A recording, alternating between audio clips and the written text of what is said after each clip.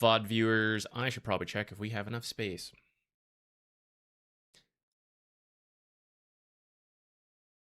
It's kind of close. Let me delete some of the old things on here.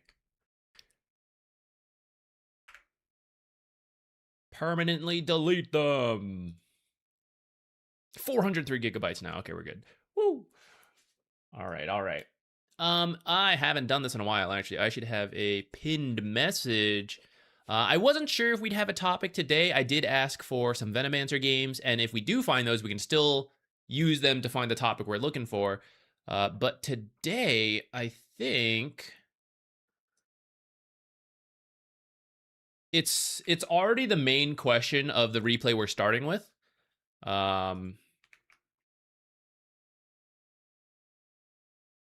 Which is kind of looking for active plays. And I feel like that's generally good. It comes up a lot in different things. So it can be the focus for, is all about, this is not the easiest way I could have done this. Okay, hold on. Delete that.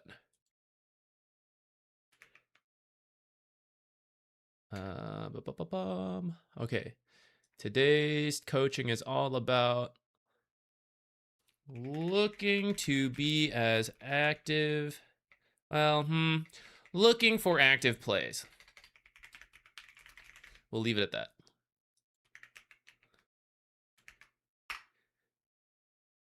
I'm working when you're doing this. Well, that's true. If you just started work, probably ends around the same time you end work. But don't worry, they're future ones. You can always send in matches ahead of time as well, kind of like the one we're starting today. Let me pin this one, pin this message. Did that pin? Pin message. Oh, there we go.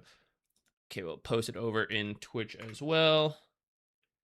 Pin. Great. Okay. I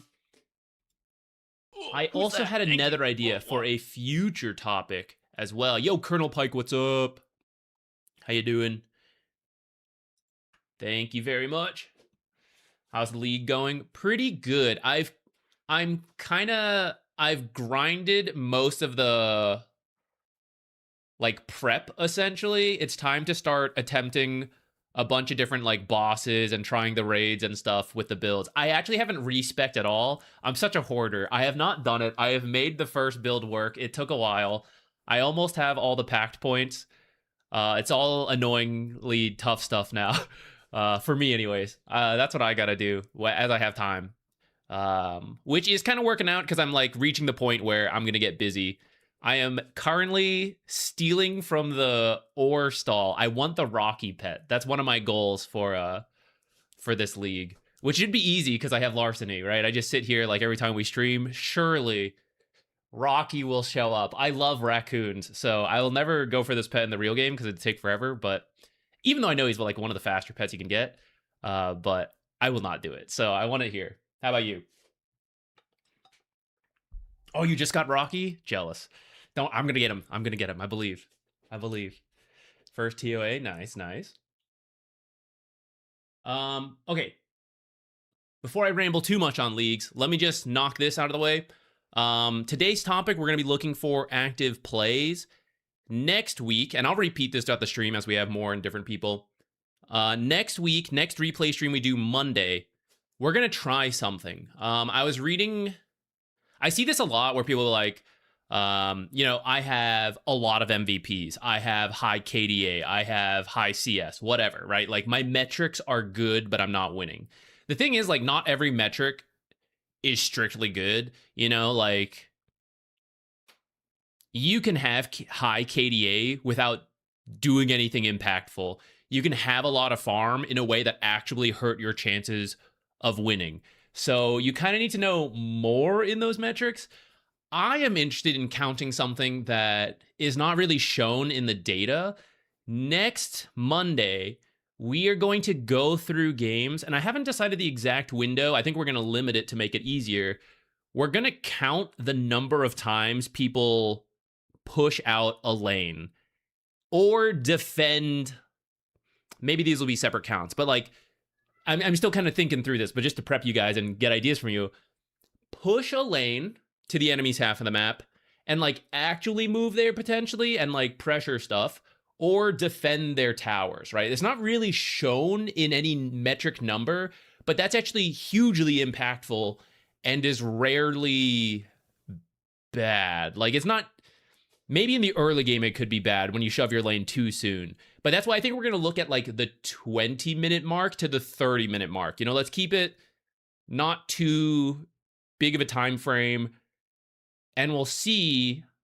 I'm interested in like a Guardian player pushes out lanes 3 times. I don't know, you know, just throwing stuff out. Whereas maybe an Immortal player is doing it like 15 times. If we can kind of see that and show that, I think that would be cool. So like actually making space. Yeah, it's like making space, but it's also making things happen, right? You're pressuring enemies, taking towers, things like that. It will create opportunities in a way that is not always directly obvious. You know, the fact that you pushed a lane gave your team chances to do something, even if you don't fully realize it. Or it's like, how come we can't find kills? Some of that comes down to, well, everything is on your half of the map. How could you have found anything?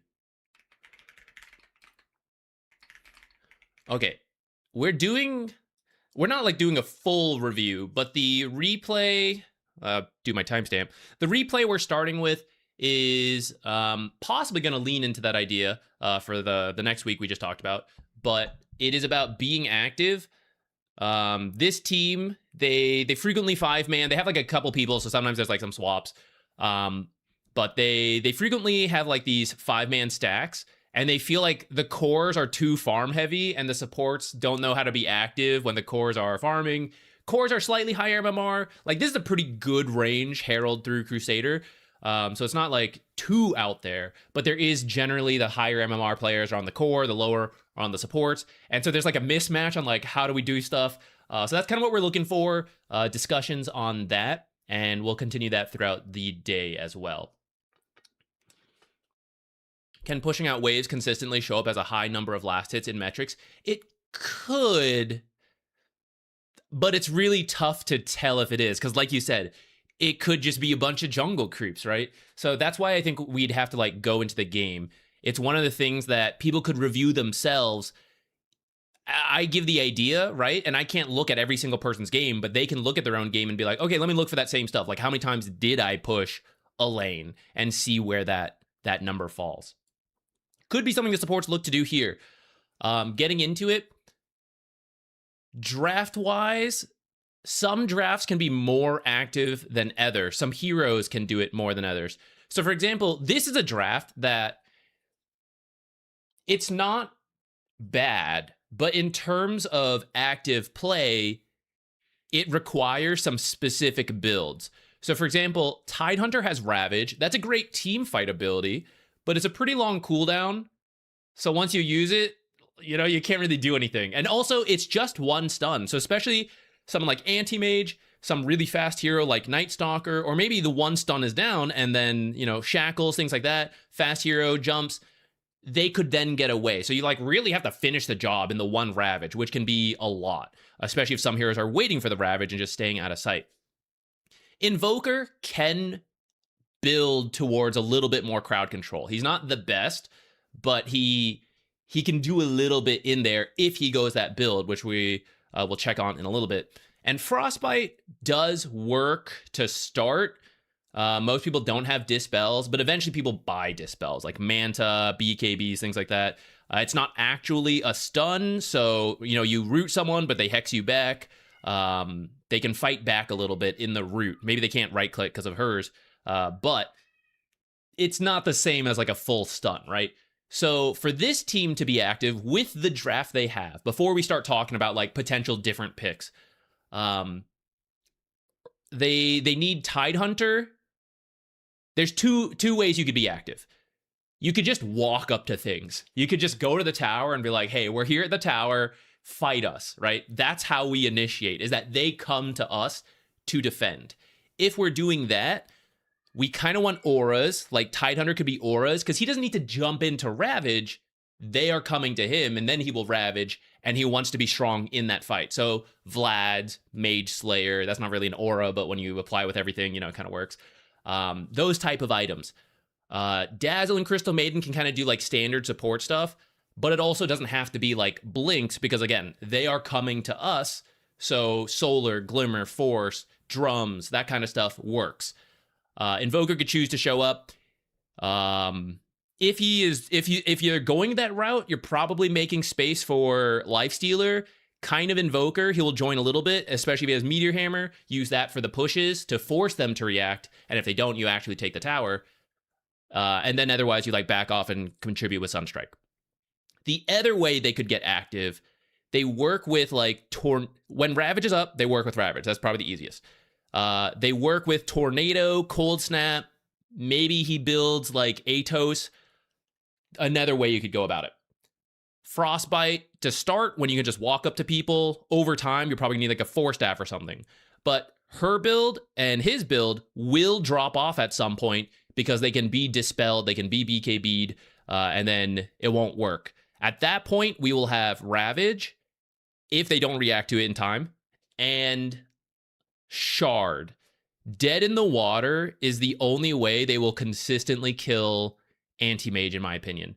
And to do that, he will probably need a Blink and Dead in the Water. But if he goes that build, they will have a low cooldown way to get kills, and they can play behind the Tidehunter.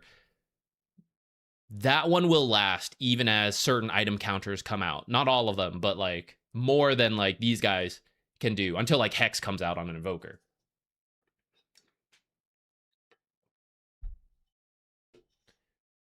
We go hard. Thank you. Let me check. I didn't see that comment, but maybe I just didn't see it quite yet.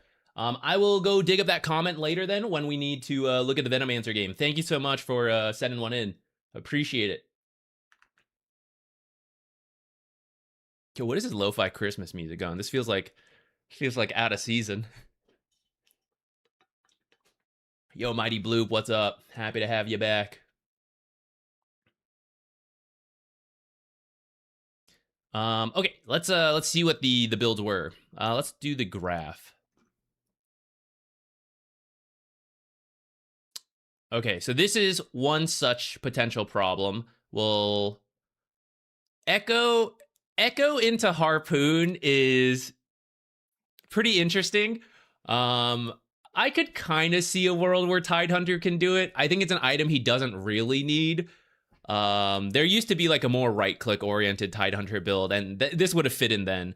I don't think he needs to do this.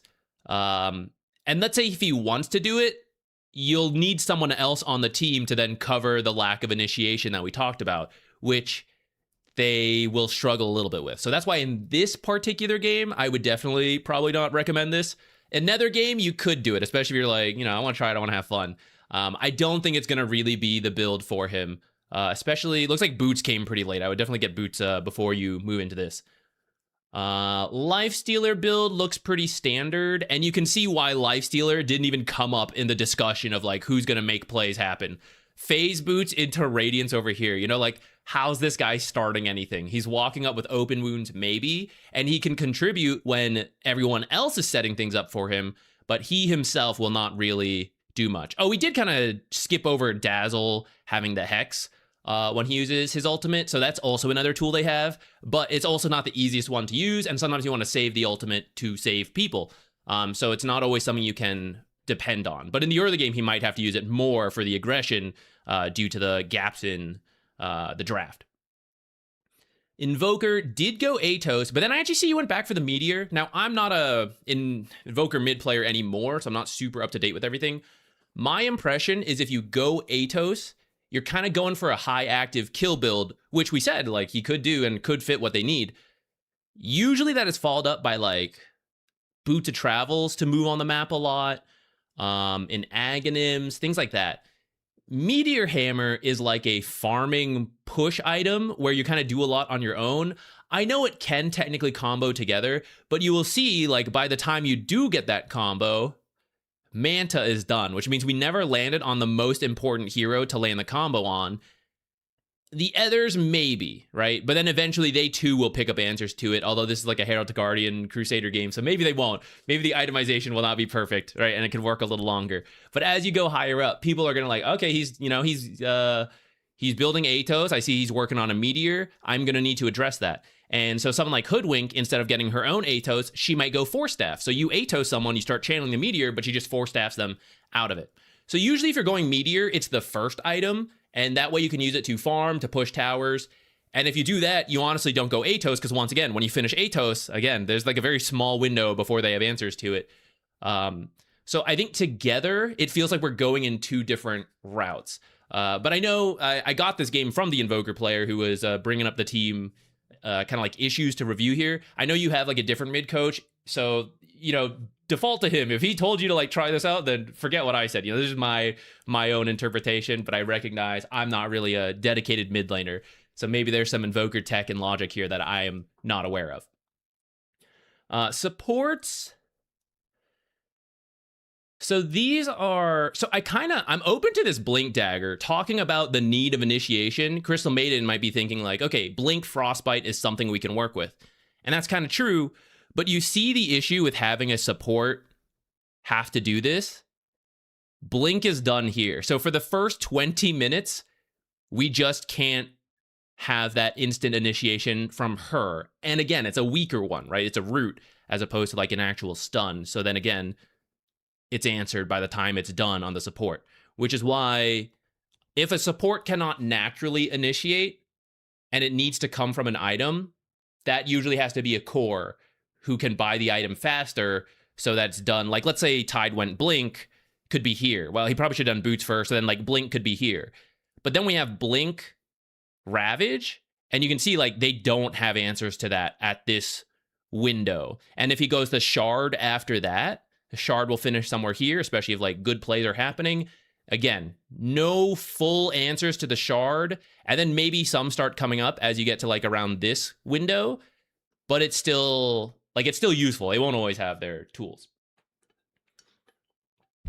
Okay, there's been a lot of talk without actually looking at the gameplay. Let's hop into it. But a lot of this can just be like theoretical thoughts. So I don't think it's like out of place to do that. I'm gonna sit down as we look into the games. Oh, we didn't talk about draft. So I know this is the game we're reviewing, and we're gonna look for cases we can make this type of draft work. But for consideration, if you 5-man, when I used to do this a lot, and from what I have seen of other team reviews, very common issue. Hey, boys, it's Dota time. Get in here, you know. Everyone queues up. You play, you go. Like, oh, I'm locking this hero, locking in this hero. And at the end, you look at draft and you're like, what the hell did we just pick? This sucks, right? As you get the group together, just real quick, before you press that play button, hey, what do we want to do? You know, just a quick run through of a basic strategy. You don't have to have it like totally fleshed out. We're going to go this pick, this pick, this pick. But like, hey, I feel like playing a really farm type hero today, you know, carry. I want to play like Medusa. You know, 1 or 2 people maybe throw out a specific hero they're interested in, play style. It's like, okay, I'm open to do whatever today. So if he's doing heavy farming, how do I help? You know, maybe I can pick a very stacking support who helps the heavy farmer. Maybe I can be an active hero like Spirit Breaker, so I can create stuff on the map while Medusa is farming up. You don't want to like double save supports. Let's say Dazzle's a save support, right? Crystal Maiden, not really that initiator we talked about. And then you find out, oh, I also wanted to play a heavy farmer. I wanted to play this kind of hero. It's like, wait, we have nothing, you know? Mid, off lane, and the 4 support. Those are the most common you're going to get this from. We can throw the 5 support in there. Between those 4 roles, I really recommend like 1 stun that is easy to land, either because it's someone like Void Spirit, Ember Spirit, Storm Spirit. Those aren't stuns, but like they go in very quickly with just level 6. A support like Clockwork just needs level 6. Spirit Breaker just charges. If it's someone who needs an item, like we mentioned the Blink, probably a core, like offlane Slardar. Blink can be done by like 12, 15 minutes potentially. So it's not too bad. If it's a support, we saw 20 plus minutes to get a Blink. You know, sometimes it can be sooner, but it's not guaranteed. So we really want something that's like, by 10 minutes, we can do stuff. Which heroes you want exactly are a little bit up to you and your own hero pools, things you like, but that will generally make your games a bit easier, and then you won't have to run into as many issues. Okay, let's do this from free cam mode, because since we are kind of looking at all the teams, specifically the support players is, I think, the goal here, because the cores tend to have a farm playstyle, and the supports are wondering like how to adjust to that. One, you could just stack. Sometimes this comes up in pubs all the time. Very heavy farming playstyle, stack for them so they're done farming faster. You don't actually need to feel like we got to go get kills. Just stack, hold as much of the map as you can, let them farm. It's active in a different way, but it will work. Hey, I'm part of the group. Hey, what's up? You are the Tide in this game. Got it. Was I thinking maybe your 4th Tide game ever? Okay, a lot of learning going on. Hero felt decent in most games, so I thought I was comfortable enough. Of course, I'm first on the chopping block. Yeah, I think, were you here for what I was saying about the Tide Hunter build? You're very, like, that's very new to Tide Hunter, so if you're messing some stuff up, it's totally okay. Nothing here is meant to be, like, flame or anything. It's purely good-spirited education. And I will say, I recognize this is a video game, and if you're like, I know that's not the build, I know this is, like, weird, I wanted to do it. I wanted to have fun. It's totally fine by me. I'm kind of here to provide the try-hard side of advice, but if there's a certain degree of, like, it's fun for us, you know, we want this to work, I'm okay with that. And feel free to let me know if that's ever the case, and we can try to pitch ways to maybe improve something that's, you know, suboptimal. I think last replay, we looked at, like, ALK support, which I was like, I wouldn't really recommend it, but here's how we can, like, be a little better about it.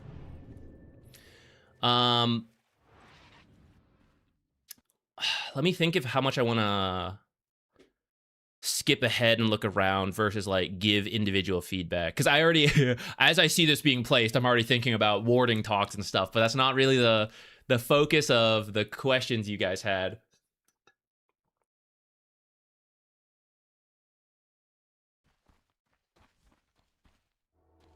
How do I submit something to review? We are starting with this one. I usually grab one from like VODs, Discord, whatever, to start the stream. And then I will, after we finish this, we'll go to the chat to ask you guys for stuff. No. Wait, how much health did we have when we went to lane? We were just a little bit low. Yeah, be careful of this. If you end up pretty low, just try to take like a safer path around. I'm not going to focus on it too much. The ward, I actually don't hate this as a team thing. If you want to put it like in this area, I'd probably walk a little further back before you do it in case they were like here in this area and they saw you do it. But otherwise, no big deal. And then, yeah, just like walk around this way if you're going to do it. Also, don't be afraid to teleport to your lanes because like stuff's already been decided. I see you guys are already, this lane is already pushed, which is kind of in a bad spot. And we're like 10 seconds into the lane. What happened here? So Lifestealer's on his own. You kind of self-aggroed. You hit a couple extra times, and this one went under tower. So be really careful of that, because as you can see, we're kind of like shoving the lane a little bit. Here's this one creep forward. So even if Crystal Maiden had lived and she was fine, Nightstalker's kind of whacking it to try to shove it back, but we're supposed to be laning somewhere around here, and we're already going to be laning like somewhere up here, which is going to slow us down. Again, not the focus of the video, so I am now going to jump ahead, but I couldn't help myself. Couldn't help myself but talk about it because I saw it. We will start here. This is usually what I do with like party draft type stuff. Hold on, I'm going to lower the music a little bit to myself. I usually like to start here for party games looking for activity because prior to this, you're mostly playing your own lanes. Yes, there are sometimes to do early rotations like mid for water runes, sometimes twin gates. If they happen, great. If they don't, totally understandable. So it's around now I would like to start looking, like here's where we want to be thinking about it. Now for this bracket, you may not be as active as, you know, if we were watching an Immortal game. That's okay, but I'm still going to try to look for some stuff and pitch it, and if you guys can make it happen, great. If you can't, don't worry. We don't need to hit every single opportunity. We're just looking to like increase it a little bit at a time. So The reason we start here is the first power rune is going to spawn soon, and it could be amazing, it could be nothing. You know, sometimes it's like haste, amplify damage, that's pretty easy kills for some heroes. Other times it's illusion when it's like not very good. But it is a lot of potential value, and so it can be one of the first big power plays of the game. And for example, a really good sequence for a group of players: secure the power rune, save it potentially if you have a bottle. If you use it to get a kill, no big deal, like whatever. But off a power rune rotation, you can sometimes then go for the Wisdom Shrine steal. It is a little worse than it was before because they just nerfed this in the recent patch, but it still will tend to give your supports a level advantage going into the early game. So it can be a nice thing to go for as long as we don't end up feeding back here. We're careful about it. But then off of this, then it's like, okay, straight back to the power rune. I mean, not literally straight back, but like it's a whole sequence, you know? Play the lanes for 5 minutes, 6 minutes, 7 minutes, 6 minutes, 8 minutes. I can count, I swear. Or it's like 6 minutes, defend our own 7 minutes, 8 minutes, you know? And in between that, potentially stacking can happen and all that stuff. And again, it doesn't have to completely happen, but this is one such chance to go look for it. Placing an observer in this area before we go would be good, so that Lifestealer can be safe on his own.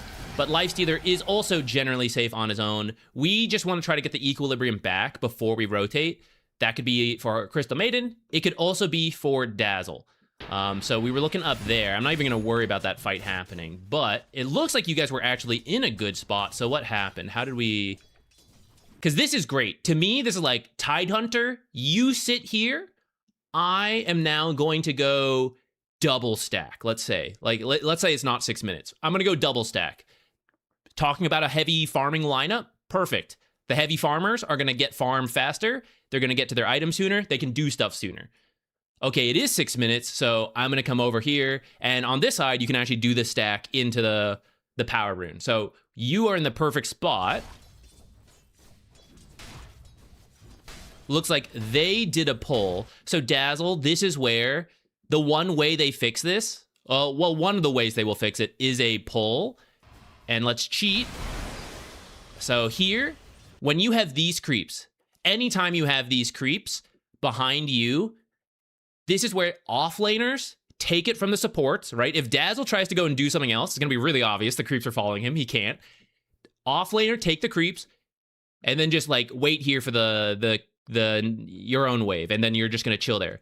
And then the support, when you see this, the only way they really fix this is with their own pulls. There's some other ways, but we don't have to worry about it. For most pubs, they're going to think of a pull. So all you have to do is like come stand over here-ish in the safest way possible, depending on your hero and the draft and all that. I'm going to switch to free cam officially so that we stop hopping around everywhere. Am I on the right? Here we go. And that way they can't pull. We stop it at 5:15-ish. This window when the small pull, like this will happen in the next 5 seconds. The next opportunity will be like 5:45 to 5:50. At that point, I'm already over here. I'm doing this stuff. So Tidehunter has gotten to be on his own. He may end up further here because of the pull, but then shortly after it will come back, and hopefully Dazzle will make it back before Tide has to like play further up. So it'll be okay as long as you stop this one.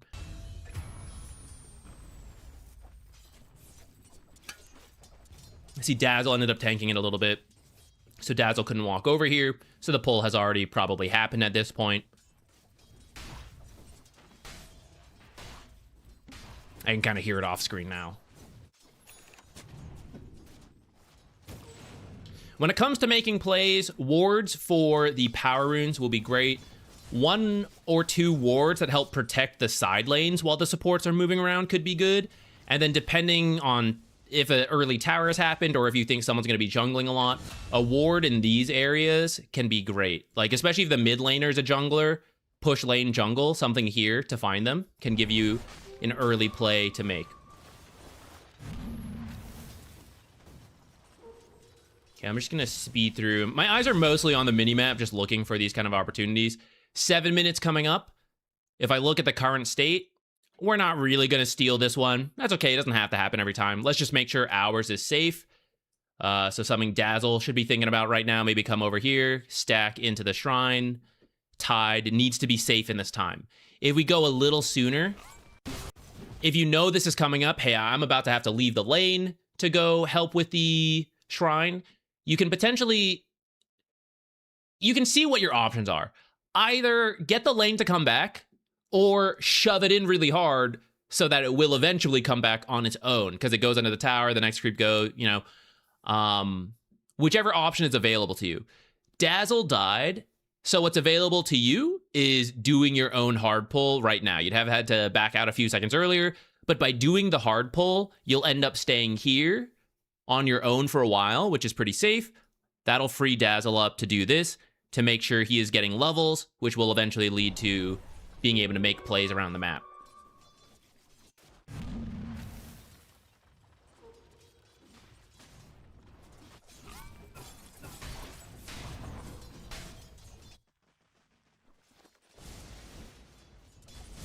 By the way, if you like Invoker, you do want more low cooldown stuns on your team, because you want to threaten Sunstrikes on the map.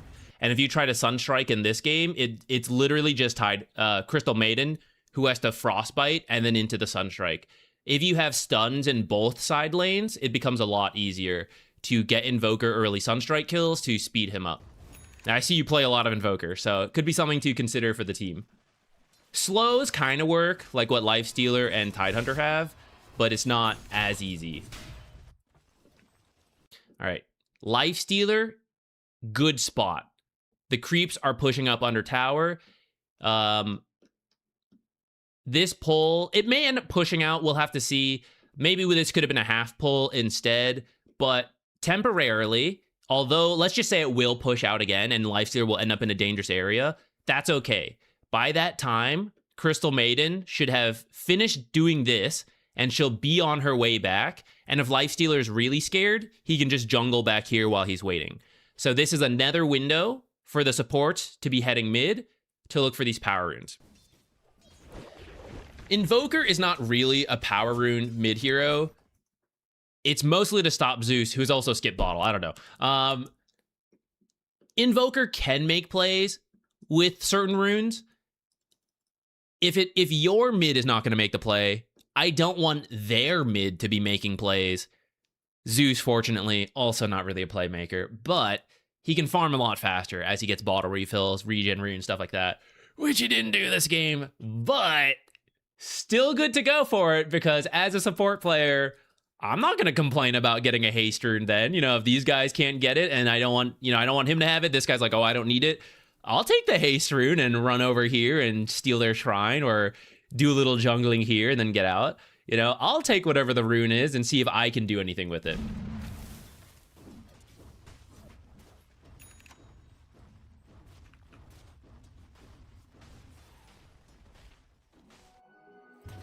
Okay, Dazzle did get the shrine. It's a little bit late. Try to be here.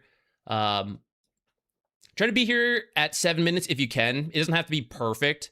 It's like a work in progress type of thing. But the more consistent you are about getting this at 7, it will just generally be better for you.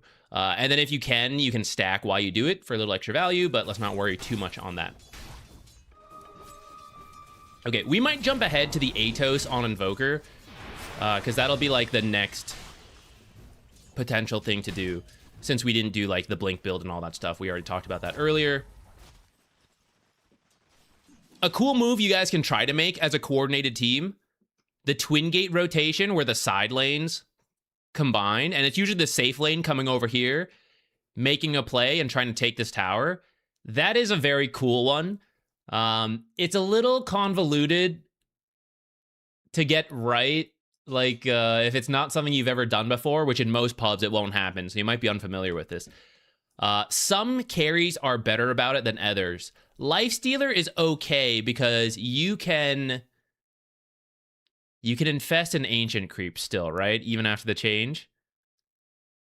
I just gotta double check before I give you fake information.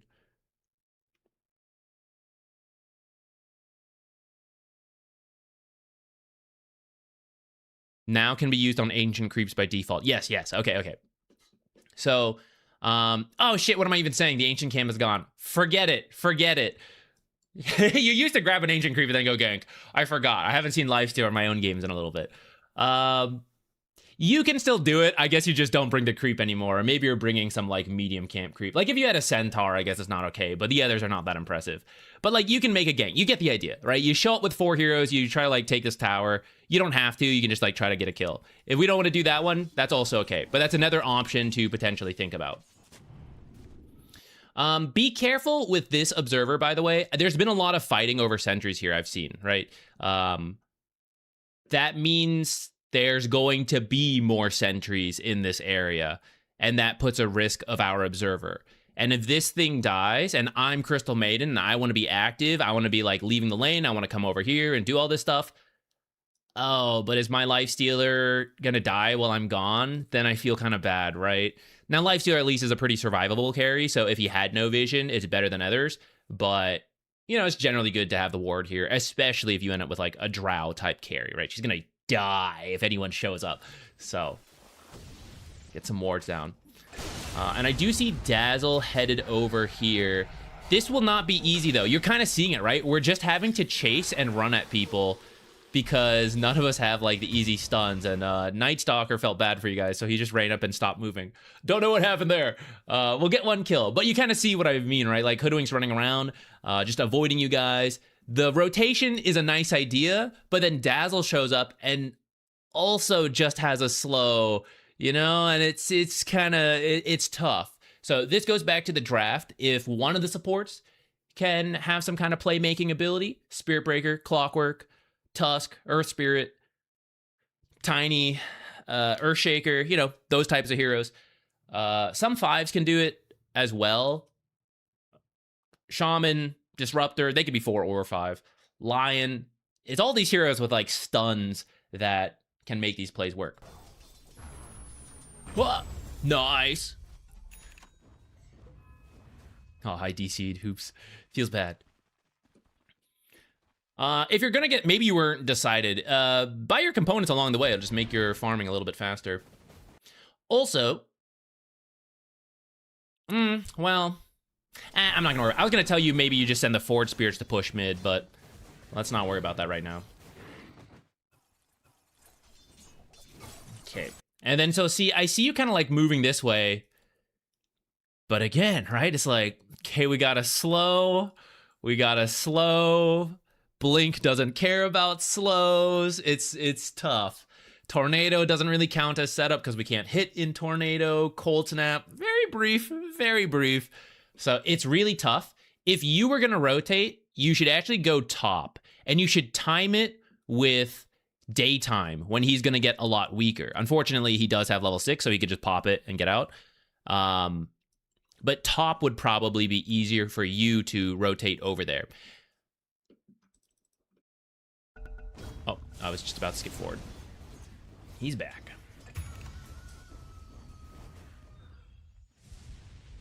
Rune. Aw, denied.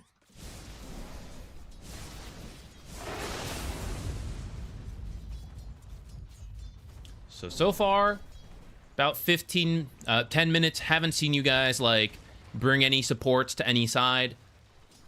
I mentioned several. You don't have to do all of them. The higher up you go, the more comfortable you get with this. You might end up doing all of them.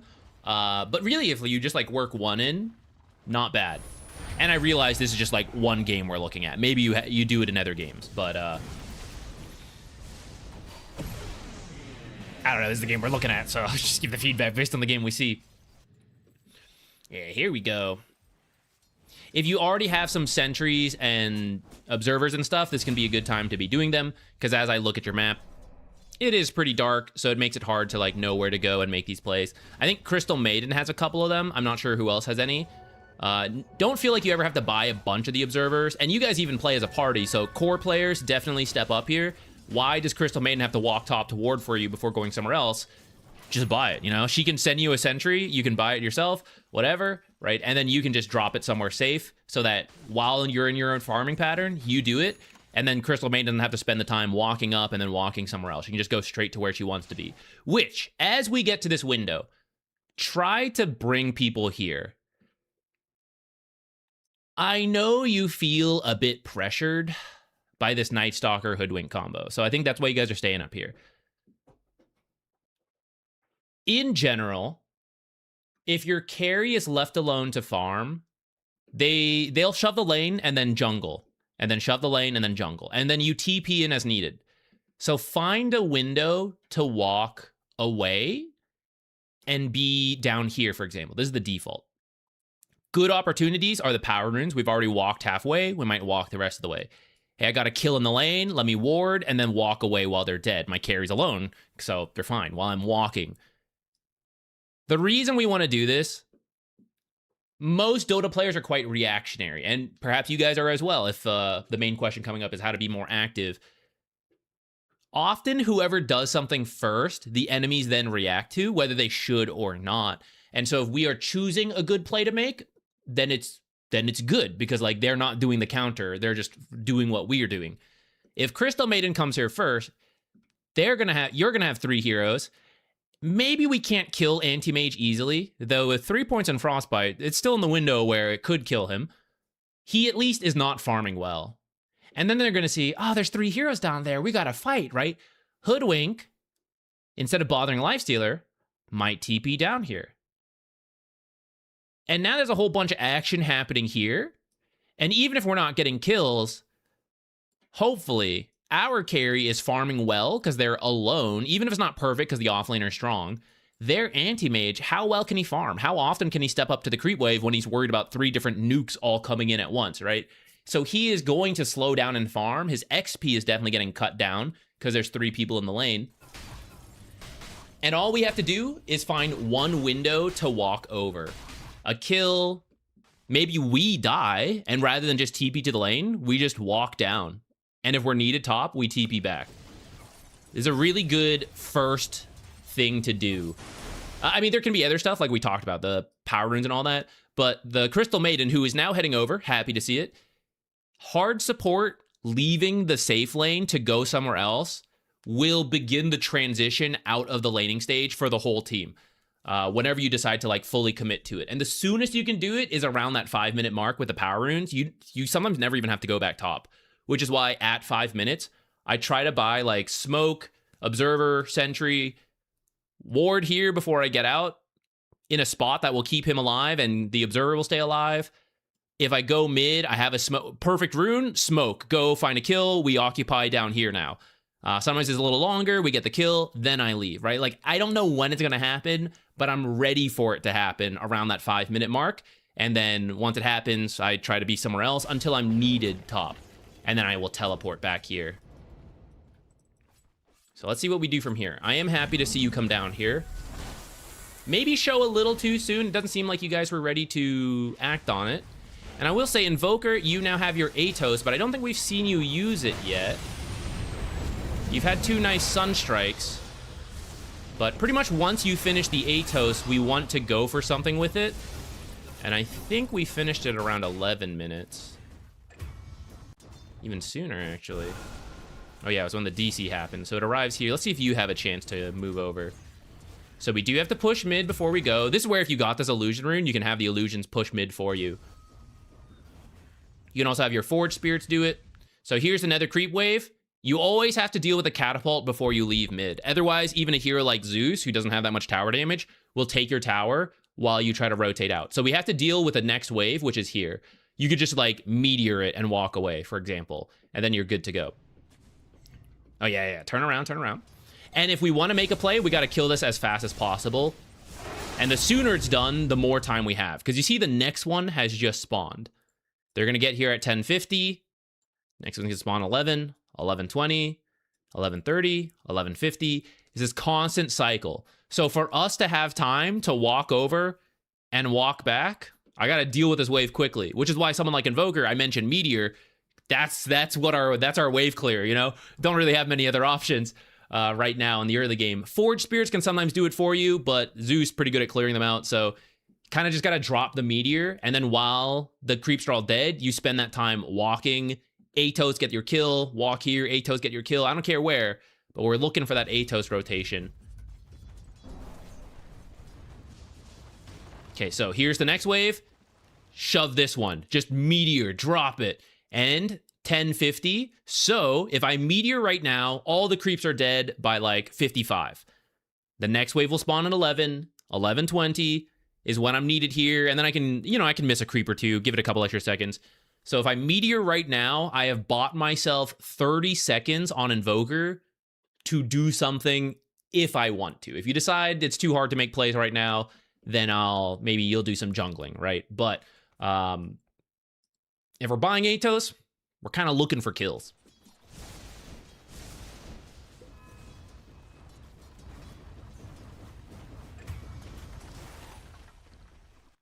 Oh, another wave.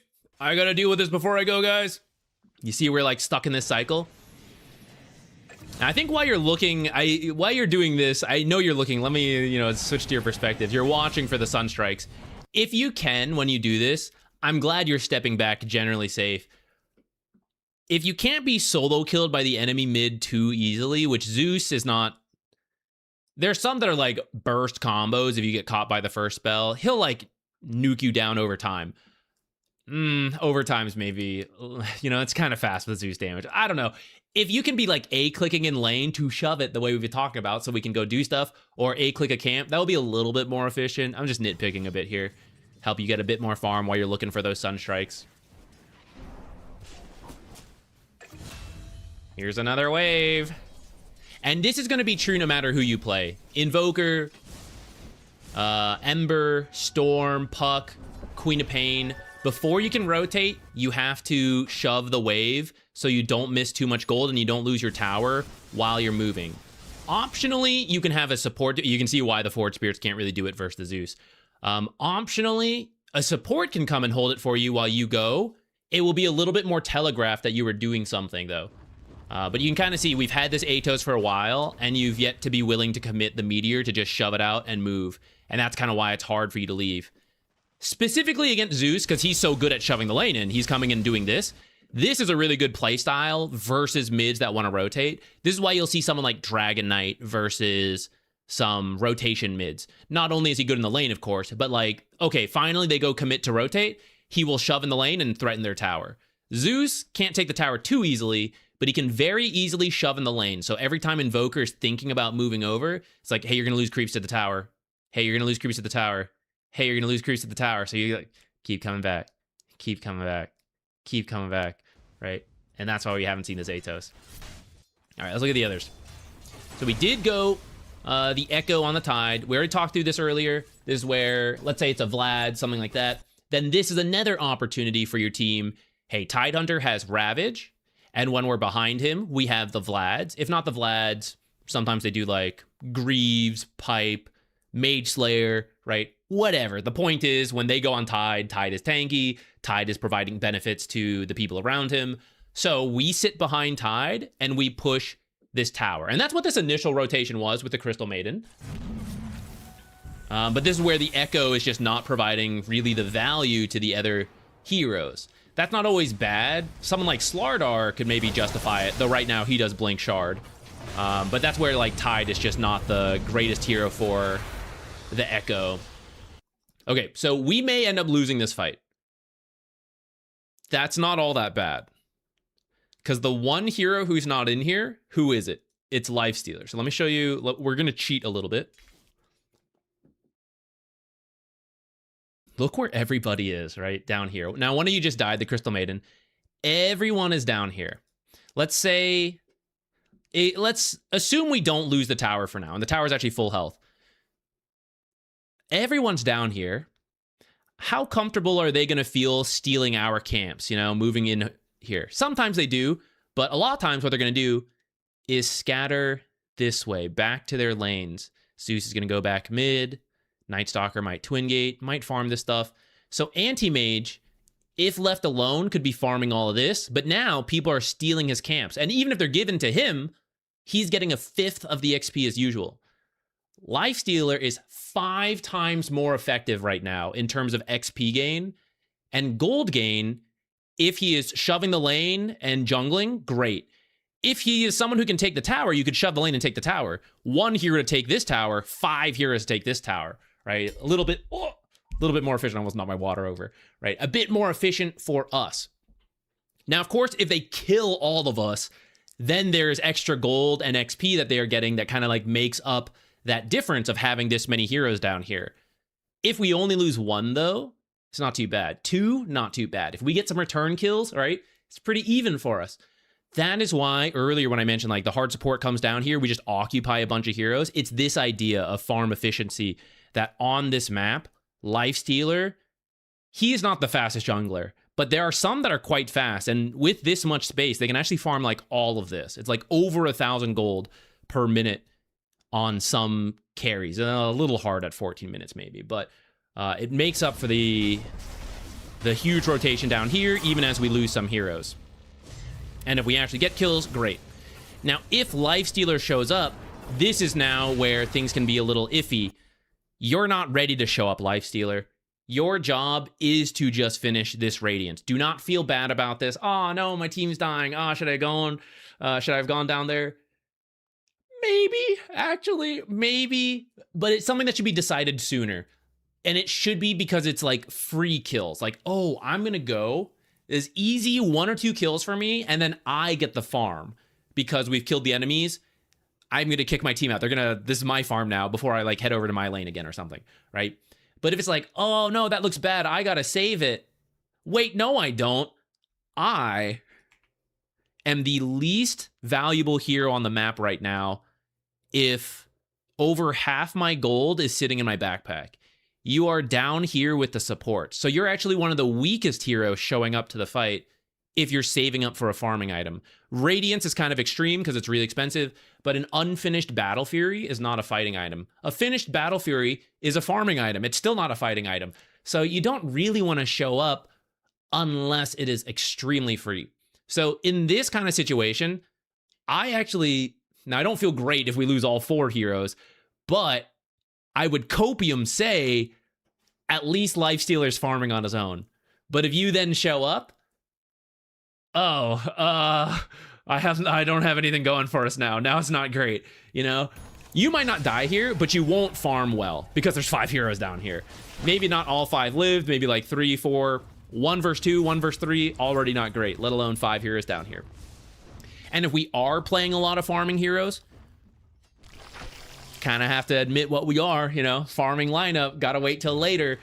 So we can't pick farming heroes or go for farming builds and then feel guilted into fighting too soon. You know, the team has to kind of recognize these are the farming heroes, these are the items they need. They don't need to show up to everything. I'm not saying completely AFK. High skill gameplay is to know the fights you show up to, but it's really hard. And oftentimes, if you are not finished with like some item, you're hoarding a massive amount of gold, you should be very reluctant to join fights.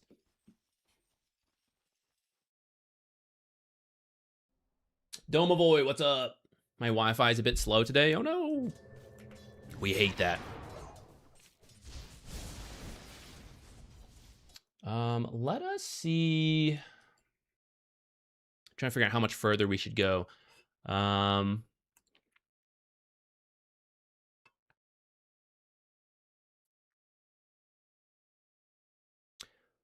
Let's fast forward from where we are till we get to around here, because it looks like you guys start to pick up more team things here. And let's see if it improves the level of active play with those things.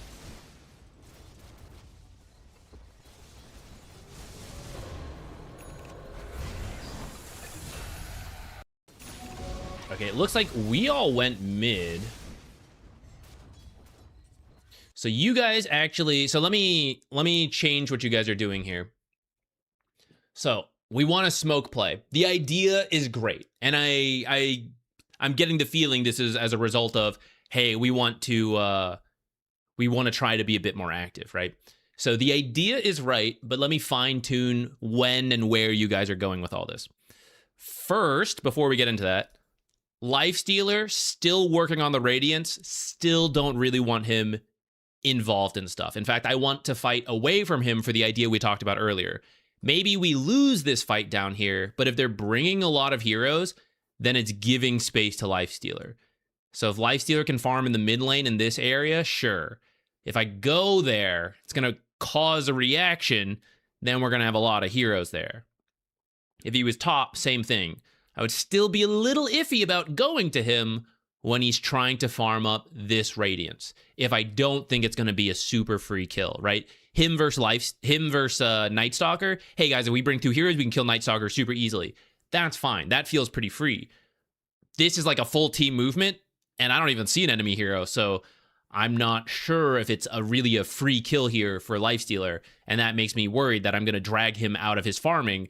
And again, he is weaker than these supports right now in terms of how much money he has spent. Invoker. This is where I mentioned like the build of like, this is why Boots of Travel. So you can do this stuff. You can like split push on the map. Probably makes more sense to be on this screen right now. You can split push on the map kind of like this. And then they make a play somewhere. You can like bots in to join rather than force them to like come to you if we want Invoker or Atos to get involved. That's usually why you don't, at least I think, the Atos and the Meteor feel a little awkward together. And like Atos Boot to Travel or a different build that allows you to just like be in the fights feels like more in line. Okay, so ignoring all that, like moving on. We are smoking to mid. First, Tidehunter, no Ravage for a minute. You guys can't see the cooldown, but it's 55 seconds. This is our one stun. We kind of highlighted, you know, struggle to do things without Ravage. So we're committing the smoke. We're committing the walking travel time, right? While we're running around looking for a target, we're not farming. We're not just gathering resources. So we're spending the time to do stuff. But when we get there, we get to that fight, no Ravage means the odds of it succeeding are lower than it should be. So we might not get anything out of all of our efforts. So that kind of makes it a time I don't really want to do stuff. And if you are limited by big cooldowns, it should just be like an on-off switch. Tidehunter Ravage, Magnus RP. There are other heroes that I am all completely blanking on now. But big cooldowns, on-off light switch. Abilities up, hey boys, group up, let's go do stuff. Abilities on cooldown, hey boys, go farm. You know, keep it simple. There's more nuance to it than that, of course. But like, for now, simple like that will help you avoid things like this, where, oh, we don't have Ravage, we're making a play. This is against you. This is less likely to succeed. Not that it won't in pubs, sometimes it will. But it's less likely to succeed than we would like it. Next, Vision. Where are we going? Because we have no deep wards, the one ward we have is here, which is not a terrible ward or anything, but like, clearly it doesn't really help me know a hero is in here, it doesn't help me know a hero is in here. So if a deep ward is down, smokes are easier to make, right? Because like, oh, Zeus is farming here, let's go kill him. Okay, I see 3 heroes in our deep ward here, I see Anti-Mage here. Let's just run in here and hope we find Zeus. Because if we find a hero, I know it'll just be the one hero left. Even though I don't have vision here, I see a hero here, maybe a hero here, and a deep ward here gives me, like, lets me know 2 heroes there. So whatever I find in here is just one hero. Whereas if I go in here, what if I run into 4 heroes and I've only smoked 3? Uh-oh, that's no good, you know? So whether the deep ward is where you actually go, or if it's just giving you info to go somewhere else, it'll just help this smoke. So, kind of said, hey, smoke, not really the time to do stuff. But Zach, we want to be active, so what should we do? How do we be active? Actually, you're being active right now, and you're going to stop being active. The situation is actually quite good for you. Here's Anti-Mage, also working on his Battle Fury. The same way we said, hey, Lifestealer's actually not that strong right now. He doesn't have his item finished. Battle Fury buildup is better than Radiance, but like, he's still not that strong of a hero. I want to slow him down. He's the enemy carry. I'd like to kill him. This is the best first tower you can take. Hey, Tidehunter is a tanky hero that we sit behind and work with. So, you don't need to smoke. To be active, just walk at the building. Just walk at this Anti-Mage, sit the Tidehunter here. When Anti-Mage comes up for last hits, throw the abilities, right? Full health, maybe we can't kill him. We do that once. He backs out. Okay, he comes back in for the last hit. We throw in a couple more on attacks, a couple more spells. He's getting to half health. Now, I know we said we kind of needed a stun and a ravage and all that, but if the guy keeps walking up, we'll just kill him at some point. I didn't buy a blink. I didn't buy the shard. I didn't buy like these lockdowns. I don't have it. If he just keeps walking up to us, we're going to kill him. So what's going to happen? He will either go jungle before he has his Battle Fury, although unfortunately he's quite close. But he will be jungling without his farming item, so it's very slow. Or he's going to like, guys, I'm being attacked. Help, I'm the carry. I'm going to start crying right now. You know? So then the supports are going to come down. I maybe can't initiate a play. But when there's like 3-on-3 heroes, I'm going to find something, or they're going to find us. But it's going to create action down here, which is activity, right? And it is making space for the 2 farming heroes to hopefully farm efficiently. We have the heroes who are being active, ready for Sunstrike, help, whatever. And then when they bring all those heroes, I have the Ravage, if I have the Ravage. Even without the Ravage, we have Anchor Smash and maybe the Aura item besides Echo. So you get the idea. I don't have to go look for the play. I just walk up to a tower, and that will create the play. Or if they don't respond, I'll get a tower. God Save the Tsar, thank you so much. I will take a look at that in just a moment once we finish this one. Oh, by the way, another reason going mid, like let's say you guys want to take mid with a lifestealer, against a Zeus is very hard. Mid tower tends to be quite hard until you have the right tools to take. And we might see it happen here. Also, if we're smoking, we got to get together. Let's say Dazzle ran into a hero here. The smoke fails. Dazzle can't kill the hero on his own. By the time you walk over, the hero's gone. We kind of have to get a little closer together if we're going to bother smoking.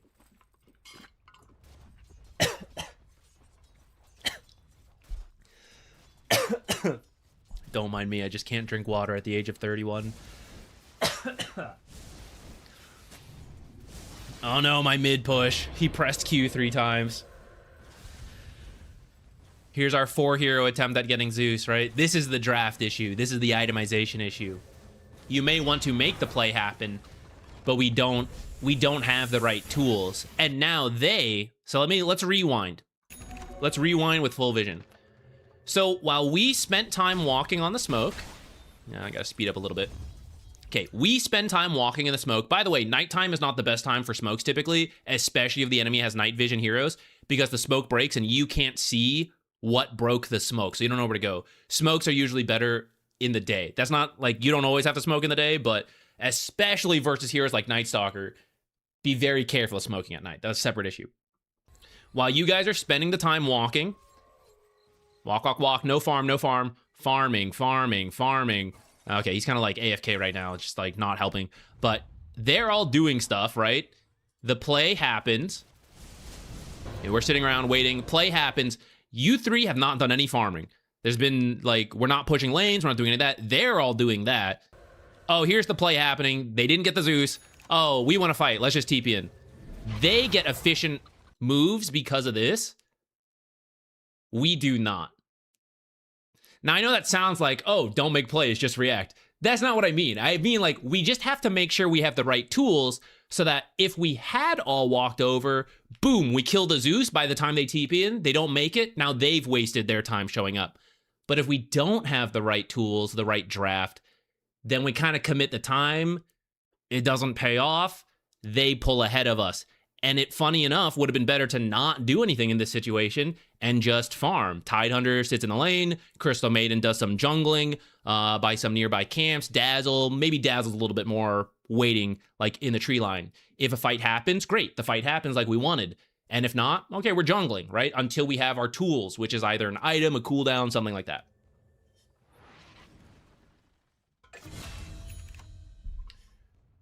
Lowler let me see, what's your question? I feel like I'm missing a message in your... Because the first message I see from you is, but TA wanted to instead go and push racks and try to force buybacks. My thinking was the only way we win is by getting Aegis, because if we don't right then, enemy team will get it, and then it's a loss. Which do you think was the right course of action there? Push high ground and force buybacks, or get Roche and Aegis? I didn't see the initial question, and we haven't like looked in the game. I will say though, in like 95% of situations, I prefer getting Roche first before going high ground. If you force buybacks, they can fight. Like, if you buy back, you think you can fight. If we're thinking, like, very logical Dota. Sometimes it's, like, whatever. Mistakes happen, grief, all that. If you are buying back, it's because you think you can fight. And once you are up, you can fight, whether it's your high ground or Roche. That's why I would prefer... Most people will not buy back actively. What I mean is, if you guys go for Roche first, the correct response for a lot of teams should be to buy back and fight you on Roche. Most Dota players, until you get to like Immortal and higher, will not consistently buy back to fight for Roche, but they will buy back for high ground. If they buy back for high ground, they will fight for Roche after that, but they will not buy back to go fight Roche without the initial push. So typically, if you go Roche after winning a fight, that is free in a lot of pubs. But if you go high ground, you now have to fight for Roche a second time. Like, you won one fight, now you have to win the second fight, which is where mistakes often happen. So yeah, without more context, that would be my like rough answer. Can I drink juice? Water was too hard, but juice I can manage. Hey, we have Ravage. Got a kill. I know there's a little bit more to it than that, like they invaded us a bit more, but I hope you can get the idea. Alternatively, we could have the Shard or Vlad's. You can kind of see where if we had Vlad's and you have 3 or 4 heroes here, everyone's getting a benefit. If you have an Aura, they're all getting the benefit. If you have the Shard is quite low cooldown compared to the ult. So 35 seconds to make a play. We do have to wait a little bit, but then can make another play. Okay, chill, make another play. In the same way, like a blink stunner can go like every 15 seconds. The Shard allows you to keep doing stuff like twice a minute compared to once every 2.5 minutes. So it's a big uptick in pace. And you kind of see how like the second use of the Shard could be happening in this fight for how long it's been going. Use it on Nightstalker. Don't need to Ravage for that kill. Can continue to go for more with the threat of Ravage. They eventually commit, you have it. They run away because they don't want to get ravaged. Eventually, Dead in the Water comes back up, so you can use Dead in the Water. Okay, let's jump ahead one more time and look for another opportunity for us to do stuff. Maybe not quite far. It looks like they've kind of pulled a big lead at this point. Ooh, maybe this fight. Looks like you guys got team wiped there. Okay, so let's take quick stock of what's going on. So we have the Harpoon. Kind of already talked to that. Gonna skip over. We do have Radiance. And we're working on SNY. Okay. Got that Atos Meteor. Got a Holy Locket. And have the Blink on Crystal Maiden. Enemy team. Looks like he's working on Ags. Atos has his Blink. Yeah, so they feel like they have a lot easier time making plays. It's these 3 heroes. Atos or Bushwhack. Blink, Hex, Shackle. Just blink in. They have 3 different ways to very consistently start a fight. We have one that can be answered by Dispels or Spell Reflect. We have another, same deal, can be answered by Dispels and Spell Reflect. And then Harpoon Ravage probably actually still will work on quite a few heroes. Kind of cool in that sense. But that's why they're going to have an easier time here in this game. Okay, 7K is not the end of the world. What we need, though, are probably not strict team fights. Even though we have Ravage, which is usually like the team fight thing, because they're a little bit ahead, you probably have a feeling. You can't see the money, but, 23-11, you probably have a feeling of the game. Like, I think we're a little bit behind. What we need to do is split them up and know we're getting into a smaller fight, not a 5-on-5. This is where on your map, now I know we sped through, so I didn't see everything. The 2 wards I see are very defensive. If all of your wards are like this, and this is a very common mistake, if a lot of the wards are in this river and on our half, you will not have the information to make plays. Because when you want to aggressively make a play and kill someone, it's on their half of the map. And when they are playing on your half of the map, maybe we can defensively fight. But also, if they come smoked, you will not know to react in time, right? You could have this whole river lit up, but the smoke happens back here, and you just won't know. You won't know that they smoked, or you won't know that they're just farming, right? Because I can't see it. I can't see those camps. If they walk through without a smoke, sure, this'll work. But that only works if they're not using smokes, and it doesn't help us make plays. So we need one deep ward, and this might be something for the supports, especially while everyone is farming and you're like, I don't know what to do. Maybe we can't make a play right now, but in a few minutes, maybe down the line, we will be able to. I need to know what we are doing. So, sitting in the lane, let's imagine earlier, before we make that smoke, right? We're all just sitting in the lane, pushing this tower. Well, how about, while Tide is doing this, while the supports are staying out of sight, and other lanes are being pushed in, so we kind of see some heroes, why can't a support just walk in and put that first deep ward? Take this tower, just walking up, walk in, place that deep ward. Maybe this tower's still up while we're all sitting here. Just a ward around here, right? A starting point. And then when the tower does fall, or we leave the area, whatever, right? I see something here that'll give me the information to walk in here and place a deep ward if I want. Or smoke here and know that I can go here and then some heroes are here. I can go to that hero over there, like any number of ways. But having deep vision is the start of all this. Now, this one actually does see them coming in.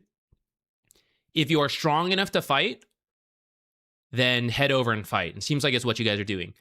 If you are losing and we are looking for smaller situations like we were talking about, and I don't know what I'm getting into here. Again, if I had a ward here, maybe I could see that the other two remaining heroes are over here, and we go, what are they doing? Why are they fighting with 3 heroes? Let's go fight them with 5 heroes. Then this is a good fight. If the other 2 heroes are behind here and we're getting into a full 5-on-5, it will depend on how you feel about the game. We will have the advantage of our half of the map, our high ground, whatever, but are we actually stronger with those advantages? I leave it up to you on your interpretation of the game. If you don't feel stronger, though, then these heroes should just go be split pushing the other lanes where these guys are not to catch up in gold, to get them to split up rather than 5 here, and we don't want to fight that. When this tower starts falling and this creep wave gets here, they're going to go, oh, creeps, TP, TP, 3 heroes here. So now you can fight them. If only 1 or 2 heroes are showing up here, maybe the heroes who split pushed can fight that, especially with like Sunstrikes, global contributions can show up from here and end up here. These are the ways you like split the enemy up across the map. What happened in this fight? So Zeus and Hoodwink, which we hadn't seen on the minimap, are in fact here. Committing Ravage, but it's not like the smoothest fight. Meteor might get you a kill though. Aw. Barely lived on those 2. This feels very reactionary to me. This feels like you guys reacted to the fight. Which is not always bad, but when you are losing, try to be less reactive. Because typically if you react to what they're doing and we're losing, they're making a strong move. If we react to that, this kind of stuff happens. Typically what you want to do is force them to break up on the map, have wards that see them break up on the map, and then you can find stuff. Okay. I think we gave plenty to work with there. Not just for this team, but actually anyone. I think there was a lot of good breakdowns there. Oh, that was quite long, too. Okay, let us move on then. God Save the Tsar did submit one. I'm going to refill the water that I cannot drink. If you guys have any questions on stuff that came up, let me know. And I'll be right back, and then we'll move on.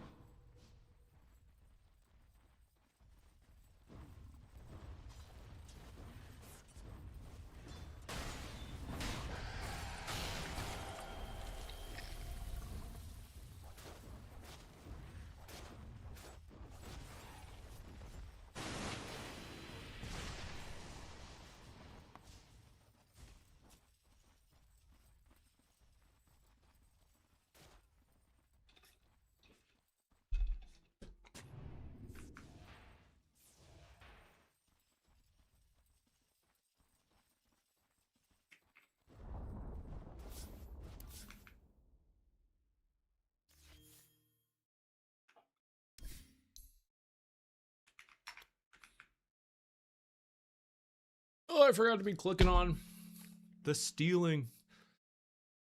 What XP waste.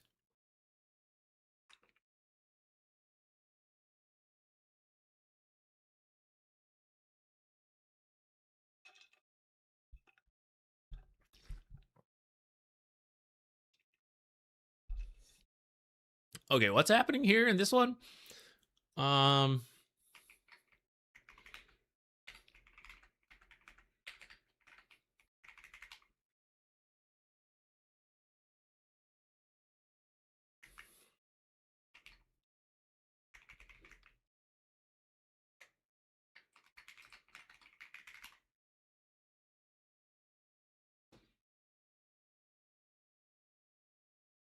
Okay. This is a fun one. Guardian Pango mid versus Immortal 2500 mid. Enemy has 2 Immortals, 2500 rank. Team 1x Immortal on your team, I guess. Please review lane and anything else needed. Okay. Now I'm going to give you some hope here, because this sounds extreme, but I'll have you know, I played an unranked party recently with some friends. I was playing Queen of Quap here, and I'm pretty sure Drow was like Guardian, and I didn't really crush her in the lane, so you can be pretty high ranked, but not good at other things. They could also play their try-hard roles and just be stomping people, which is no good. But, you know, there is hope for you potentially. Don't let the ranks scare you too much. Let's find out. Queen of Pop. I think there's a song like that. Could be Queen of Pop. Okay, kind of expect to lose the lane versus, you know, an Immortal if we're really Guardian and they're really Immortal. Even if they're a support player like, you know, me and I go mid, my lane's not as strong, but it should be stronger than yours, hopefully. So if you don't win mid, no big deal. We'll look for rotations around level 6 and the power rune.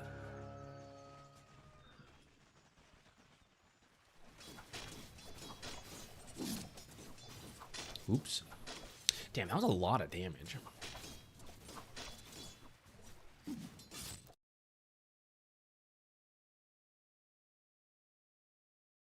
That's crazy.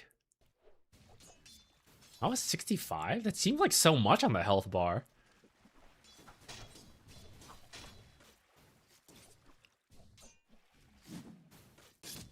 What the heck? Wait, am I blind? Did I miss the range creep attack coming in? Is your model just in the way? Oh, he did time it with the range creep attack. See, this is a real Immortal player, not like me, fake ass Immortal mid. I don't know what the heck's going on. So here he's timing it with the range creep attack coming in, and it's timed very nicely. So his attack plus the range creep. I didn't see it through your model, I guess. But that's why he was able to deny that one so quickly. This is like one of the main things that goes up a lot in the mid lane is people's timing. See, you're stuck waiting for this. So that's why he can just walk up and hit you. See, he stands to the side of you so that when you swashbuckle, you did get both last hits, but you didn't damage him at all. That was your escape tool. He could fight you a little bit more now, except you have 4 creeps as using your spells. So I think you should fight him a little bit here. See how you're hitting creeps and he's now hit you. This is like his 3rd time hitting you and you have not hit him back. You need to attack back. You're starting to lose health. Before, he had 670 and a Fairy Fire. We had 626, no Fairy Fire. But, you know, it's kind of close enough we can whack each other a little bit. Now we're getting to the point where he has 200 more health than me if we account for the Fairy Fire. Because he is hitting me and I am not hitting him back. So you need to hit him here when you have these creeps to help you. You're hitting this creep will die. It will die at some point. You don't need to, like, speed it along. This guy is in your creep wave. You gotta fight back. But you walk away first. You should have been able to get 2 auto attacks in. And then if we look at the health, it would be a lot better. Like, one more auto attack. Let's say he's like 550. You're at 463. Still 100 down. Don't love it, but better than better than, you know, current situation. As soon as you start taking damage, you should drop an Iron Branch and eat it. It's why we're buying all these extra Iron Branches in the mid lane, so we don't end up in the health deficit that we're starting to see build up here. There we go.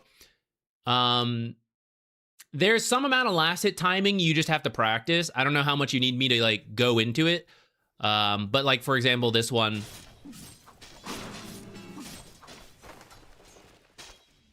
We're just hitting too soon, right? You just got to wait a little longer. The way this guy waited for your range creep to attack and timed it with it, honestly, you should do the same.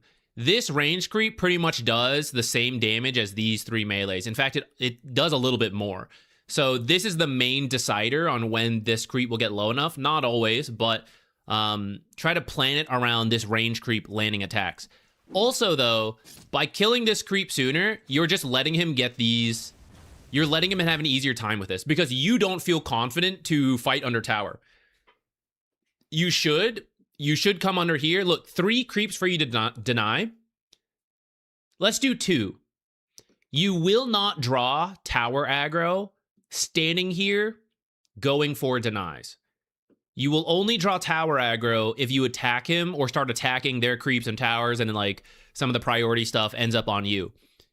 Passively standing under the tower or hitting your own creeps has no tower priority, so it will not look at you. But this happens a lot to players below... I'm going to say Divine is when you start to see it a little bit more consistently, and below that, it's very random if the mid player will feel good about this or not. But one such example is you, who's like, oh, under the tower, I don't feel good about that. So now it's just completely under Kez's control. If we go back a little bit, though, if Kez fights you, you have the advantage here with these 4 creeps in the tower. So you should hold this as long as possible. You should want to fight in this area for as long as this creep has life left, because Kez cannot fight you in this area right now. So here's where you stand in the back and kill this creep faster, which is like the exact opposite. You want to stand further up. It doesn't have to be super far up because you guys are both melee, but you want to stand like in line with the creep at least and fight him, because if he fights back, you're both going 1 for 1 for auto attack, so it's equal, and then 3 melee creeps hit him as well, so you double up in damage. But if you stand back here, we can't hit him. We kill the creep faster, we mess up the timing, so he even gets the deny, and then he comes under the tower. And then we lock away from the tower.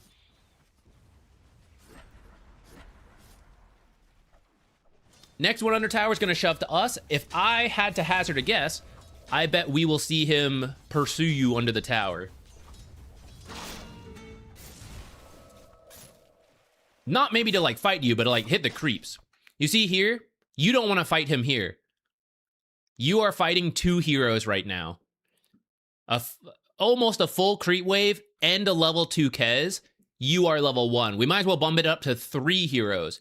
He has 2 abilities to your 1, double your abilities, and a creep wave hitting you.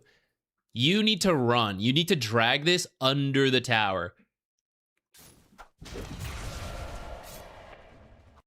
He pretty much did an extra 100 plus 150 damage to you right there. See, we like chase for 1 deny at least, and then backed up. These kind of things. Because you use your auto attack first here to kill it faster. And you don't even need to hit this, right? You can just keep letting this range creep get there, and on the last attack, you can go for it. You can't attack again right now. As the next ranged creep is coming in, Kez knows you can't attack. You have to use a spell right now to secure this creep. And if you don't, he will deny it, which is exactly what he does. Because you can't attack, even though the timing was there, because you attacked earlier. So you have to know you have enough time for 2 auto attacks. Which is why, we'll see if it comes up again. High-level mids kind of hold the other person hostage when a creep gets in that situation. Because it's like, oh, they want to kill this creep, but if they attack once, I get the deny. I can attack them, and if they attack the creep, I can have time to switch over to the creep. If they hit me back, Well, it's fine. It's just an even trade. And if there's something good for you, then you're even winning the trade. So they eventually leave, then they get the deny. We'll see if that comes up.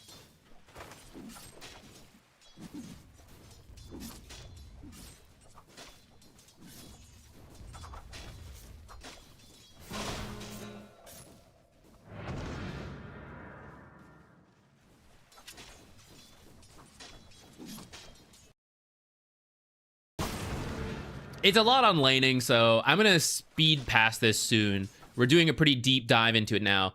But see how this creep is getting low? It will be the first to die. But you are attacking another creep. You now can't attack this creep. You're coming over, but you don't have your attack. So you have to be a little bit more patient, especially when you have 2 range creeps. The creeps will die very quickly, but this is just generally true. You will develop a better sense of timing of like, do I have time for 2 attacks? And we're actually seeing a lot of opportunities, even in these first 2 minutes, you don't, right? And that's why you're missing last hits, because you're attacking too often. If we attack again, you will miss your chance for a deny or a last hit. Right now, we kind of have to save our attack.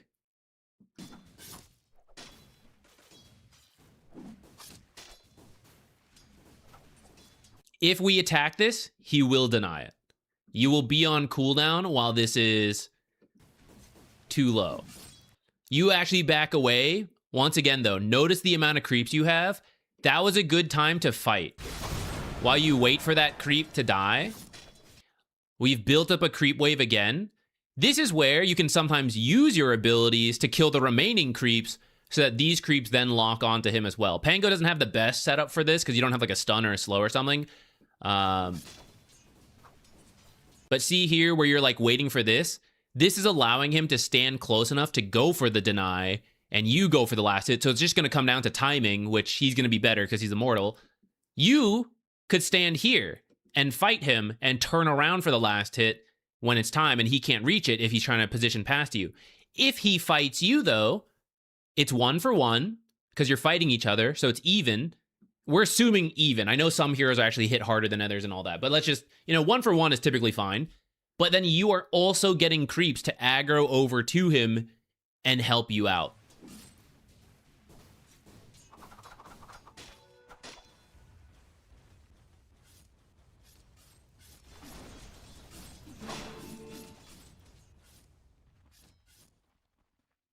I think I'm going to jump ahead to when you hit level 6.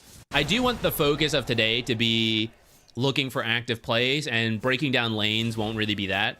But also I think we've already kind of done enough to show like why it's built up to 29-17 to 10, right? It's not going to be new tricks. It's like the same stuff again and again, just very consistently. So I think we already kind of like mentioned some things to look for. But also some of it is just timing. It's just a matter of timing practice.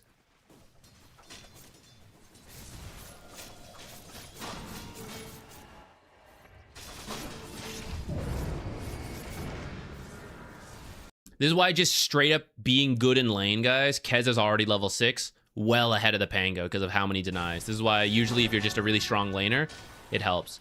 We did get the Amplify, but unfortunately we can't ult. You might want to save this Amplify. Because see, you still can't fight even with the Amplify when he has 6. I know you needed mana, but just buy a Clarity and then try to make a rotation with this Amplify damage range. So let's go back to that. Because we are losing in the lane, right? And you definitely recognize that. It's quite a lot at this point. It's building up to a lot. In most games where it's more evenly matched, they won't be this far ahead of you. But maybe they have a couple hundred over you. If you get one successful play, that kill will be 100 gold, you know? So it'll like bounce you back in. As opposed to like, we fight Kez. Can I kill him? No, because I'm losing. But maybe I get one creep wave over him because I have the rune. But a 1 creep wave is like 150 at most if we're not missing anything. I'm also using mana and stuff to like secure it, which means I can't then rotate. So I think when you do get this power rune, I went back too far. Clear mid on your own if possible. He's actually checking the top rune right now. So aggro this wave over here clear it without using any resources, you're low. It's a little scary of him coming over to kill you. But then once you clear the creep wave, maybe if the timing works out, you could walk, pop the rune, pop the bottle, get here, do the gank, right? Imagine roll on these guys. Great. Now, we don't have 6 going back to that, so we do need to farm a little bit. In that sense, yeah, maybe in this particular case, we do have to use the rune. It usually wouldn't be this extreme. It's because it's such a mismatch in ranks.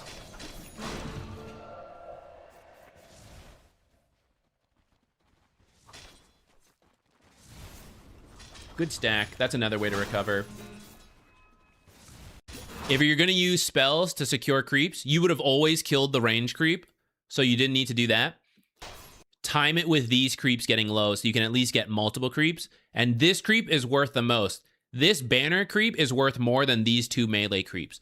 So you might as well chip this one down and then swashbuckle to secure the banner, the range, and if you time it well, 1 or 2 of these other melee creeps.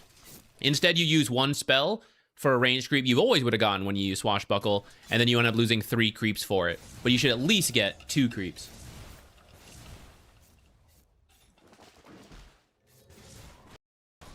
Okay, we do rotate down here. This was a little bit of a tough one, though. It looks like it's going to work out. They actually weren't that far up. They were, like, under their tower. That kind of worked because Drow was a bit too far up.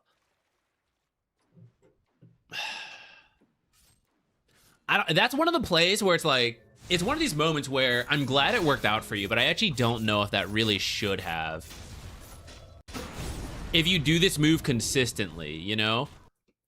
Like, we're laning up here. We're leaving mid as a power rune is spawning, which means if this play doesn't work out, you're going to fall 260 gold further behind Kez, because that's how much you would have gotten for the bottle regen. You also spent 100 to do this. And if they had a ward like here or here, it would have seen you, and it definitely wouldn't have worked. If he has a ward in the mid lane, he sees you teleporting, and this won't work. There's a lot going on that make this, in my mind, kind of a low chance of success that then succeeded, even though Enchantress saw you walk in, like, right there. She saw you. And then Drow still, like, stepped up into the Sand King stun range. So I think this is one, you have to stay mid, clear this, get the rune, and then you look for a play. How much did you get for this kill? 230. But a full bottle refill from a power rune is 260. Now, of course, you might have gotten unlucky and it might have gone, like, top, and we don't get it, but at least we wouldn't have spent our teleport then.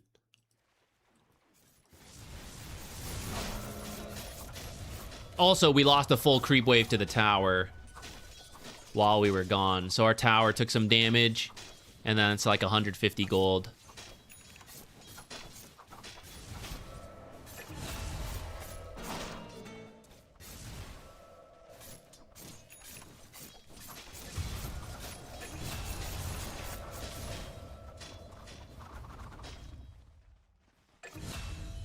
I tend to find, by the way, I used to do this a lot as well, the attack, spam, stop.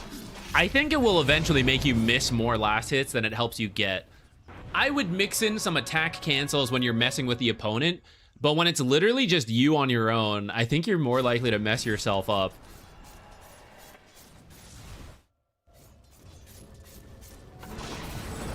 Plus, you're probably better off fidgeting left and right in those moments in case a gank is waiting for you. Thank you, team. Much needed recovery. Yeah, hit this, hit this. You have no interest in rotating because Rolling Thunder just got used. Unless they're like under the tower, it's not happening. Drow is back here. This is the one I would want to look at. Like, oh, they're deep under the tower. Should we show up? Then I go, oh, he might have black hole and all this. I don't know the state. You're going to have to like ask the team if they got used or not. Just whack this tower while he's dead. And otherwise, just like run to the nearest camp to farm. So see your body blocking? what's the point of body blocking? I don't, not in like a flamey way, but like just to talk through it, you know? Why would I body block a creep wave? It's to get better position in the lane as we fight someone. This guy's dead, you know? So it doesn't matter to me if the creeps are here or the creeps are here. It's free. It's one versus nothing. And actually, I'm very interested in killing the creep wave as quickly as I can so that these creeps go under tower and they die before he respawns so that we can start chipping away this gold lead, right? You are, by stepping back, you're actually increasing the odds Kez does not miss anything for being dead, and you're slowing yourself down. Because what I want to do, I can't make a play right now because Rolling Thunder's down. But I'm very interested in like jungling to catch back up, or maybe threaten the rotation so that they're at least going to think about like, is Pango coming up here? We better be careful. I want to kill this creep wave as quickly as I can and leave so that I'm free to leave. If I leave without dealing with this creep wave, then I'm just going to have to come back right away once they start hitting my tower. So instead of backing up, if they're here and Drow's here, you just whack this tower a little bit. You can even like come forward if you want. If they have no ways to cancel TPs, you can walk forward, kill the creep wave with your spells, and then just walk on out. If we're just hanging around this area, we're still okay right now because Kez is still dead. You just kill this creep wave right now, and then it's 11-14. We're using 2 spells, auto-attacking. Auto-attack first, then use the 2 spells. Let's just clarify. Auto-attack first, then use the spells. The creep wave is now dead from what you have done.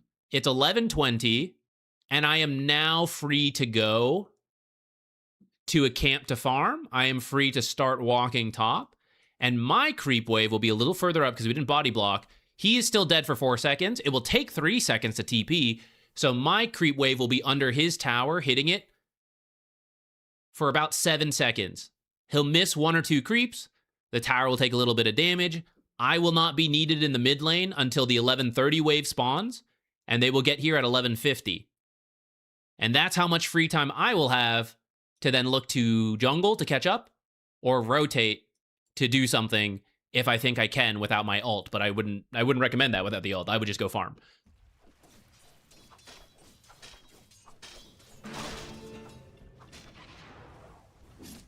How is it Guardian laning versus an Immortal? This is a party game, 5-on-5, so you can get into these wacky drafts because of this. Or wacky ranks.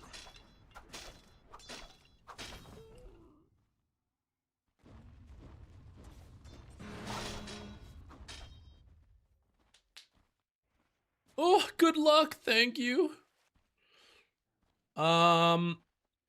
You should do Diffusal this game, I would say.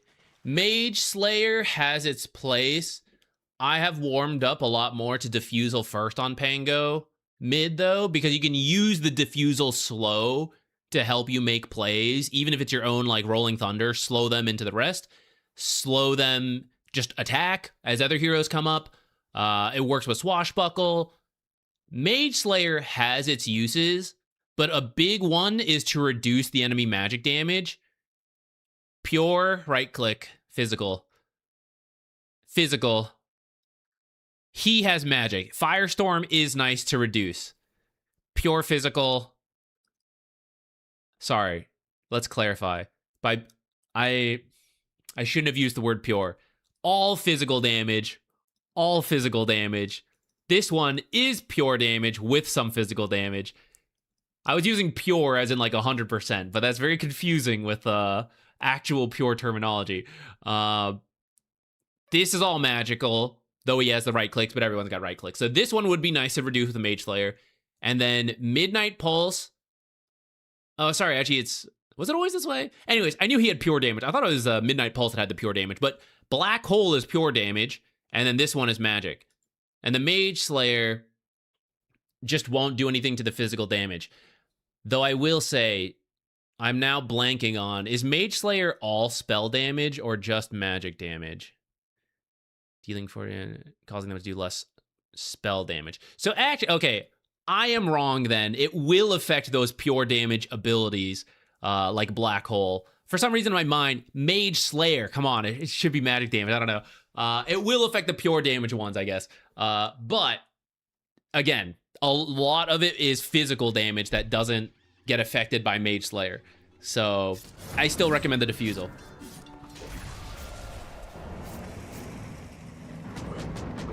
Pure damage. Do we have a hero who's pure damage? Probably would be very difficult to balance. The coach is wrong. That's Dota, baby. Always learning and getting things wrong. Timbersaw? They're not all magic. Sorry, they're not all pure damage, are they? I thought one was magic. Pure. Oh, shit. It is all pure damage. What about his old shard? Was that,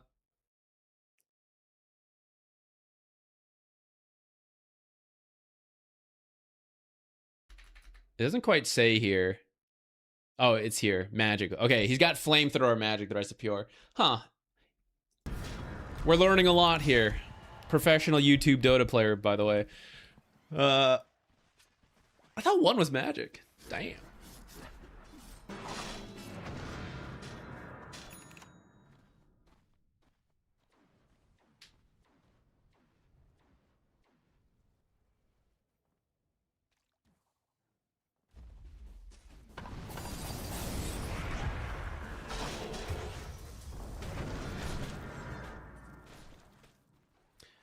I don't hate that move, though no roll makes it a little iffy.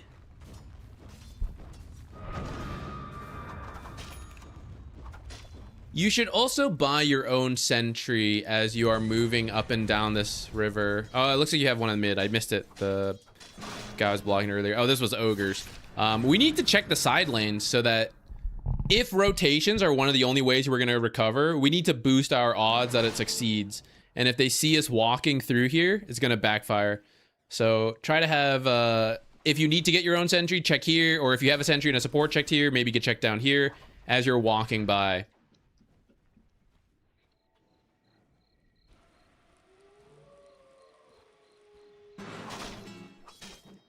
Is there any hero that has all their abilities that don't do damage? Yeah, anti-mage carries on my team. I don't know what it is, but there does not seem to be any damage from those heroes. I don't know what it is.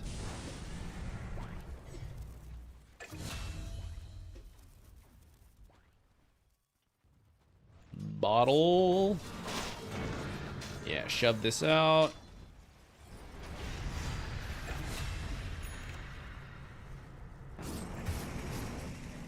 Yeah, try to grab that and just run sooner. We knew that was really risky because they were coming in here. Again, Drow is probably the lower MMR player on their side, is my guess. Okay, this is actually what we will be looking for next Monday, guys. Moments like this. Okay.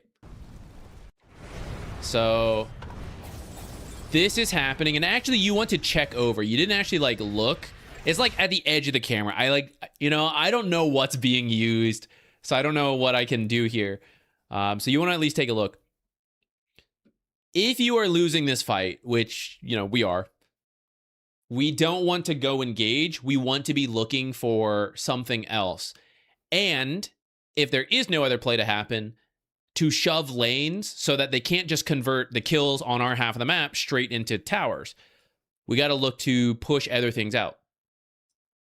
So, as we take this, we definitely don't want to go this way. We need to be running this way. You should be using, like, Swashbuckle out of here. Maybe even Invis Rune out of here. We need to get out, because I am avoiding all of this. And I am looking to possibly push in the mid wave. The next one just spawns somewhere up here. How bad does it feel if you're killing people here, you're ready to take towers, and like, oh, we got to go get Pango over here? How do they stop you from teleporting out if we have it? Unfortunately, we don't. But just rolling out is a pretty good defensive tool. If you shove in mid, they have to tank mid to kill it, which actually is pretty low. They could. But that is one place you could look to avoid them and prevent them from taking more, is like instantly sprint mid, kill the wave, move on.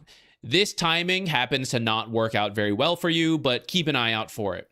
The other thing is, okay, how about top? Can I do anything here? Am I needed here? If not, it's fine. But can I move into here? Can I move back here and start like cutting waves, whatever, or just jungling? I want to avoid them here. I'm first looking to this lane and this lane. Last one is here because I have to like go through them or around them, so I don't love that. And then otherwise, can I be on their half?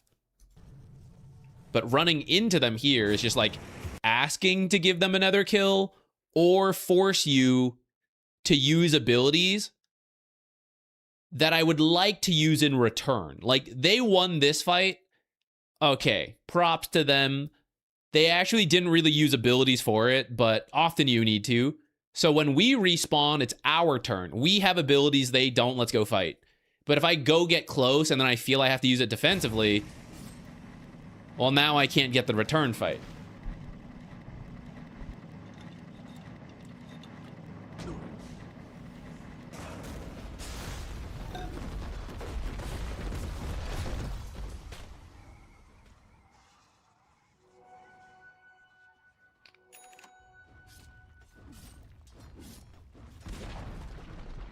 I'm trying to get my friend into Dota. What hero should I get him to start with? I recommended Lion or Ogre. If it's their first time playing a MOBA, you need to give them something simple because they are going to be overwhelmed as hell. And I recommend it be a core hero. Imagine playing a MOBA, like imagine playing Dota for the first time. You just don't know any of the heroes. And you're very squishy, so it's all about positioning. And you're like, well, make sure you don't get in range of their abilities. What's the range of the abilities? And you're like, oh, you know, like all of them. You know, like, oh, Ember, I mean, Ember could cover like all the way to here. You know, just like, don't let them see you. Like, what does that mean? You know, like, oh, Void Spirit, you know, it's like from here to like, well, it could be here, but it could be like here, you know, it's like, it's so difficult as a squishy support for a brand new player. Give them someone really tanky. Ogre is in the right mindset. Give him a core. Hey, play Wraith King. I'll be Undying. I'll be Enchantress. I'll be some strong laner. You just work on getting last hits here. And I will do all this stuff while you just hit creeps. Just hit creeps. Build an armlet. Build a blink. You know, it's very easy. Hey, they're coming to gank you. Hey, draw on the map. Walk this way right now. Hey, get out of top. They're going to kill you. Go this way. Super easy to tell a new player or low rank player to do this stuff. As a core, trying to micromanage a support player is like, hey, ward over here. They put it here. You're like, you fucking idiot. Here, this spot specifically. This is for idiots. And they're like, hey, the ping was here. It's a giant ping on the map. And you're like, well, obviously this pixel right here is better. You know, like, it's really tough for supports. Cores is like, hey, when the creep gets low, hit it. Dead simple. Dead simple. And especially if they've come from another MOBA, then just find them a hero that is similar to one they like in their other MOBAs. You know, it's like, oh, you like that hero? This guy kind of does the same thing. That would be my recommendation. Let him play a core that has a very simple toolkit game plan. Wraith King is a go-to. Axe is a go-to, right? Get your last hit in the lane, buy a blink. I'll tell you when to jump heroes. If you see 3 of them together, you should jump that. Blade Mail, blink call. Very easy. Crystal Maiden, oh, you see, we moved here. You got to be behind this tree. Oh, well, see, we shifted this way. You got to move to this tree now. It's like, oh, can't I just fall through? Oh, no, you'll die instantly. Oh, please, that's a dumb idea. Don't do that. It's like, stand behind it. Oh, you didn't swap your sentry. It's like, what's the sentry? Use your smoke, man. Use the smoke. There's too much. There's too many things going on. Cores just get a bunch of passive items and like couple. I mean, that's not true. They got active items, but to me, it's way easier to teach a new player core than support. If he wants to start support, it's fine. If he does want to be a support player, I would do someone who is pretty lenient on mana and has a simple game plan. So like Lich, I think is good, right? Hey, if you see 2 people close together, you can press your ult on them. Very straightforward ult usage. Pretty forgiving on mana because you have sacrifice.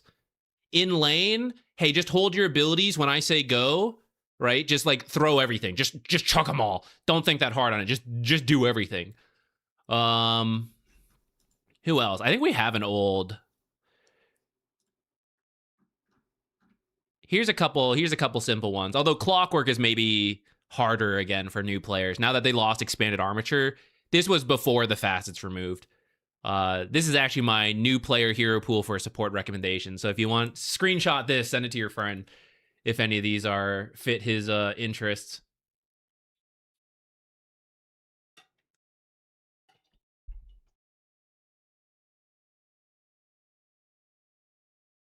Silencer with orb walking is easy for noobs. Yeah, actually that one's probably not too bad. The new W is pretty good in the lane. And otherwise, like, hey, stand in the back and use global when I say global, right? There will probably be a little bit of a delay, but that one's good.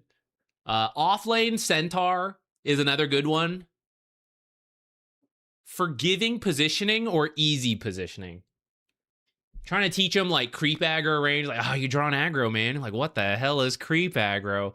What the hell is 500 range? What are the units? 500 distant range. Come on. The unit is 1 distance range.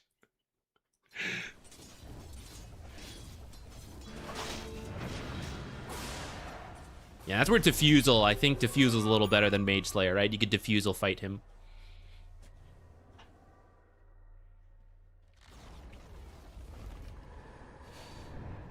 Okay, we're going to keep going a little further in this one, but if you guys want to start submitting games, the focus today is looking for active play. So if you have stuff about that, it'd be great. Another case for Diffusal right there. You wouldn't even need to use roll with Diffusal. You're learning the hero, so we're not gonna... I'm not gonna, like, harp on it too much, but just pitching that out for you. Okay, here, see you're TPing out. What are they gonna do with these kills? They're gonna go take your buildings. How do we stop them? They clearly don't know you're here still, right? So why are you leaving? Jungle this stuff. If you see them show up, then you start your TP. And otherwise, hang around a little bit. 1830. Cutting it here is a little scary. So maybe like up here, you know, 1830, 1840. Boom, kill it, start TPing. By the time they TP, your TP's out. Or stay longer. Go hide in this area. When you see them show up, hide in the trees, TP out. Do bottom then, right? If they want to go push out this, they want to go get that bottom tier 1. They get to about here. The next one spawns.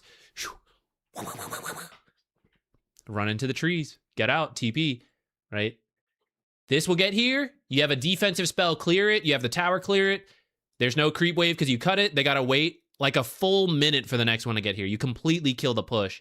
This is a huge opportunity for you to delay what they're up to. But we just get kind of scared and TP out. So now what are they going to do? They're going to be here. They're just going to go take your tower. You're going to clear this wave, and then there's going to be another one.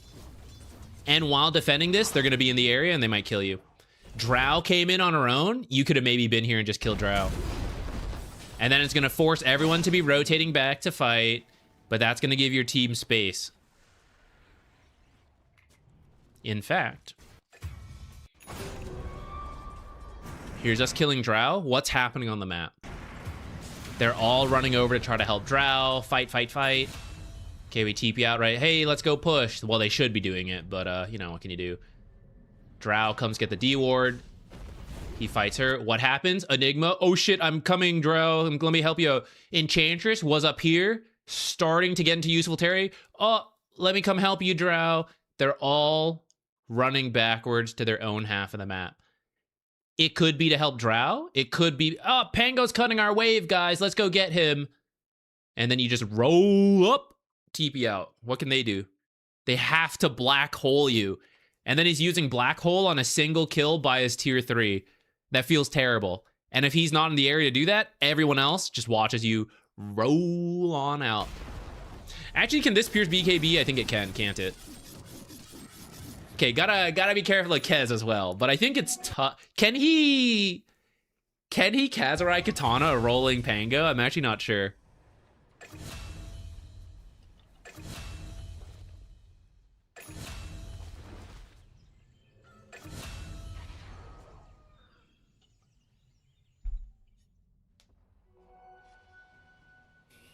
I agree. Tanky offlaner, I think, is a very safe place for new players.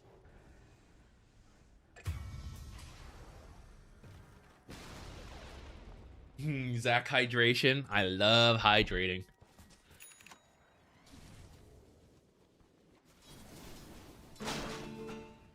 We love to hydrate. If you can practice tread swapping, that'll be good for your mana.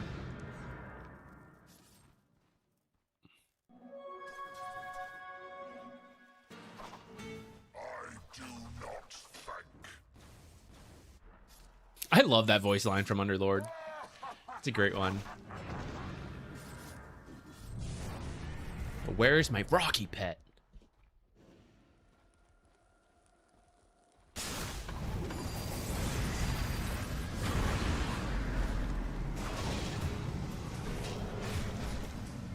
Nice. Do you guys end up winning this one? Let's go.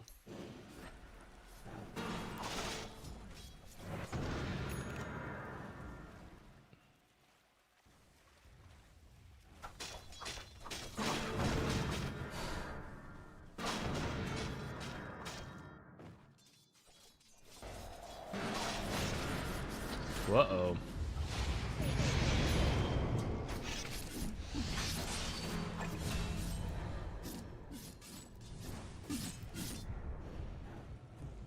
Now, I know I was just talking about creep cutting waves and stuff. Just be a little careful of who's on the map. If you don't see them, we can chill a little bit. You see how you're just like using spells to farm this camp to start? The camp's not even dead. You now have to do the rest.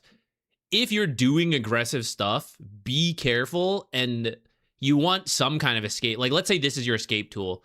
So maybe you can use this one to farm and use right clicks to do it, right? Right click the camp down, use the spell to secure it. What if someone shows up? You use the nuke, they come, they nuke back, they steal the camp you just worked on. Waste of your mana. They come and fight you, you have no escape tool, they kill you. Roll is down, right? You blew all your defensive stuff to not kill a camp yet on their half of the map. It's very dangerous. So be a little careful. This is good to do, to be on their half, to steal farm. Just make sure you go about it in a way that increases your odds of living.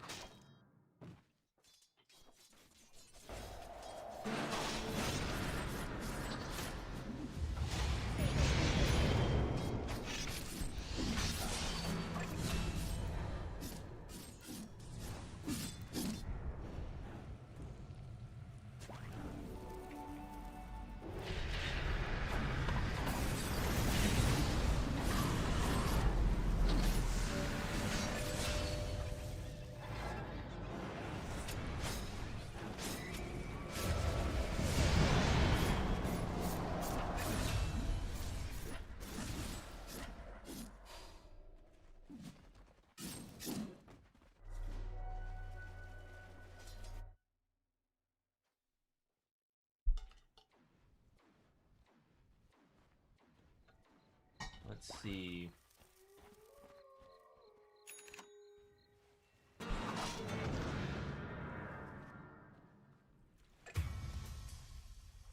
I think I want to start with this one. You can do this. This happens to be Rubick, but you can do this with any support that has wave clear. What we're gonna look for.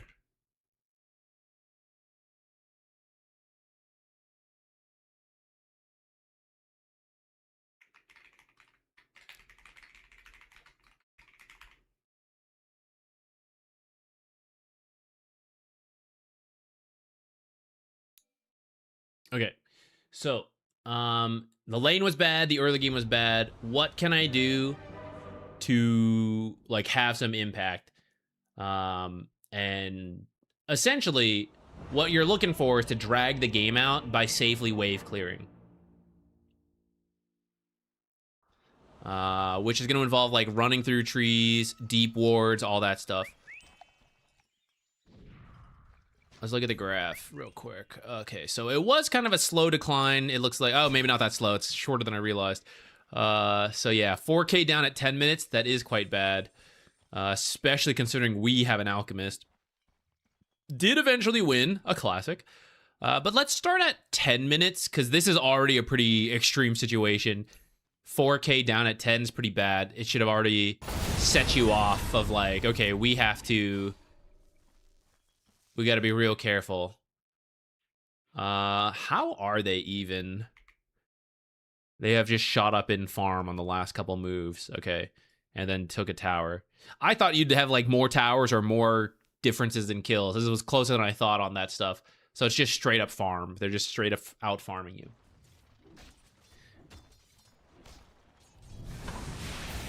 Okay, if we have good abilities on Rubick, because the nice thing about Rubick is when you steal an ability, most heroes at level 6 have 6 ability points.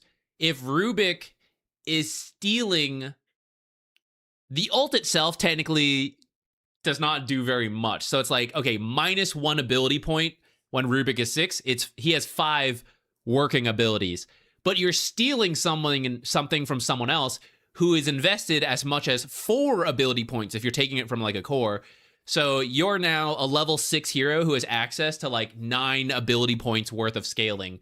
So this is something this is why Rubick likes to fight early, because he has more ability power than just about anybody, like even core heroes.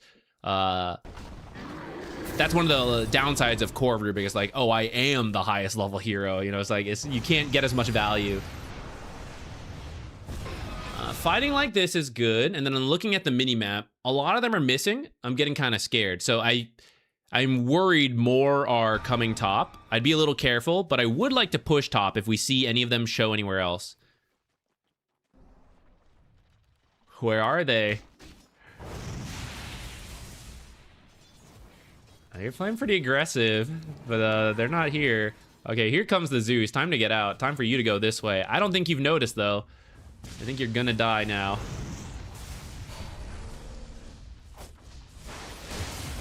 There it goes. So overall, a good idea of pushing top. What we want to do is get out alive. I mean, that sounds obvious, but let's go back a little further. So this whole fight happens, and Zeus stops farming and is just walking. Stops farming, isn't going to make a play anywhere else, literally just walking top. Silencer just sitting in the back, which I don't think he should have let you get so close, but this is why, if you have wards that allow you to find this stuff, and you get out here, Silencer and Zeus have done nothing for 30 seconds. They've done nothing. You have gotten XP at least, while getting some farm. You get out now, you're one hero wasting 2 heroes' time, and one of them's a mid hero. Super good for you. But if we die in these kind of moves, sometimes it's okay. It's not the worst thing in the world, but it does give them some value for the rotation. So we're trying to get out alive here. And as long as, like, as you look for these kind of plays and you get out on occasion, you don't even always have to get out alive. But if you sometimes get out alive, that is what will make this worth it. Because, like, a mid hero is wasting all their time getting nothing for a support. Matt, thank you. I see the donation coming. I will do yours right after this one. Thank you.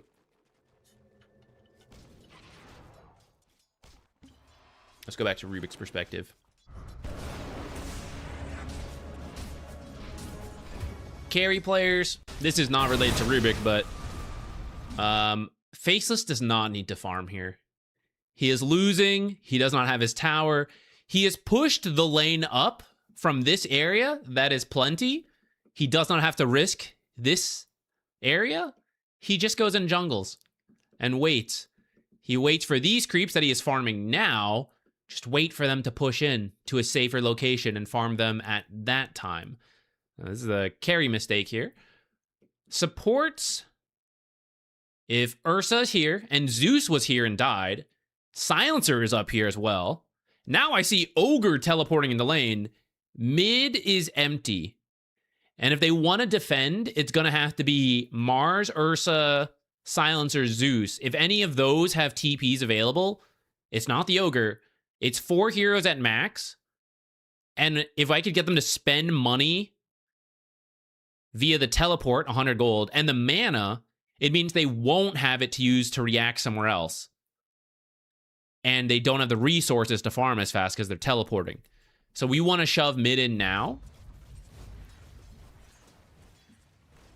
Rubick right now, just watching the minimap, figuring out where I'm going to go. This is where Faceless messes up. But now I see, okay, Silencer, Mars, Ogre, Ursa. Only Zeus can be mid, and here he is. Did he teleport? No, he didn't. I'm just walking here. This is now where Invoker can look for something else as part of let's catch up in a pretty bad game. But for Rubick, we're going to walk out. We're going to walk out unless we are needed here instantly, which kind of, because they're pushing, though honestly, Alk probably should have been in this area and not needed this. So we will accept this teleport, but I would say ideally we would have walked here.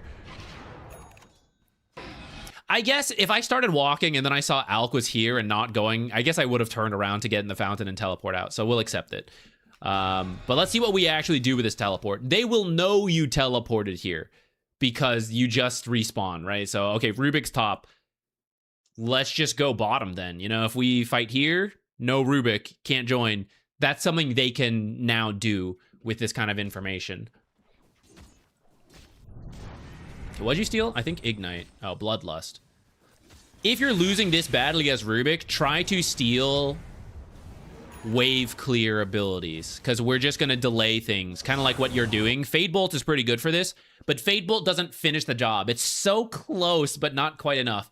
If you get one more wave clear ability, like Zeus's Arc Lightning, they cannot push into you. You just... 2 buttons, you're done. Back out. Buy a lot of clarities, buy raindrops, you're just shoving in waves. You can creep cut. You can live back here. Show into the wave. Done. TP out if needed. Otherwise, jungle back here. You can delay very long on Rubick. The other option are kill abilities, if you can do that. We are running mid. You don't usually want to do this if you're losing, but it does depend. Let's come back.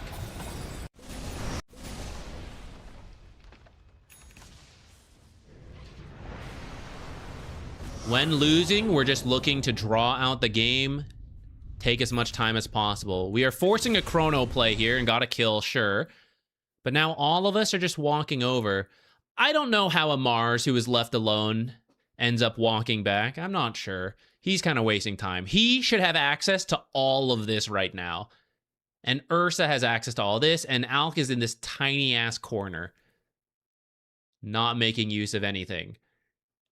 Us, we are consolidating in this area, but the thing is, if you're losing, that's typically bad. You are kind of doing this around, like, they've messed up. You did this while Arena was down, so that's kind of cool. They used Global in a way that, like, you know, didn't save Zeus. So it has worked out, but really, we should be trying to get them to spread out, not all of us go in one location, one at a time. If it's all of us, like, smoking for a quick kill, get out, sure. But this was, like, Faceless Void and Invoker doing it, and then the supports are like, oh, I guess we come over now, right? By the time we get here, the play's done. But we actually, instead of walking over here to a play that should be finishing and breaking up, we are already, like, pushing in other lanes to capitalize on it, is what I'd prefer to see if we're thinking about, like, that style.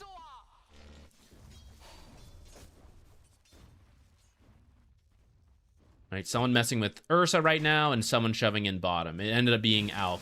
Sure.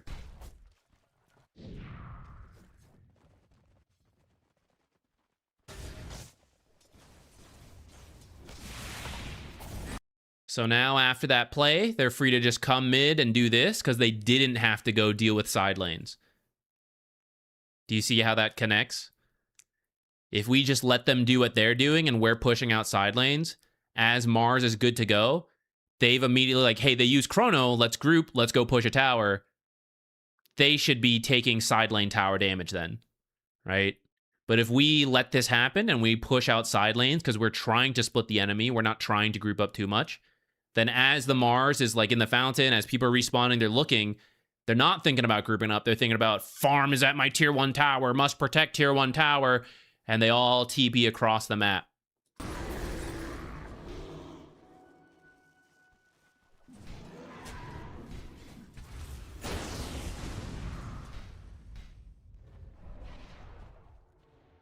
Hello, Hello, Kyle. Core player learning support as friends are new to Dota. We are Guardian. Line blink game felt low mid. We'll try to take a look at that later. We have one we got to look at first after this one. I'll mention when we're moving on again. You see how, once again, we're getting drawn? If we are not TPing instantly into the fight, this whole time you're spending walking should be pushing stuff. You're like, well, I can't push in the Ursa. Then let's get out of this. Bottom has been empty for quite a while. Make them go bottom. Every time we walk to this, they can easily look for more kills or convert it to, like, something. There may be mistakes, like Ogre walking into the triangle into all the heroes that are walked over. He shouldn't have done that. After that, where are all our heroes? Trying to get the enemy to spread out by pushing one lane. A very bold strategy.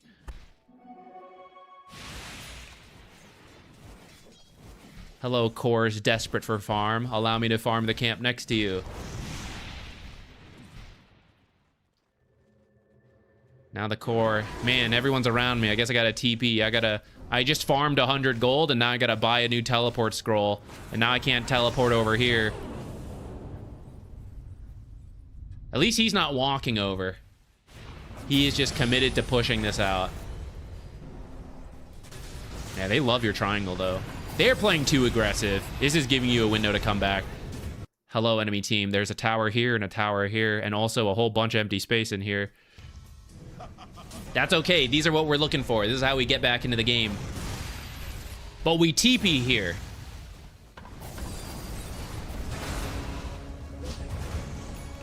Ursa respawned and immediately came back into the fight. Oh my god.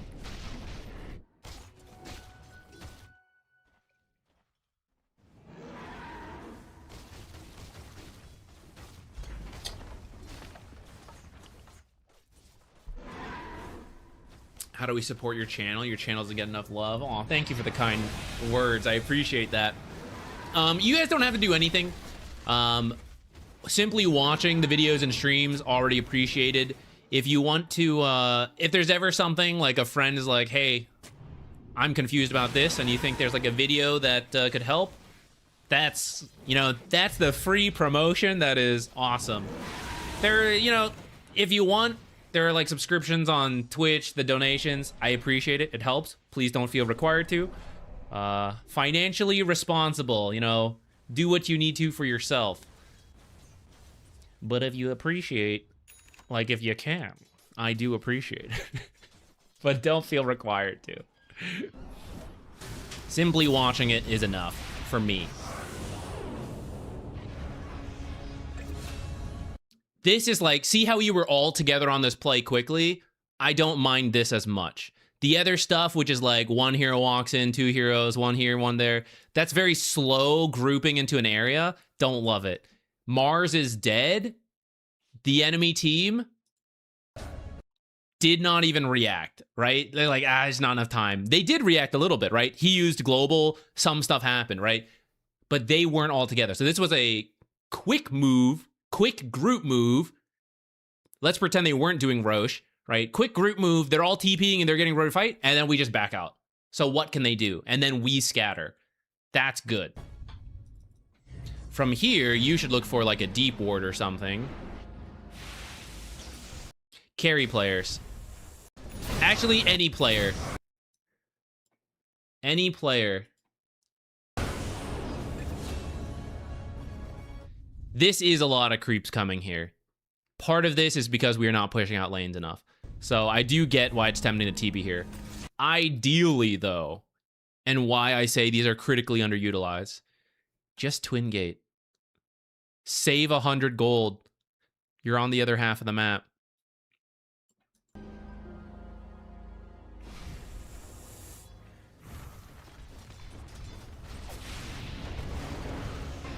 Got him. This feels a little forced. Scares me a little bit.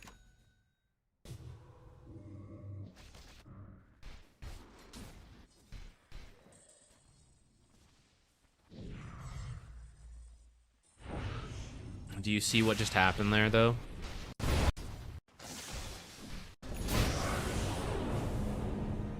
I'm gonna show this twice again. This is what happened. We'll go slower a little bit.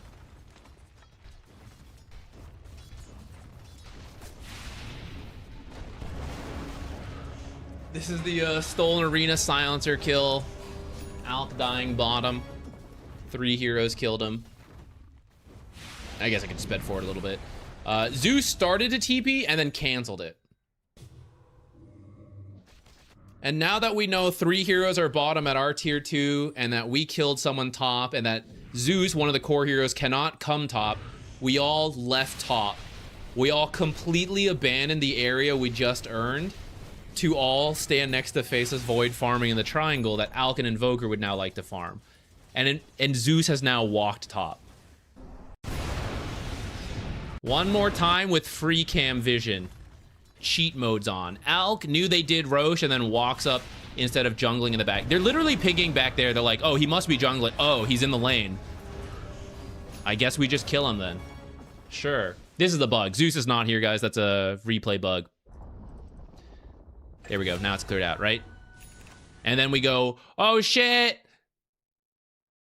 The empty void scares me. Retreat. This is winning. This up here is all the farm. This is where you catch up in the gold lead.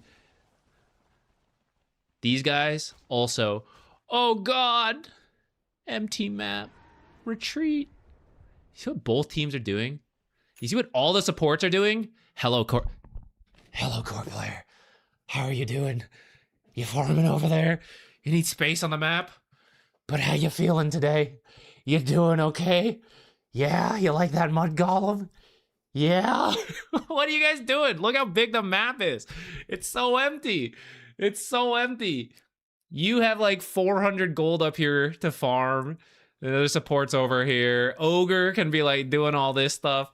You guys can scatter. This is where you guys get your money from. This is where, look, Zeus came back for no real reason. But this is what you guys are trying to force happen. To drag it out so that they can farm this stuff on their own. Now, I'm saying supports. Core should do it as safely as possible. Core should also be doing this stuff. But since we're talking from the support player mindset, and a lot of cores will default to this kind of overly safe farming. This is a Divine Ancient game, right? And still, Alk has relegated himself to here because every time he goes out, he does it in a bad way and dies. And so he's learned, like, I can only live back here. I think this is off-lane Alchemist as well, so it's, like, particularly bad. The thing is it doesn't matter. You know, like, some player needs to understand making use of the map. It can be a core, it can be a support, it doesn't matter. But, like, someone's got to do it. I swear to God, right? We kill Zeus. If the two of you go backwards,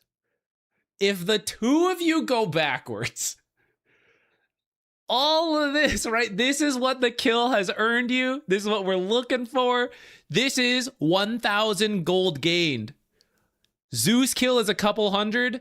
1,000 gold gain from taking towers, farming camps, forcing rotations back. 1,000 gold move this way. 0 this way.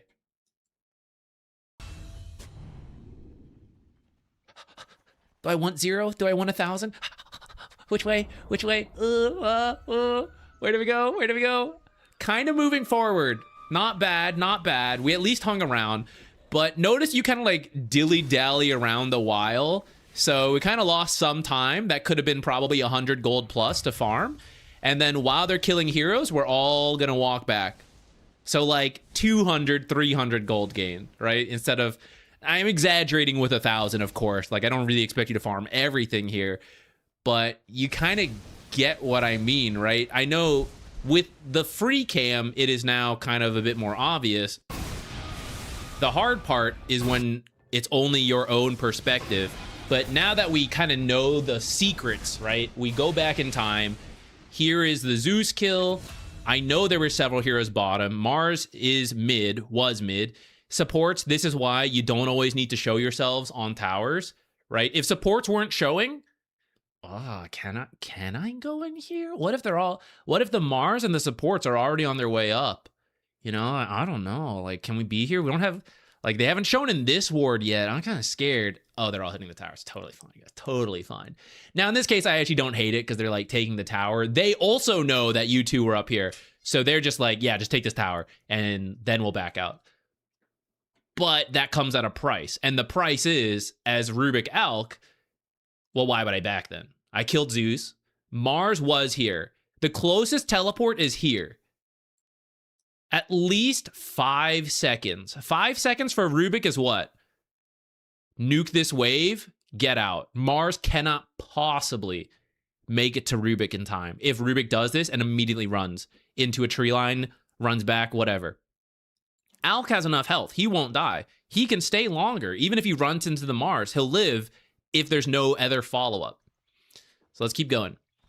They're still there. Still there. Still there. Shadow Shaman's gonna TP in. Mars is here. Mars is here. 3 heroes plus Mars. Now again, what if those 3 heroes are coming to kill us? 10 seconds at least to rotate to the Twin Gate. Couple seconds to channel. Really overcommitted on observers up here. You really need some deeper. Notice you have no real deep vision. This is what's limiting you. If you can't read, so not the flex, but the skill difference here that you want to like work on, all players want to work on. I am interpreting this without any deep wards. I am interpreting it just based on vision and like stuff, right? So that's obviously, that is good to do and will allow you to play the map. If you don't need to do that, though, it's a lot easier. Like, even for myself, if I have a deep ward in here and I can see Mars, then I don't have to play like 3-second teleport, 5 seconds in a row, walk. Like, I don't have to do all that mental math. I can just watch Mars farming over here. I can just see people teleport in. Far easier, right? That's why the deep wards are so important. Because if you can't read Fog of War, then you need to just like see heroes. And then teammates, right? As much as you communicate, they may not know. You might be able to do it, but if they can't, I can't see hero, there are no heroes, I just go in. Or I can't see heroes, I must hide in base. Neither of those is great. So like, you gotta let them see the danger. And that's the problem with too many defensive wards like this. I can't see when they're camping this area or not. They've already TP'd back. I can't see them rotating back and just farming here versus make a smoke play. And so it will cause you to have a lot of indecision and wasted time. Now here's Ogre, now here's Silencer. I was worried they might all TP back. We didn't even finish that train of thought. I got distracted. They're still here. Ursa's the only one missing, so I'm a little worried about Ursa. But like, here's where I'm just like, he's here. Top, still empty. Here's where I'm like fade bolting, you know? I see it all on the minimap. All 4 heroes keep showing themselves to me. Zeus is here. This is probably still empty. Mars is maybe there, but Mars has Arena, so he's probably still with the other heroes here. Like, it'd be a little strange for Ursa and 2 supports to still be here, but the Mars have been like, I'm gonna go back now. Could it happen? Yes. But if I were a gambling man, there's 4 heroes still here and Zeus is here. Okay, Zach, I'm too scared to place those deep wards. How do I do it? Gambling man, if I think there's still 4 heroes and Zeus is here, this is empty. Deep ward in this area could work. Deep ward this whole area. Okay, this is not a deep ward, but like I can go through here to their half to deep ward anywhere in here. This whole chunk is pretty safe. Now this chunk I'm a little more scared of, right? I'm probably not walking through here, but that's okay. I don't have to. I can go through bottom. And anytime we want to fight, we all teleport back. It's so important to walk out so we have the teleport back option. This is a hot spot. This is the hot spot. Cheat again. In fact, there it is. This is the hot spot. These are all empty spaces. And this is where support Rubick has not left home. Or has not left the top lane. He was just in this tree line up here. This is a great one. This one right here, just sit back there, guys. Just chill. Nobody looks back. I've yet to ever be caught back here unless they were like actively chasing me into here. Then like, you know, they know I was there. Anytime I have split push and I have sat in this tree line, nobody has ever found me yet. And that's Immortal games, right? So for most brackets, you're good here. This is so safe. Just sit watch the map and you're like, oh yeah, 4 heroes showing bottom again. Zeus is here, scary. Shoop, shoop, shoop, shoop, shoop, shoop. And this ward that you put here is maybe further up now in this area. It's here. So I can see Zeus coming through here, farming backwards, because I have a ward here and I'm like jungling back here. Or I put the deep ward over here so I can see people teleport if it's not the Zeus, right? And he's showing in the lane like further up, and I'm worried about people teleporting back to get me. I ward somewhere in here. I can jungle this stuff and have a good warning system from the creeps that are being killed here, and then the ward here. I can farm this, and when I know it's safe, and these creeps slipping on through, I pop out of my jungle, I nuke them, I then teleport and hide again. Or sorry, I hide again or I teleport out.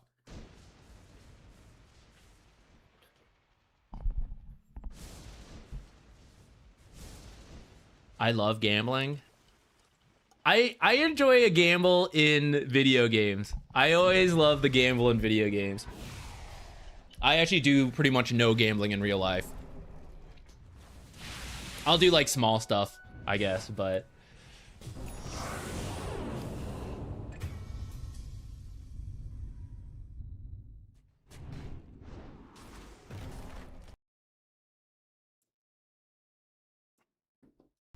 I was reading chat. I took a quick look. Let's reevaluate, guys, for yourself if you're watching. Where is the place to go then if we're dragging out the game? If we're dragging out the game and we're seeing this happening. I'm not using the free cam, but there's so much. This map is screaming at me. It is screaming at me. The 4 observers I have committed top have really paid off right now.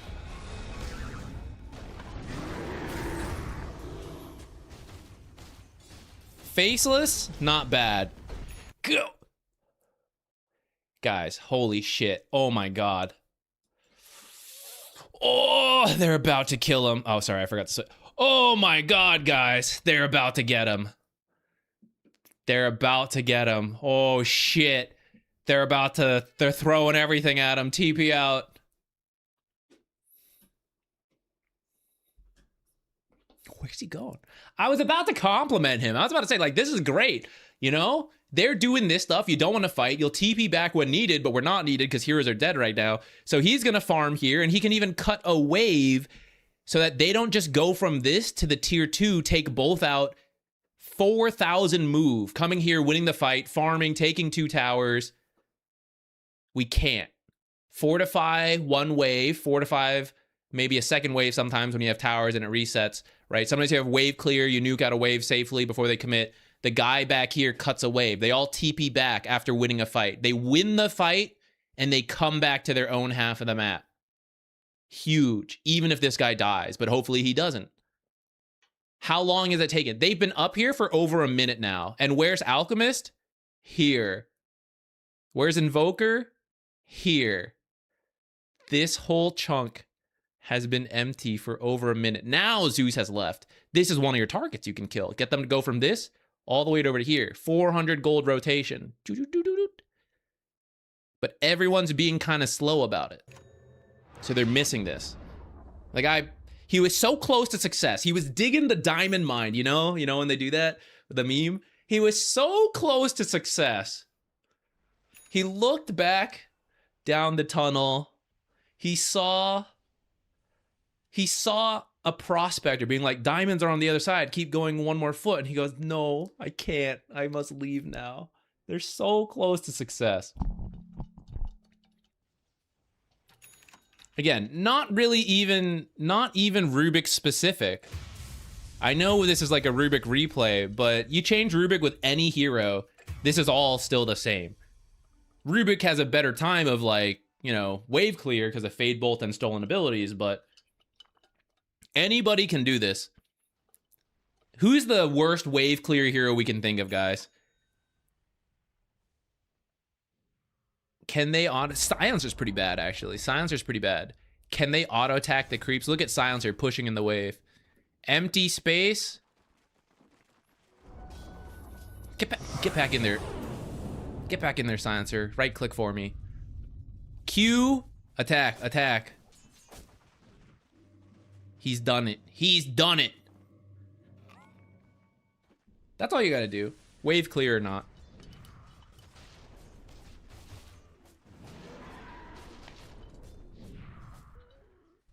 Ogre's pretty bad. Yeah.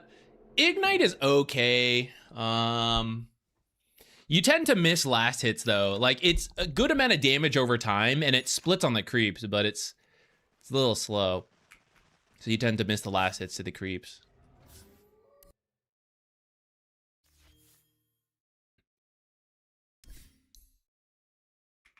Okay, we're gonna look at the other side of things perhaps here.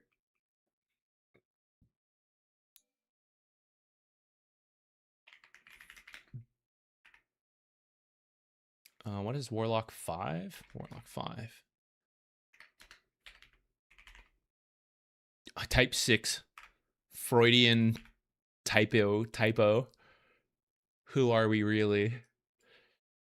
Actually, Warlocks tend to get pretty rich because of how the abilities work.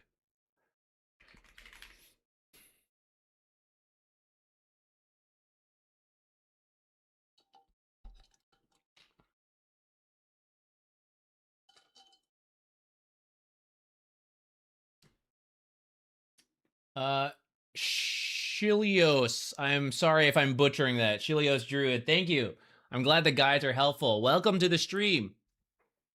Hope you enjoy it. Have a good lunch, Heart Run. How bad is buying an instant Ring of Health / Void Stone at the start of the game instead of any other item as a support?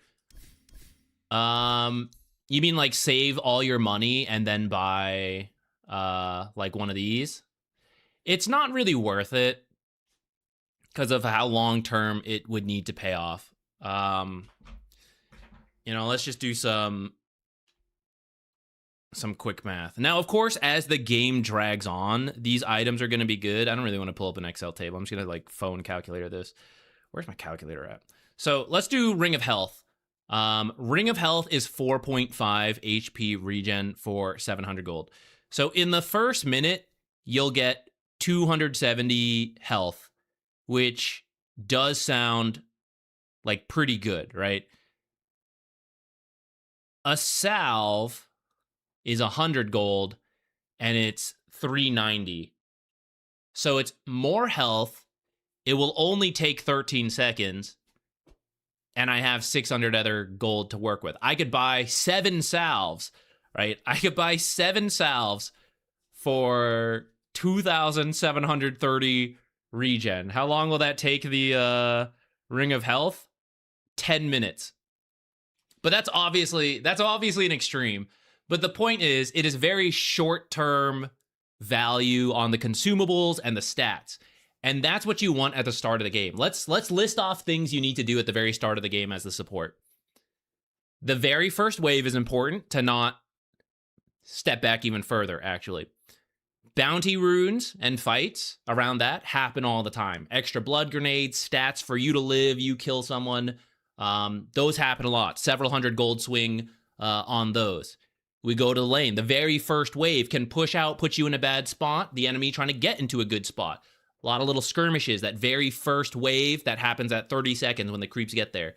At this point, you have now bought your Ring of Health, Ring of Regen. It is on the way. 2 major things have happened. We have 0 items right now. We might be out of mana. Next, 1 minute is coming. Body block camps have sentries to block them, have sentries to unblock them, right?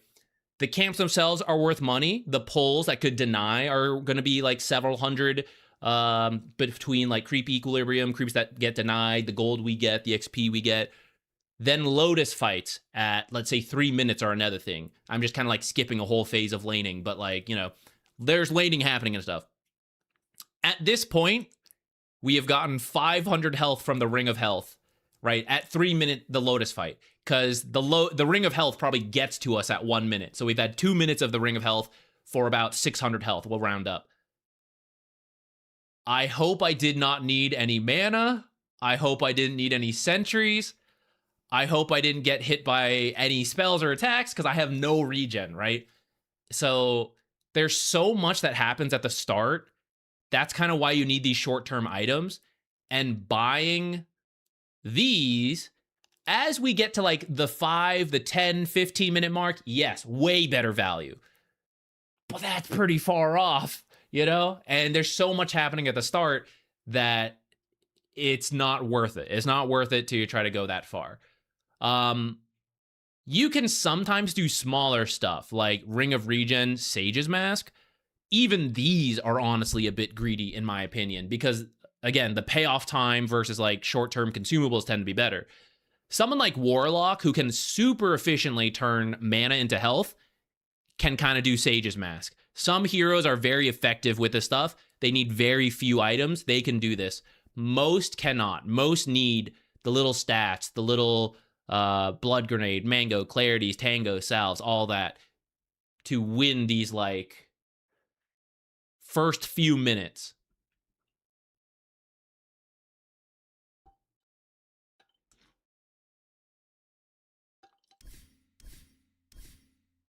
Have lost the Warlock game. I gotta go find the match ID again.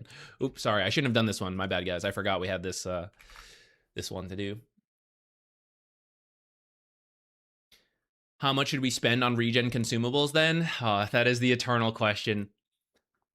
As little as possible, but as much as you need. That is the balance of learning matchups, minimizing mistakes, maximizing punishes. You need enough to do everything you need to do, but you do want to work into the long-term value, like the Void Stone and the Ring of Health, the boots, all that stuff. It's finding that balance, and it's really hard to say without looking at a very specific game what that'll be. As a default, I would start with more regen than less. So, like, I just buy Tango Salves by default. Sometimes I don't use them, but sometimes I use them and I still need more.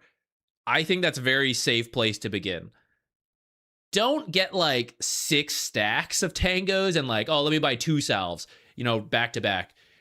The Courier takes about 30 seconds to go from the fountain to you. So, like, have enough regen that the next 1 minute of time you're good to go. And as you envision past that minute, like, am I still going to be in the lane? Yes, no. Do I need health or mana? If I am going to need health or mana in the next, like, more than a minute, and I don't have it in my inventory and I don't have it in my health and mana pool, I better think about buying regen, and it will get to me and I'll be able to start using it within the minute. So you have to envision how, like, a minute and later are going to go.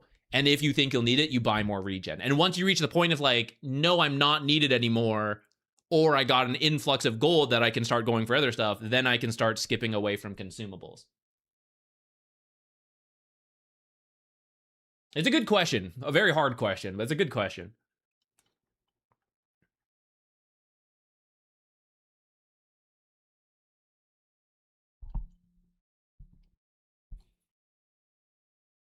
Double Sage Tangos on Skywrath. Give the stat start a try. I'm a huge believer in Skywrath attacking a lot rather than using spells a lot with, like, Double Sage. Attack a lot, get them low, blow the mana on, like, 1 kill attempt. Then you can maybe buy Clarities or whatever, but you should auto attack a lot as Skywrath.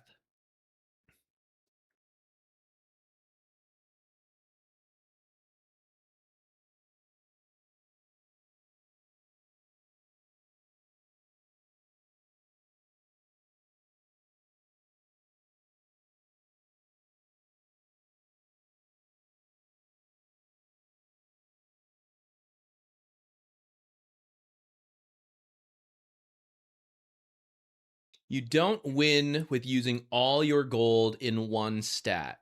That is a good way to put it. Having, like, a spread of, like, I have some stats, some health, a little mana here, a sentry here. You're kind of covering a bunch of different bases, which there's a lot going on in the lane, you know? So it's good to have it covered as opposed to, like, I've got infinite mana. That would actually be a really interesting thought exercise, I suppose, is, like, you give one support. Maybe infinite is a little too much. You could probably make infinite anything work. But, like, you give one support 100 mangoes, limitless mangoes. can they actually consistently beat someone who is like, I have sentries, I have tangos, I have one mango, you know, like they have the spread and the other guy's just like, mangoes for days. I can only use spells, but I am limited by cooldowns. I never win these pull camps because I don't even have mine. I can't unblock it. It could be interesting. It could be interesting. All right, let's do this Warlock game. Warlock, low ancient, very good laning stage. No idea where it crashed and burned. Any advice on how to take advantage of a good lane? So without even looking into the details yet, my first guess, you don't leave the lane soon enough. This is the most common. You win your lane and you're supposed to move on, but you just, I'm the hard support. This is my lane. This is my carry. I gotta be here. That would be the number thing I would look for. And especially at Ancient, this is a great time to learn when you don't need to be in your lane anymore. If it's not that, maybe we're going to the wrong place, right? I am leaving the lane, but I'm doing nothing with my time. I am feeding, something like that, you know? We got to make sure we are helping the right heroes. A very good default, win your lane, help with mid runes, and otherwise go to your own off lane. This is for like hard supports. Ward your safe lane, walk away, do one of those two things, default to the off lane, and just pressure that area. So with that said, let's actually look at the graph. It does look like we're with, who are we with? Tiny. It does look like he's pretty rich, but so is Anti-Mage, right? And mid looks very close as we're in this 6-minute mark. So I'm interested in jumping to like this 4 or 5 minute section. Oh, long game. That was a little further than I realized. Let's see. Where is my opportunity to leave? Now, sometimes we don't get an opportunity to leave. That's okay. Living. You do have your Observer Sentry ready. So at some point in the next minute or two, if we could find a time to put it without being spotted, very important. That'd be good. Maybe you had a window right here, actually, with these two, like, up here. You could do something sneaky where you place the Observer as... I see you bought a Nether, which is okay with me as long as we place both eventually. You could do something sneaky where usually I critique you guys of like, oh, if you place this, but then you're still in the lane, they're going to see it disappeared. If you buy another one, you place it, you pick up the other one, they check you again, they're like, oh, you still got one Observer, it's not placed yet. Cheers. Second Observer, idiots. Haha, gotcha. You know? While they're stuck up here, let me show you their vision. Where are you?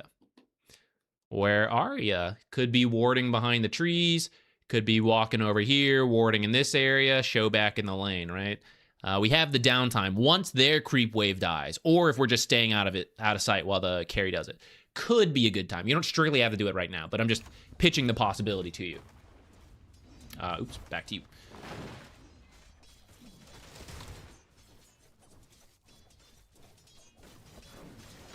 Are these both blocked? Okay, small camp's open. It just got used earlier. You may consider having this open. I feel like Warlock is actually not that bad at leaving this hard camp open. Maybe you block the first one. Maybe they've never unblocked it. Actually, the timing looks about right. They may have just never unblocked that camp. Way to go, Venge. That's toxic of me. Toxic. But Fatal Bonds is really good over fighting over the hard camps. Sometimes you can just leave it up. And that could be something to do here rather than just like sit here and watch this guy. Okay, this will shove the lane. Oh, that damage. That damage. That's, okay. Very nice damage. Very satisfying. Perfect window here. Anytime you get a kill, start thinking about moving out as a support. What's going to happen to Tiny? Oh, I'm worried about leaving him alone. Versus just the Spirit Breaker, that's pretty low here. He'll be fine. As long as you get a kill and it's a one-on-one, it's probably not that bad. Some one-on-ones are a lot worse than others, so, you know, maybe we will be here. But a lot of times, it's a good thing to at least think about. Get a kill, look at the time, look at the minimap, think about it. In this case, 6-minute rune rotation, gonna be huge. Ember, Queen of Pain, very bottle dependent. You see it's a very close lane right now. We could tip that with one rotation. How do I make sure I rotate? Well, you know, she's going to respawn and be back here. What if he dies while I'm gone? I need a ward down, and I don't want them to know where the ward is. Again, this is their vision. This is Spirit Breaker stuck under the tower. He's scared, no venge, right? Pitch black. The perfect time for you to place the observer. It's even nighttime now. The perfect time to stick this down somewhere. And then you can be in the lane a little longer, potentially, but maybe we are walking already. Let's see what you do. So you walk to do a small pull. I don't hate it. This is something Tiny could have done himself. This, what will this do equilibrium-wise? This will bring this under the tower unless Tiny holds it out. Maybe we do a half pull to prevent that. But actually, it's not that bad. Because it's under the tower, it will be here safe for Tiny. While we leave now to go to the rune, it will shove out. Because it's shoving so much, because we did the small pull, it'll reset itself over time. So then Tiny can just jungle in the meantime. The downside is that Tiny sucks at jungling as a carry. So this might have been one where it's okay to not pull this. Let's see if he holds it out. He does. Okay, so it's fine. Now, have we warded yet? No, because we did the pull and we hung around to farm it. But that means I still have these 2 observers. The rune is happening. I'm late at this point. You will not make it. You don't have your boots. You'll be here a little late. We should still go. But what if I need to ward? What if I want to ward over here or here, right? That's like 5, 10 extra seconds. I'm getting later and later and later. So this is one where you do the pull perhaps, and you should be like fidgeting north, getting a Lassiter or 2, but honestly, whatever, just miss it. This camp is 60 gold. The bottle refill is 260. That's a lot of money. That's a lot of money. Let's get moving. Now we are going to go for the twin gate rotation, maybe. Walk through the creep wave so they know we're doing it. Walk back through the creep wave so they know we didn't do it. It's pretty common to put sentries here nowadays, by the way. I think this ward in general is decent. I'm going to critique it a little bit. To avoid sentries in this area that are pretty common, do it somewhere over here. This spot's also pretty good. These are catching on, so nowadays the sentries actually should go a little bit one side or the other to catch it. But people being lazy with their sentry right here will actually kind of always get yours. So I would move it a little to the side. Further nitpick. How will Tiny die when we're gone? What are the types of heroes in this game? Spirit Breaker is a charger. He's not really going to be charging from this half of the map. If he's not killing Tiny, he's actually like moving through here. So, Observer on the inside would be good versus Spirit Breaker. That is also true versus Ember. He can teleport and rotate. He's a great hero to pick up a rune and run, and then just Remnant back, though. So I also want to see his rotations. That's kind of covered by this one for now, if this lives. But you can kind of cover both in case this one dies, or they chose the other side by putting it on this half. And now we leave. We show in the catapult one more time so they know I'm still down here. And now we leave after showing in the creep wave one more time so they know I'm still down here. And now I reveal I have an observer by using W on him, even though I shouldn't have been able to see him. And I put a second observer down here, which is heavily overlapping with this observer. So I'm starting to see it fall apart. You weren't sure where it crashed and burned. I'm starting to see it a little bit. I like what you had, but we're starting to, we're sticking around too long. We're reaching a full minute in this lane that I didn't really need to be in. And I'm not even worried about like observer this side versus that side. That's pretty minor. Double observer though is extreme. Even as you go for this steal, which I do generally like, we're kind of redeeming it a little bit. I do like this Wisdom Shrine steal. You actually had time to go mid and come back for the Wisdom Shrine. And instead what we did is really just like walk back and forth the whole time. So at a high level game, a Warlock has played 7 minutes and you have played 6 minutes, because one of those minutes was a lot of just like dilly-dallying here. So huge improvements. Once you quickly realize, I got that kill, I can go do something else, boom, go mid, boom, stack, you know, move around the map. You get that extra minute of gameplay back.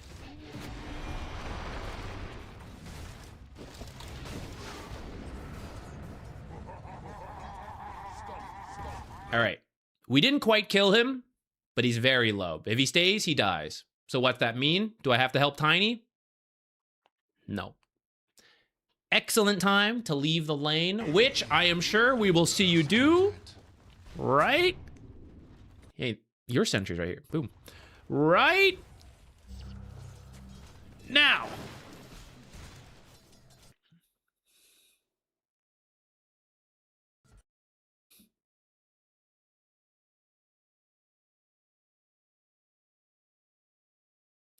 Right now. That guy just warded in front of you, so just so you know. Or he at least sentryed.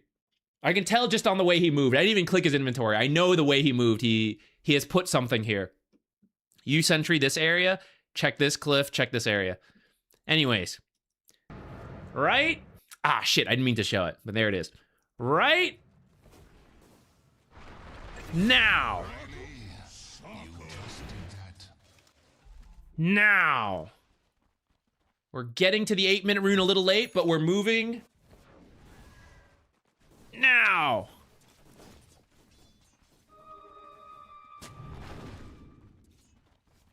I'm clearing their ward, and then I am moving.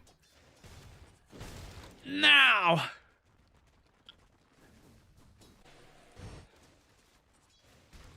I'm pulling, and then I'm going. It's happening. We're going. Go, go, go. Reactionary, though. 5.5, I think we said you could move. What got you to finally leave the lane is other people doing stuff. So it wasn't really of our own volition. So that will be a huge step forward for you. When you can realize, I won the lane, let me move on. I am the one creating the action. I am taking control of the game by deciding, I want us to play here. I want us to do this. And I do that by bringing my hero there and making that happen, as opposed to getting drawn in. I hope my teammates are picking the right fight that I'm going to go respond to. I hope the enemy is making a bad play that I'm going to respond to, and I hope it works out for me, right? That's where the game isn't really in our control. So the sooner you leave, the better. Opportunities we've missed, just to like, you know, no flame, but just to like understand it. Power runes. The bottled regen, 260 gold, I threw that out earlier. That doesn't even account for the actual rune, which could get you kills. It could farm multiple camps because of regen, powers, all that stuff. So anywhere from 260 to like, I don't know, 500 to 1,000 gold if a big series of plays gets you like multiple kills into a tower.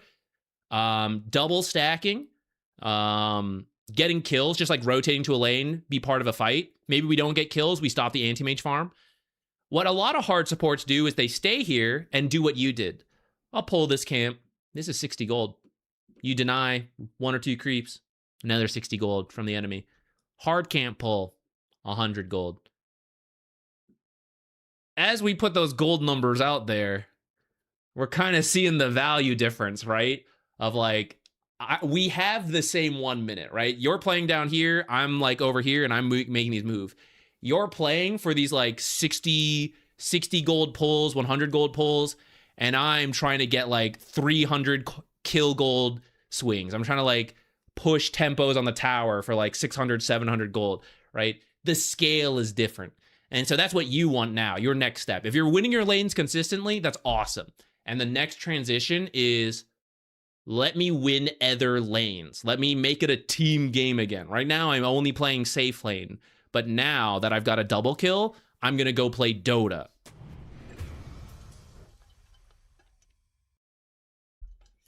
If you just focus on one thing, then the opponent can also easily play around that, I feel. What pressure are you applying, and are you even contributing anything to lane for your core? Here's a good review. I play exactly like this guy. Nice. Hopefully that'll also help you then. I like it though. If we like take that idea of, am I focusing too much on one thing? And a lot of people focus too much on the lane you start in, which you do need to for the first 5 minutes, right? I play support, hard support. I help my carry. Carry is like, yeah, I got to farm. Mid, I got a 1v1 for every role. But as you pick up boots, as we get these big abilities, as we get our faster mobility to move around the map, so there's not as much downtime, right? At the start, we're level 1, we got 600 gold. That's why we sit here. And I'm very weak, can't really farm much.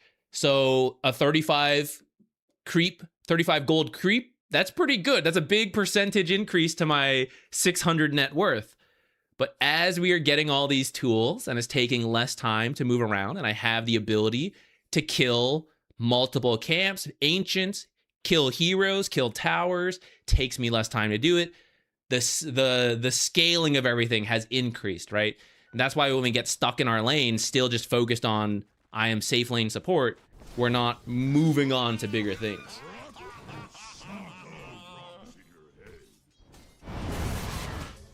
Yeah, it will have a negative effect, actually. If you sit in your lane too long, not even just like the small gold, but the carry is supposed to shove the lane and farm this.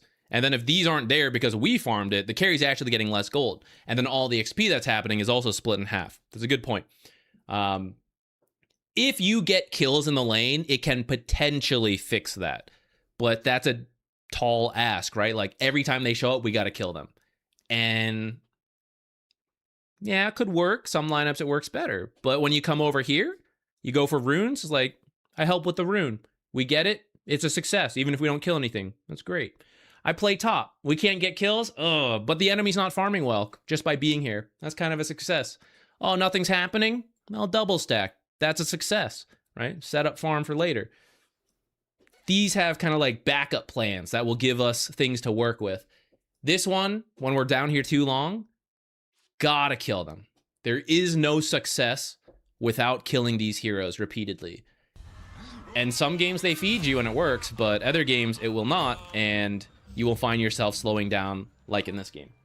This is a really good example. I'm glad you shared this one. I hope it was hope it's clear what we're explaining. And you will do this. Oh shit, he needs help. You TP'd back. This is perfect. I might die for this, but we save the Tiny, we get him out. 4 heroes have rotated down here to kill Tiny, and they have failed because you showed up. Now, maybe if the team rotates, we win this fight, awesome. But this, what is happening here, I want this to be clear. This is success right now. They have wasted so much time, and they're going to kill a position 5. I guess they can also get the Golem, which is kind of nice. But next level play for Golem, send him down. Have him finish this tower and cut the next wave. They may not even kill him. You still get a tower. For their 4 hero rotation down here, you kill the tower. That's only possible because this tower's low. Let's say it's not low. You run the Golem like around, you cut the next wave. 4 heroes rotate down here, they can't push a tower because they have no creep waves. You're like running them around. Get the Golem out, go jungle, right? Like whatever. There's a whole bunch of things you can do with the Golem. And it's because we walk away, we see things a little bit ahead of time with the observers, we teleport back. That is the ideal sequence. Come here, Venge. Come here. Come here.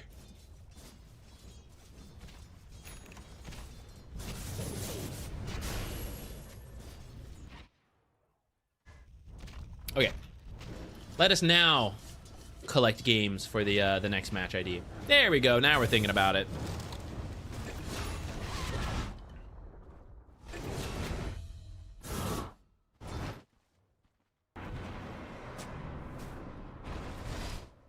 Get the D-ward from earlier. Nice. You should probably fidget that. That was close. We almost missed that. Make sure the sentry comes a little bit more over.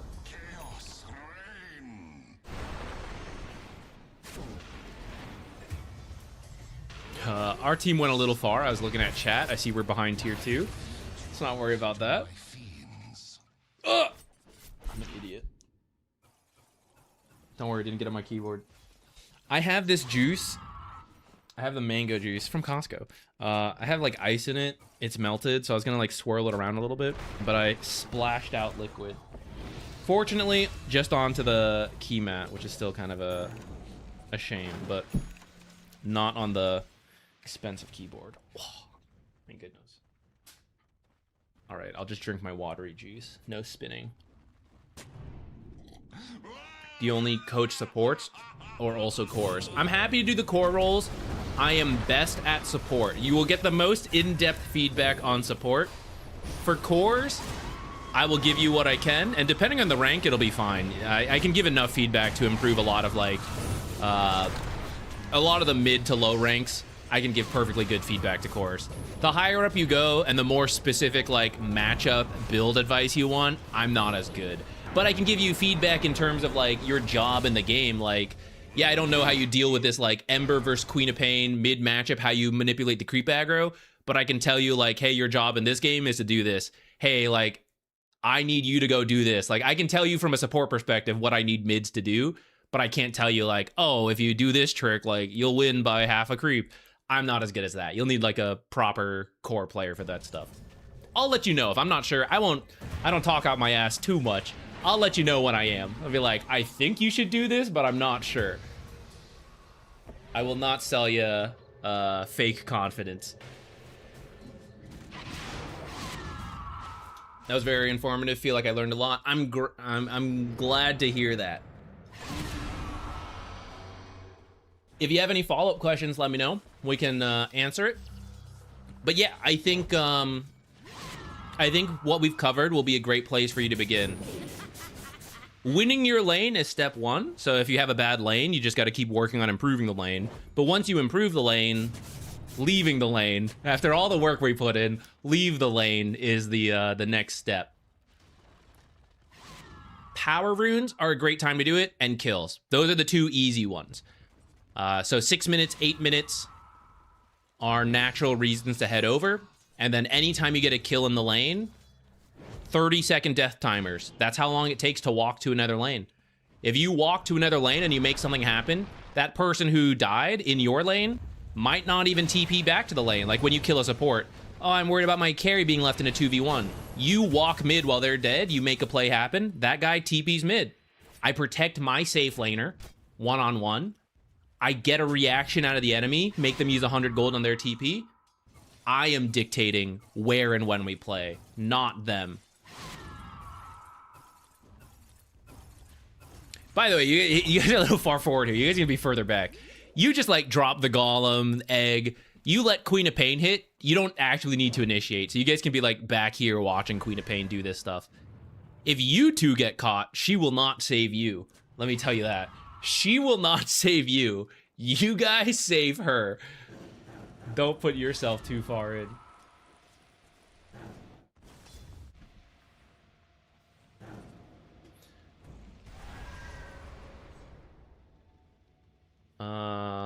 What is a red line to stay away from? Insane divers, throwers, disregarding the skill of that player in this question for positioning. Sorry, can we, like, clarify this a little bit? You mean, like what is too far? Is there, like, a rule of thumb for that? Is that what you mean?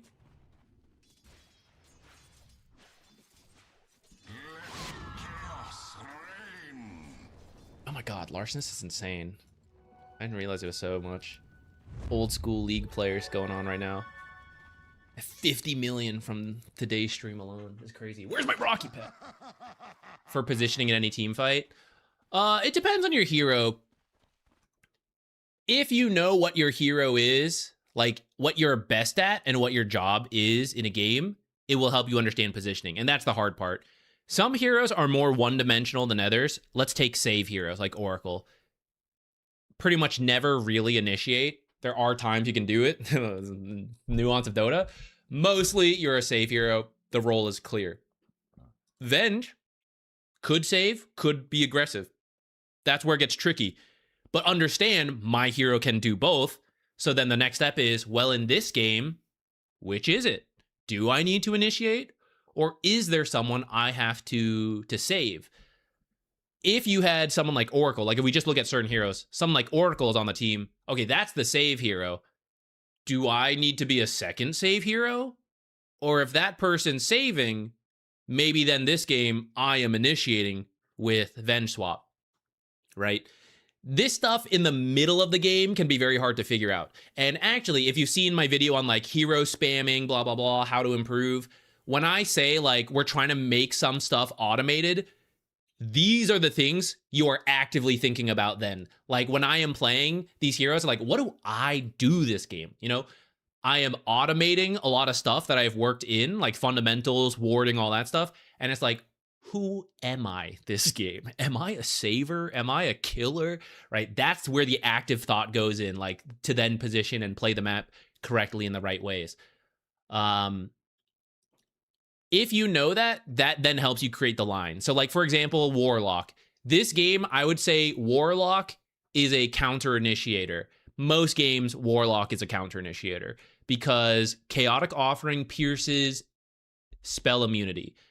Anything that pierces spell immunity is often quite good at counter initiating because that is when BKBs have been committed and you are interrupting that. Fatal Bonds is also better the more grouped up a team is. So if you try to initiate, you often jump one hero at most. What's my Fatal Bonds value, right? What's my big AoE BKB piercing ult value? Not a lot. So I wait for things to happen, then I drop the abilities. So if I identify I'm a counter initiator, I buy items to do that. Solar Crest, I like the item. Not even worrying about the game specifically. Good item. Why?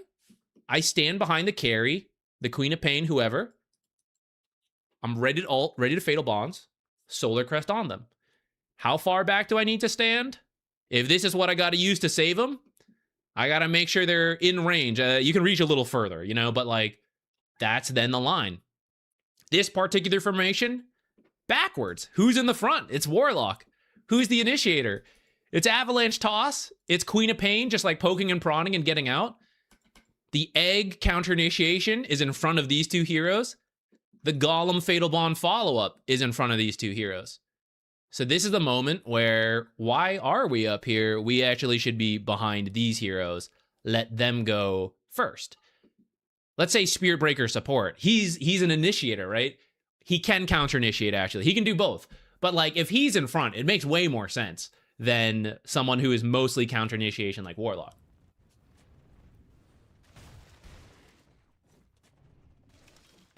Do you think Blink Rush on Bat 5 is the item build, or is there a better item for support Bat? It can be the item build. I don't mind Blink Bat first. Actually, it's related to what we were just talking about. You know, what is my job in this game? Do I need to initiate? Then Blink's probably the best item I can build. Let's say you had a Sniper on your team. It is not bad to initiate for Sniper, but another approach is to simply let Sniper do things. You see how freaking easy this is for Phoenix and Warlock now? All clumped up. Drop the shit. What's the formation leading into this? Doom in the front. We got a little too close. We got a little too close. They could have focused us instead. You guys should actually just be further back. But when it eventually did happen, like, right, it was eventually onto Doom because she swapped the Doom. Incorrect swap target, in my opinion, though taking out the Doom ultimate is quite nice, but everyone was clearly set up. I don't think it's really the best. I say that, maybe you lose this fight in the end. We'll find out in a second here. Going back to Bat Rider, if you had someone like Sniper, do we need to initiate, or can he just hit the buildings and they have to come to us? Now, if they have to come to us, they have to come to Sniper. Do I need to blink in as Bat Rider? Or can I just sit next to the Sniper with a Force Staff, Solar, Drums, whatever? They're not as good as initiating, but when they jump to Sniper, I just lasso them, and then I use my items. And if they don't go to Sniper and I can't initiate, I just buff Sniper, and he just hits the building even faster. So that can be another approach, depending on what heroes are in your game. I would say if you need a default, Blink is a good default. Force Staff can be like a secondary default, because you can kind of do a little bit of both with Force Staff. But you can keep what I just pitched as a possibility. Sometimes you don't need to initiate, especially if you have other initiators on the team. They can initiate while you just sit in the back and follow up. Okay, give me 1 second, guys. Feel free to keep submitting games. I know we've been sitting on that screen for a little bit. Some have already been submitted. I will go through all of them in one go in just a moment. I will be right back.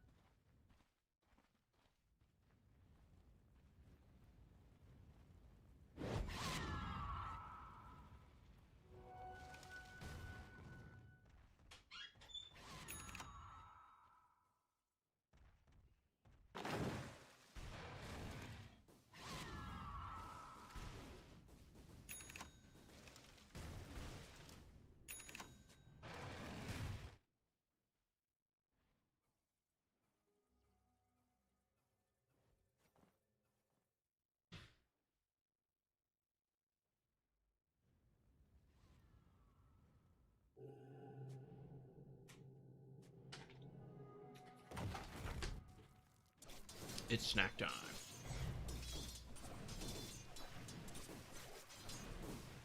I got some raspberries. I know it'll I'm eating these raspberries with a fork. I wouldn't usually do that, but the hands got to be clean since we're streaming.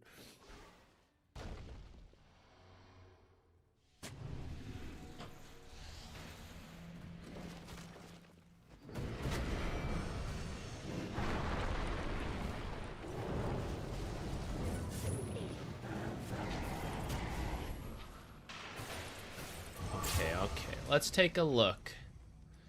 Ooh. Why not a spoon? I probably could have done a spoon. I don't know. I just chose a fork at the end. I actually even had that thought. I was like, should I use a spoon or a fork? I figured a spoon, it could fall out of the spoon because I'm a goof. But a fork, surely, you know, it stays on the fork. Right? Right? He couldn't be that dumb.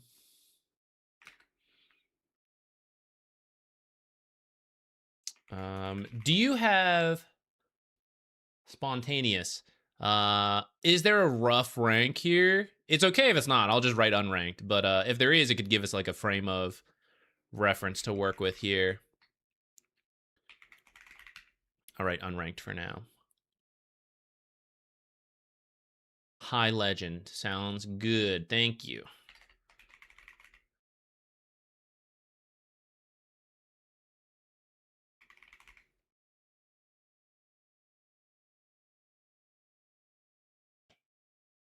My buddy's unranked. It's a little bit lower. Okay, so it's like a little bit of a spread rank because it's unranked. Okay, no problem.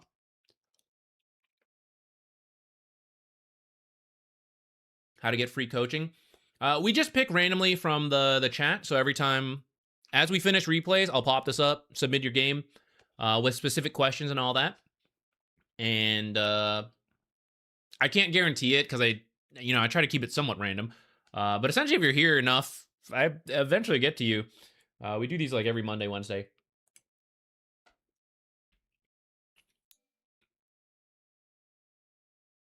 Okay, this one.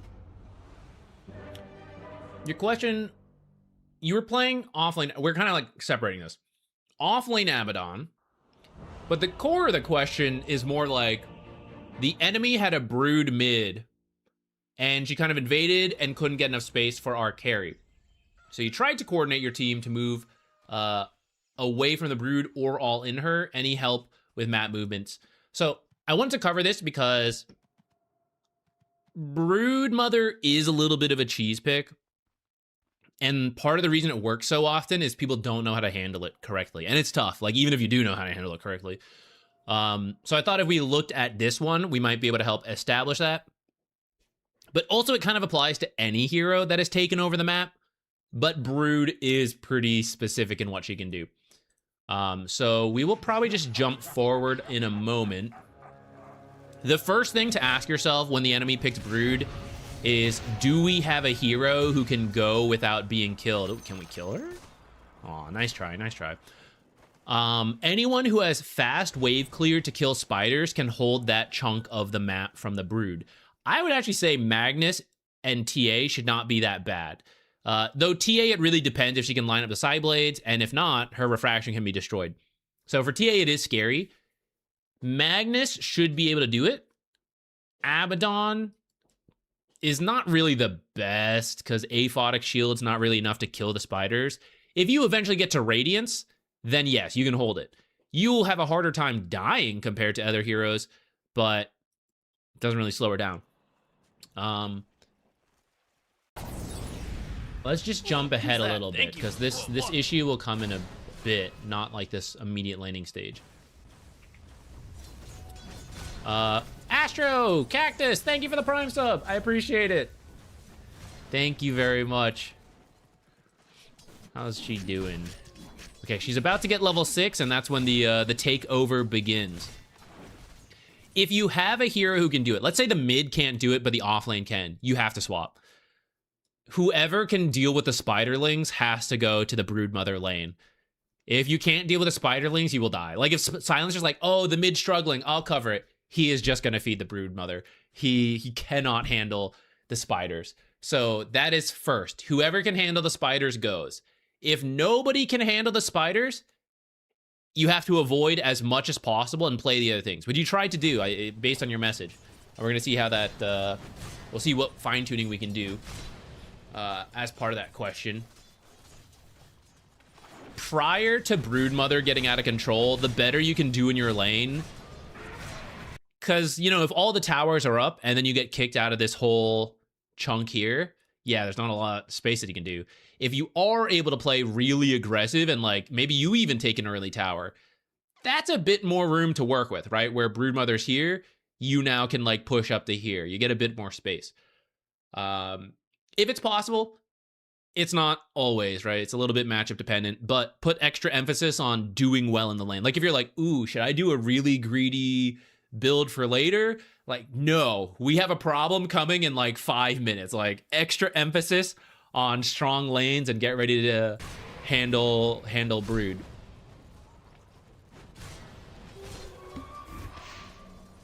Myself. Which? Oh no, he went. Where did he go? Oh, he ended up here. Oops. Stacking. Usually pretty good.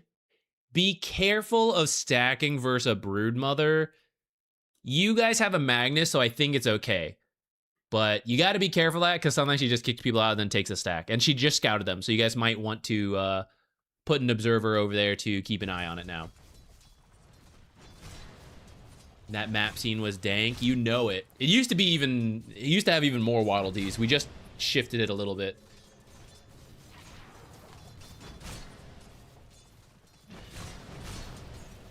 Side laners can try to help each other out if there's any like twin gate rotation potentials.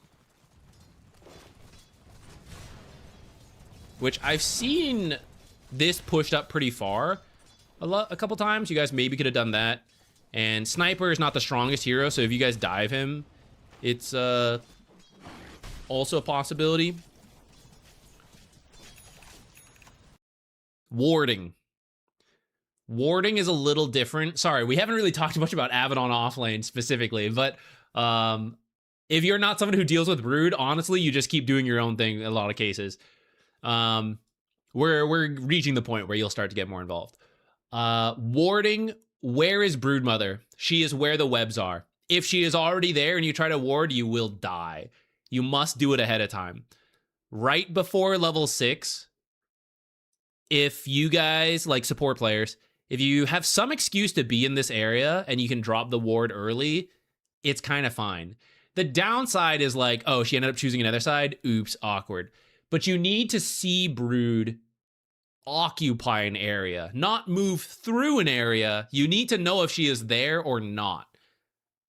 So having it at this ledge and you're like, oh, Brood is entering the jungle, it's kind of useful. But what you really need to see is, but doing what? Like, what camp is she at? Which lane is she actively moving to? Seeing her enter an area is not as useful. You need to see the area. It should be the enemy safe lane jungle is the best for Brood. There's the most camps. So her web aggressively is something like this that allows her to stay out of sight. Excuse me. And the reason you need to see it is because she's going to build up a spider army. And then she's going to A-click your mid and kill them. Or she's going to A-click the carry and kill them. She's going to hands off the keyboard, drop the webs, and just like, get them, spiders, do it. Right? And that's why you need to know when the army is ready and she is moving, you have to get out. You have to run. And that's why you need to see her. If Broodmother is losing, then you will see webs like in her own jungle, but that's not as good. Broods will try to be aggressive. Make Brood move. She is limited by the webs, so wherever she is, you have to avoid. And you have to get her to go top, for example. She'll come, she'll place all the webs. You'll probably lose the fight because she showed up. You then have to go bottom. She cannot go bottom.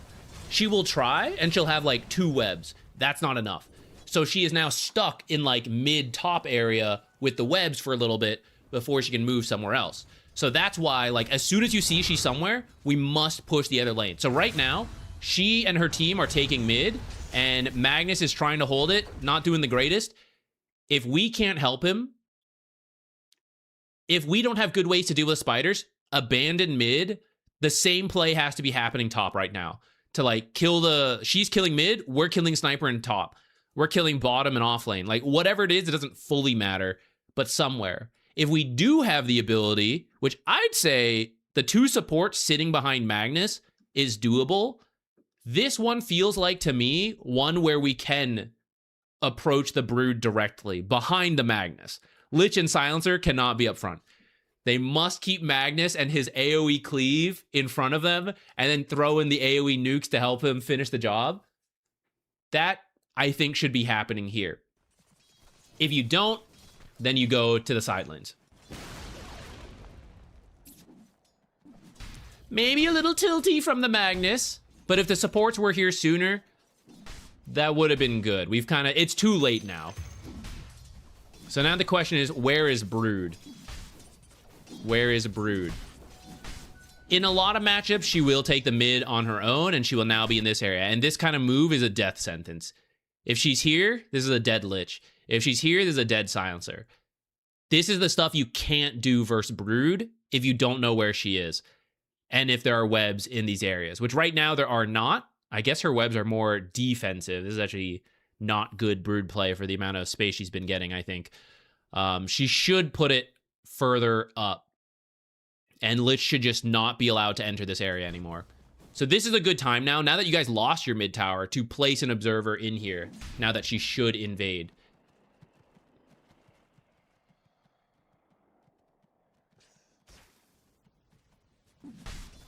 Okay, for us, we need to eventually give some feedback to Abaddon, I think. Mostly farming. The issue is the offlane Abaddon build, I think, is still Radiance, which is why it's like, it's kind of slow. Once you get there, it'll be good. If you think that's the build you got to do, we got to do it. We got to get it as fast as possible. If there are fights that can happen, we can try. Looks like we're coming mid to Brood. If we don't have good lockdown, though, right? This is just what... Where'd she go? Where is she? She's gone. She's out. If we don't have the heroes to easily catch her, it's very tough to deal with. Magnus is the key here. You guys must play around Magnus. Wherever Brood goes, Magnus must manage that lane. And then to kill Brood will most likely require Magnus. Otherwise, your job will be to farm and push out whatever lane Brood is not in. Because you're just working on Radiant, so you can't even fight that well. Your main job is just like hold things and push things where Brood is not. I say that, we do kill Jakiro, which is nice.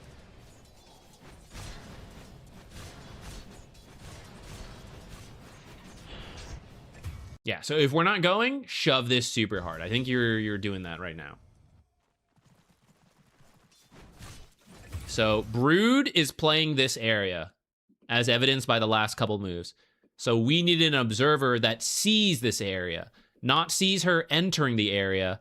I need to actively see the area, the buildup of spiders, and then which way those spiders are going. And I know it's not bottom. Bottom is clear. What I want now is to get the most out of the bottom half of the map and see if we can get Broodmother to teleport to the bottom half of the map and set up new webs here, which will then free up top for a few minutes. And then we go top.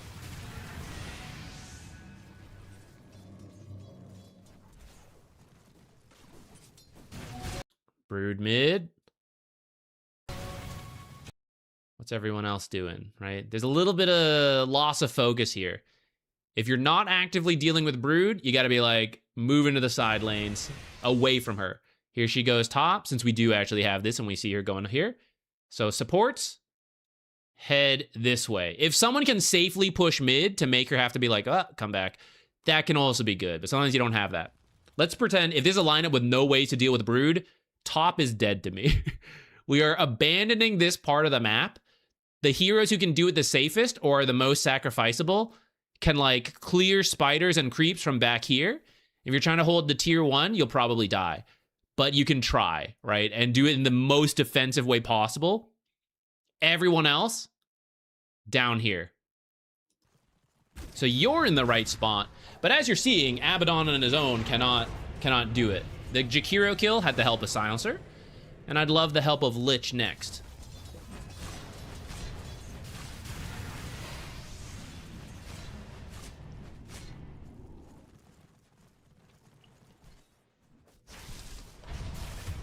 Lich kill. Why? Broodmother perspective. Broodmother should try to set up their own deep wards. Right? Easily kick out the TA. If she had her own detection, that would be a free TA kill. Silencer walks in. Easy kill. Now chase the TA out of here. Oh, killed that. That was earlier. And then that's why Lich is like, oh, they must have vision. I want to go clear that. There is no clearing Broodmother vision when Broodmother is in the area. It is simply Broodmother kills. So these are 3 kills that just shouldn't happen. Just no one should be engaging Broodmother. That's 1,000 gold out of Broodmother. Those 3 kills. Where was it? Doom. Brood killed Silencer. Doom ended up killing the TA. Brood killed Lich for 300. 1,000's a little high, perhaps, but you get the idea. So we just want to avoid. Go bottom.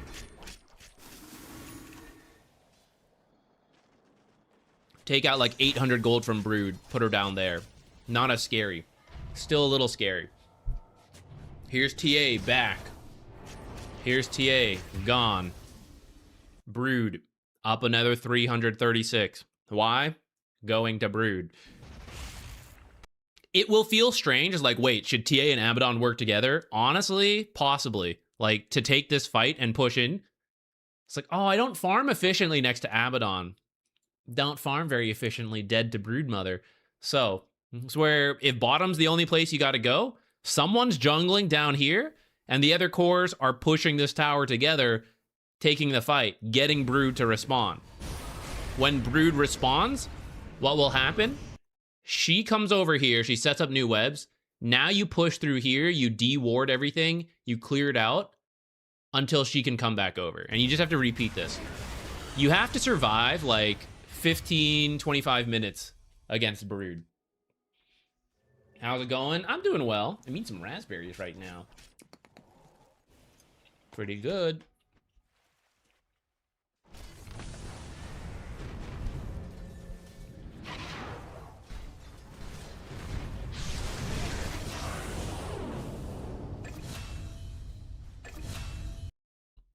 Great. Excellent. Push. They should not have been this close. No! We need this. I know usually it's okay to deny towers. And actually you guys want as many towers as possible. It is a point of rotation, which is very important. When you're trying to avoid certain heroes, the more teleports you have, the better. I would say it's worth leaving it up. Even if they get a little bit more gold for it, hopefully you make use of it in the meantime. Yeah, you see every time TA gets near Brood, she just dies. Because if she doesn't line up the side blades, it's really tough.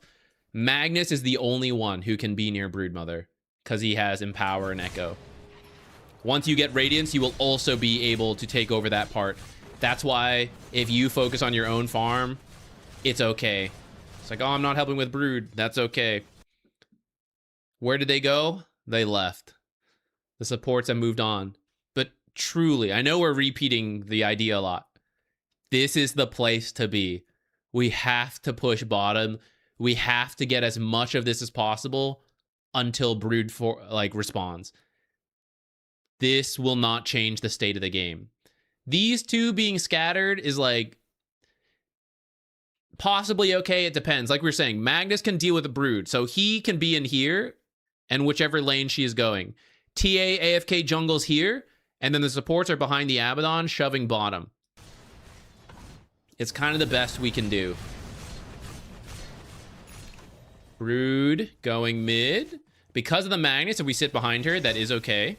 If we can kill her, it's great. You're coming over. I don't want you to, right?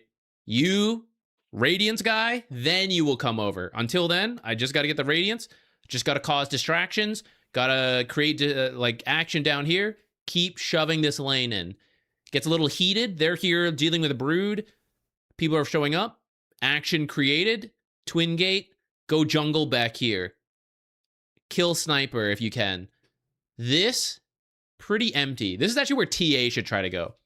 TA should try to sneak over here while you guys deal with all this bullshit. I think Brood's looked back here once. No, she's looking around here. All right. You don't die. Do you guys see how quickly he almost didn't die? You don't die. Oh, you don't do anything to these spiders. And now I will die. This guy, 1 Q, they're almost dead. 1 auto attack, they're dead. That's why Magnus deals with Brood and we do not.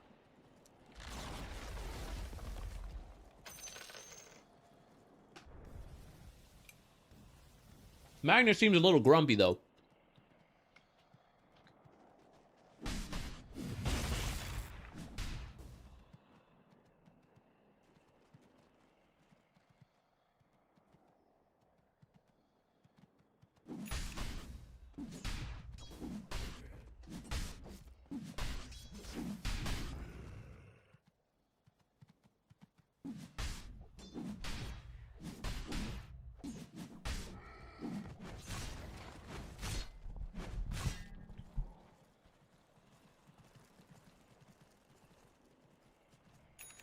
I want to try Dota, but will playing it make me lose respect for teammates and myself? Like Gerbil Lord said, I think it's very much your own mentality that determines this. It can be a toxic game. So can pretty much any online competitive game. Even if you play like traditional sports and stuff. There's kind of toxicity all out there. But online games have a hefty chunk. And if you can handle that well, it's fine. There's a lot of cool things about Dota. If you're proactive in finding the people you want to play with as well. I know a lot of people just solo queue, myself kind of included in that.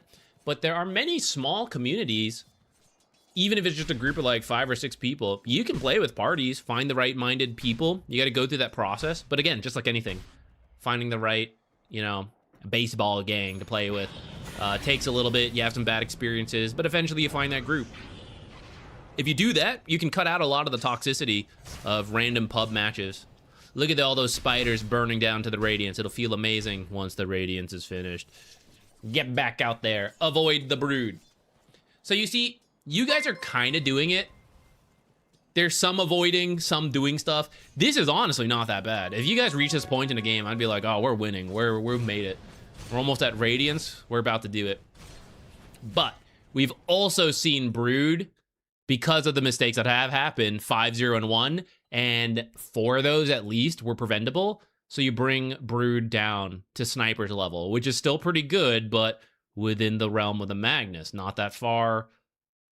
Well, it is getting a little far, but you know what I mean, right? It's getting a little better. When we're not dying to Brood, we're doing things somewhere else. So actually all of your numbers get bumped up a little bit.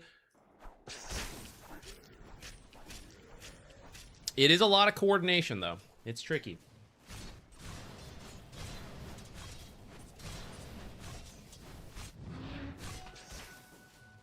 I like Dota, and some of the characters from media I like are in there, like Lena.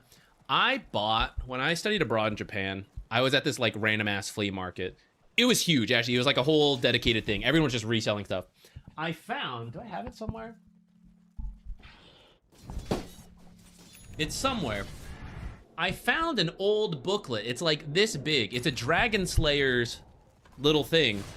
I have no idea what book chapter it is and all that. I've been meaning to read through it one day. I just never got around to it. I think I read the first few pages when I was there. Since Dragon Slayer's inspired Lena, I've always meant to like read it or watch it, or I don't even know like if it had a show. I've always meant to learn a little bit more about it, but I've never gotten to it. Wouldn't it be better to block some of your camps if they got Brood to force her to make very risky plays? You can consider it. The thing is, while you're moving in there, she could kill you. there's a couple issues. One, when you're moving in to do this, she could kill you. The second is, part of the goal is to get her to move. But it's not just so that she moves, is that we go to that side. So like, let's say we block our triangle successfully and we go play bottom. Brood comes in and is like, they block the camps. Well, I'm a core, I'm not allowed to buy sentries, so I'll go bottom now, where they are, and I'll just put my webs there and farm everything. And so we go, oh shit, Brood's here, let's go top now.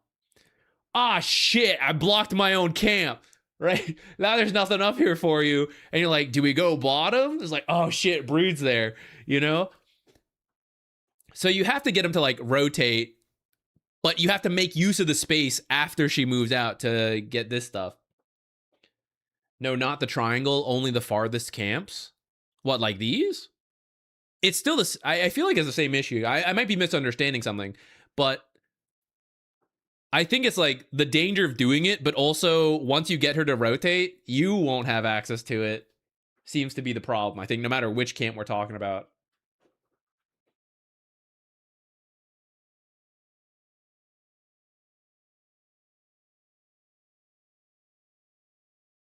It does have a show from like 1995. Oh, maybe I'll check it out if I can find it anywhere. I'm sure it's somewhere.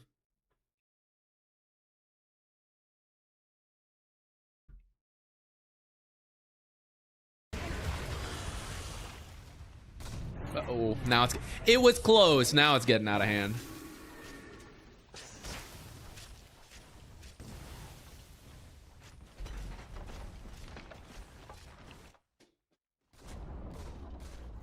I'm having a great time playing Brood this game. Just running around farming.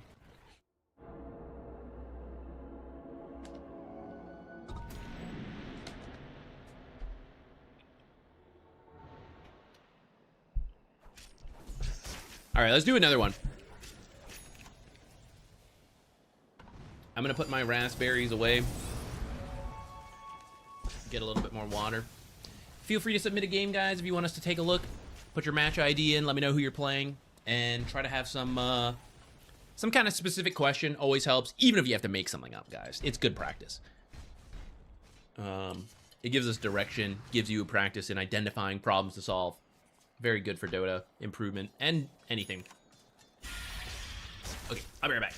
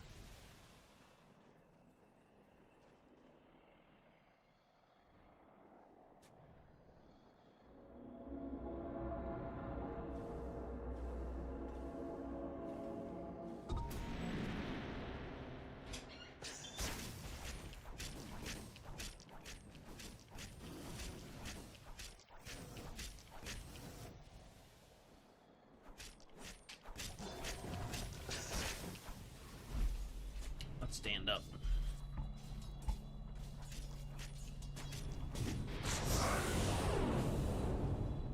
I left just as the Brood died. Looks like they're gonna get her again. Oh. Get her, get her, get her.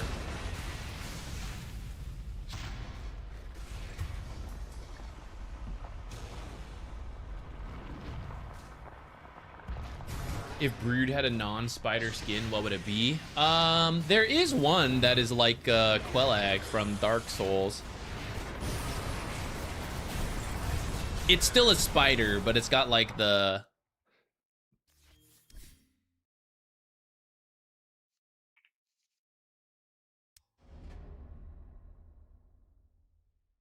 human half. Yeah, here.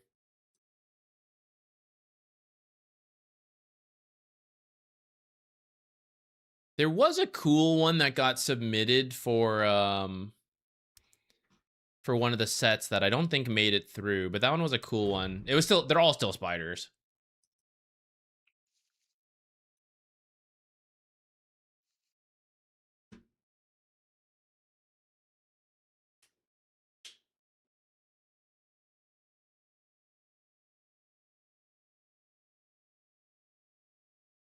If Crystal Maiden gets to be a wolf, some other hero should get to be human.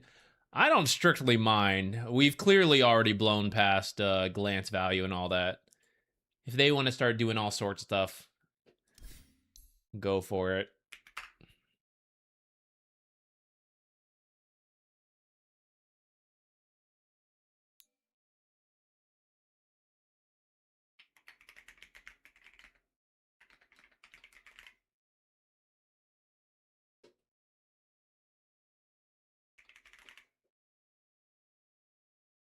I'm coming some of the higher ranks today.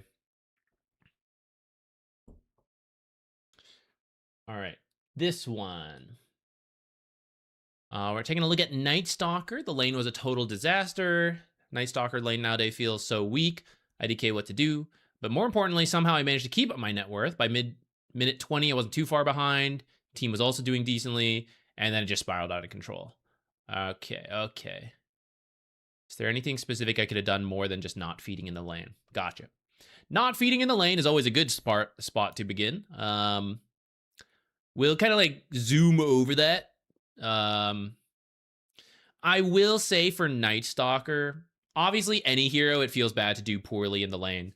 Nightstalker is supposed to be fairly strong early, not like in those first 5 minutes anymore now that you lost Night Rain, but you usually bounce back from that with that first nighttime phase, and you want to be more ahead because you're supposed to be able to find heroes, silence, threaten them, and if you can't do that, the hero loses a lot of power.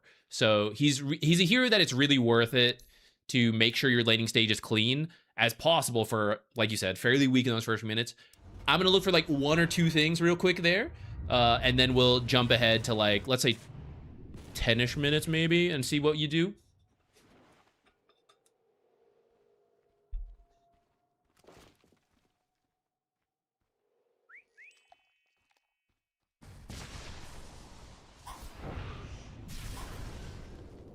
PA Bristle, Magic Stick value. Get our rune, head over. Mainly, I'm just looking for some equilibrium tricks for you, because that's what Nightstalker's early game is all about. Your damage is pretty good, so it's like, when it comes to just hitting creeps, you're not bad. It's just like if you fight heroes, look how sad your vision is, so sad. Let's see, aggro back.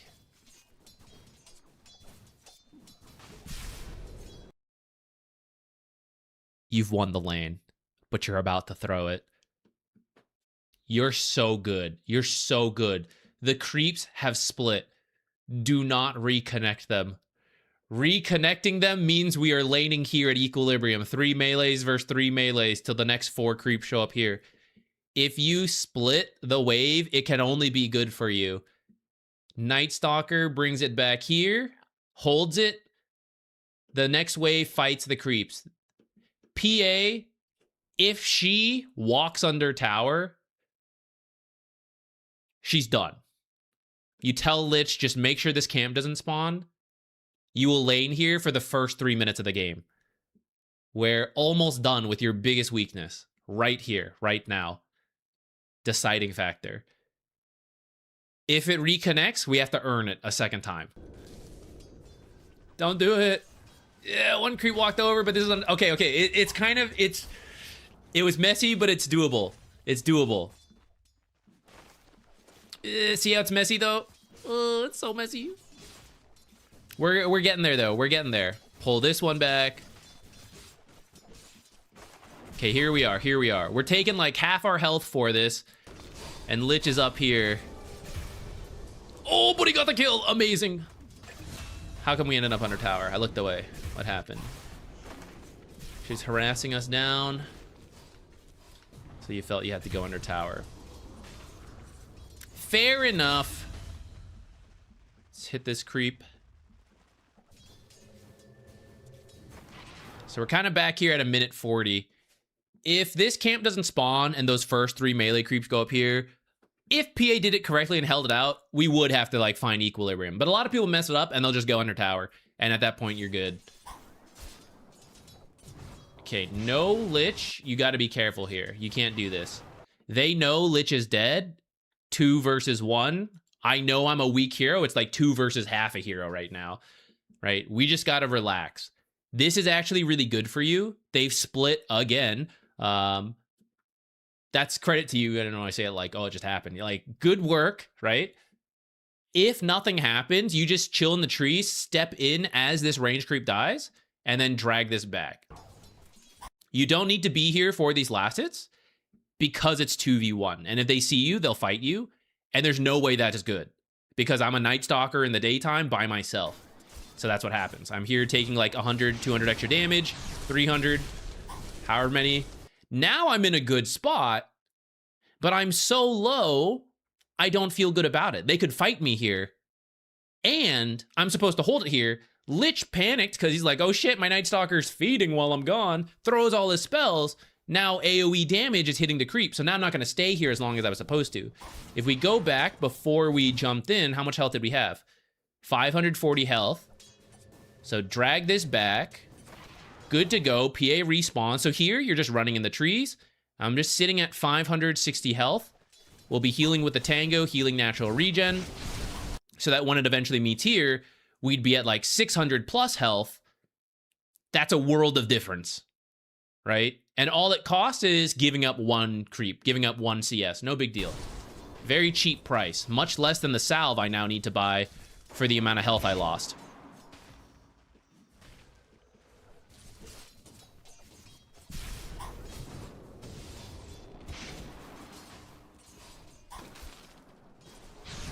Some of this is that Lich is not the strongest position for, but some of this is just like our own equilibrium, right? So here it is in a good spot, but I've got 200 health, so I don't feel good about this.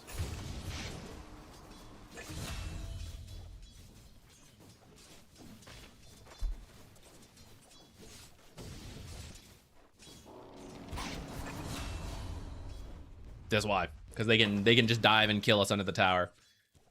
And then here's we'll lose a big chunk. So I'll jump ahead now. But Nightstalker, any weak offlaner, anyone who messes up and you just start off on the, you were supposed to be strong, but you lost a lot of health at the first rune, whatever.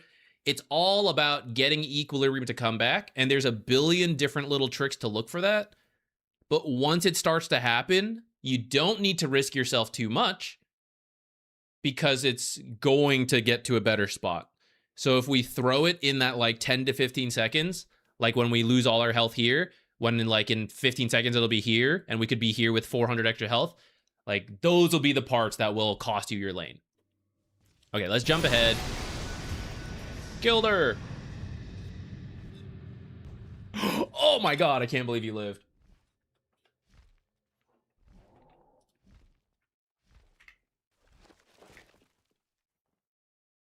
Huskar's in the game. Yeah, it doesn't feel like we outscale, but in the mid game it feels okay, and then late game it could be a win. Let's like zoom through and see what you do. We just used our ult, so we kind of have to chill. It's daytime again, so we're just relaxed farming. Whack, whack, whack.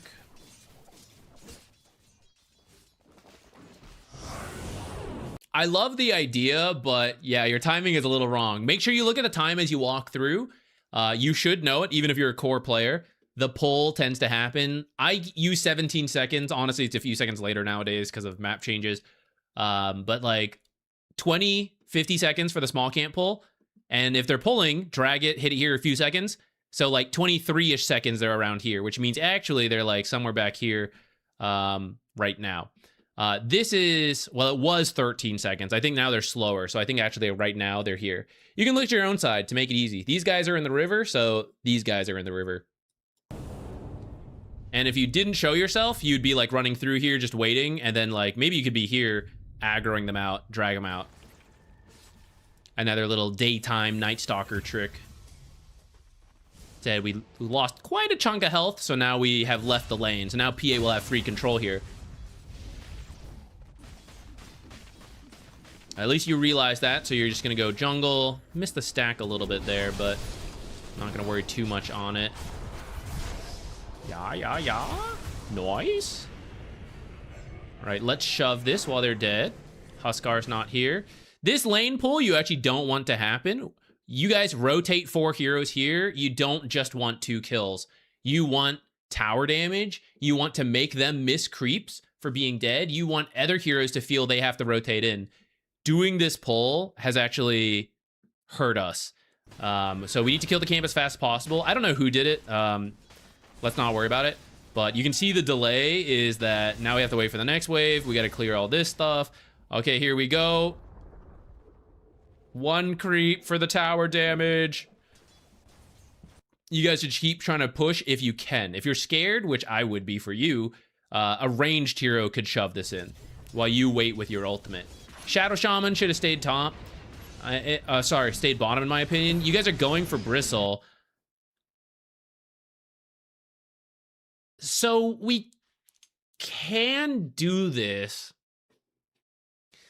Let me think through this.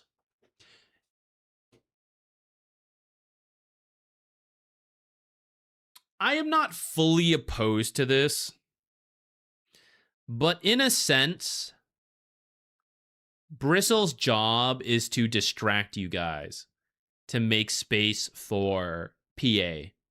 Because Huskar, he also needs to farm a little bit right now. Bristle's job is to cause chaos.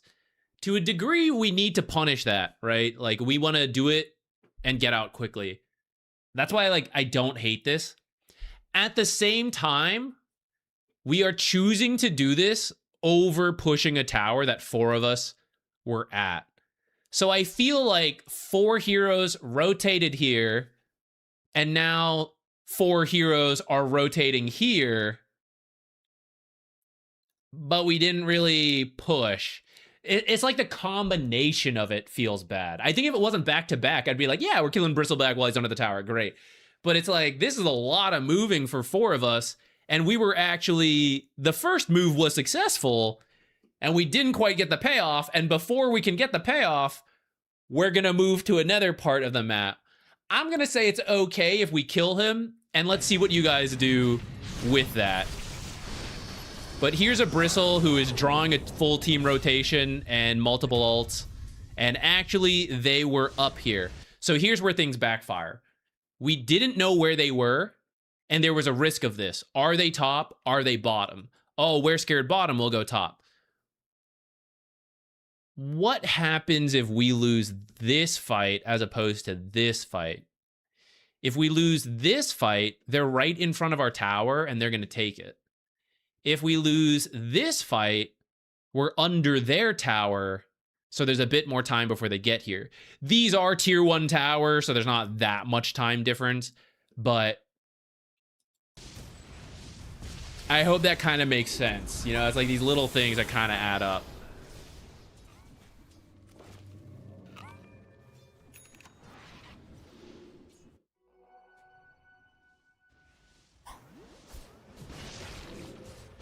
Oh my god. Lucky.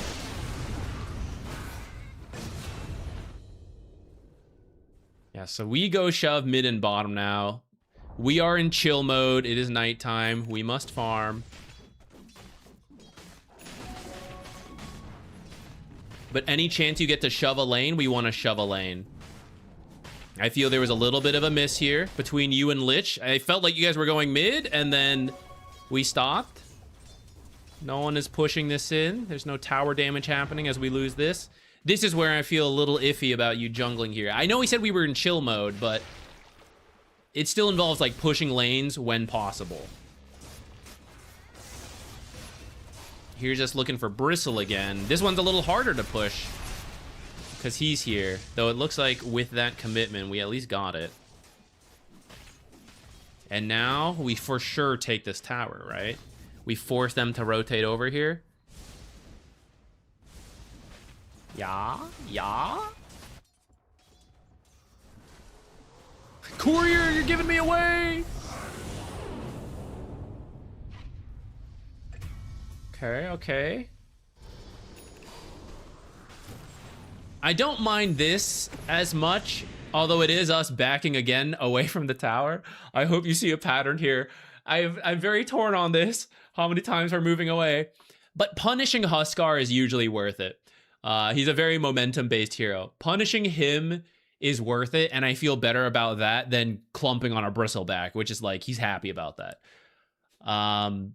But once again, I hope off of this, some building needs to take some damage here, or at least kill a bunch of heroes, which one more silencer kill kind of is. Aw, nice try. You could have probably saved your Q for that exact specific situation. She actually couldn't have jumped anything quite yet, if we look back at that. You have silence coming up. The only way she gets out is if she blinks away. You're way faster than her, though. So if she blinks to a creep, it's no good. She has to blink to a hero. You can actually see there are no heroes nearby. So you can just hold the mini stun until she starts teleporting. Or she reaches a point where she will die to the mini stun. You're level 10, she's level 8, she's lost health. She's not going to outfight you here without insane RNG crits. You'll be good to go till they show up. Good on PA. She, like, as soon as you did it, she realized and she TP'd out. And we need to do the reverse. We know what she's looking for so that we can save it. So that could have been one more PA kill for you. I am glad to see you guys take this mid tower at least after this, though. We'll be a little more careful with Dark Ascension down, but it is nighttime, so I don't want to see you guys get super passive.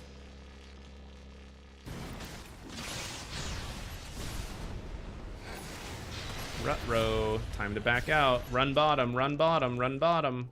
Go bottom. This is the jungle, sir. So why am I saying run bottom? Let's look at the map. Okay, we thought we could get a Bristle, but they ended up being in the area. They show up, they have the blink. Aw, man, we're losing this fight now. We used our ultimates, they're killing us. So what can they do with this? They can take mid. Oh, wait, mid's gone. Top's gone. So what are their choices? Roche, if they want to go for an early Roche, or this tower, the last one. But first they have to finish the fight. To take this tower, they will need creeps. They actually probably are strong enough to just tank it with a Huskar and a Bristle, but they probably won't. They want the creeps. So as we abandon this fight, I want to make sure they can't get anything out of this fight. If they go for a tier 2, no way. Top tier 2, no way. This is the one objective that they can do besides like Roche. If I push this out while they are busy killing the rest of the heroes, we're good, right? We're only losing the heroes. If I delay here, right now, why can I go do this if I know they want to come here? Because they're here. And if I'm running here first, I can do this and then run away by the time they get there. Anything that delays me, whether it's farming a camp or like, what do I do? Go this way, go that way, whatever, right? Now they are here to kill me as I push out this tower, which let's see if that actually ends up happening. Wind Ranger's gone mid. Maybe it won't happen. Looks like you will safely push this out. But I think that's something they should have looked for. I think they should have looked bottom off that fight. If there was like a really coordinated game. I know this is a pub. But for you, by pushing bottom, you will beat good coordinated teams. And it will be good to do versus bad teams anyways, because you'll push this bottom tower and you'll get some damage in.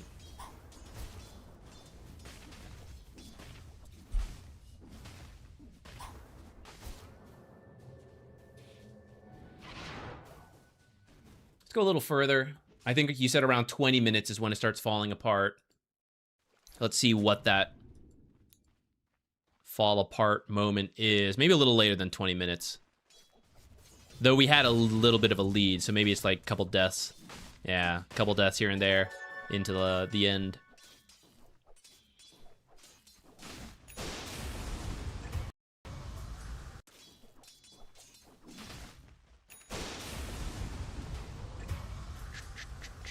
So you're good to take this tower, and then we got to relax a little. Not sure where Huskar is. So you guys are looking at PA, but the ult showed you Huskar's down here. This could be scary.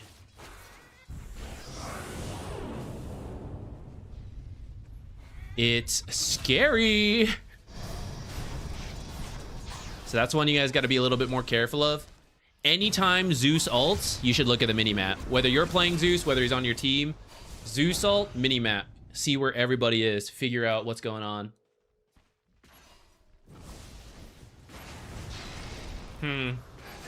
Oh man, you saw that too. Maybe you guys were thinking about fighting him, but backfired.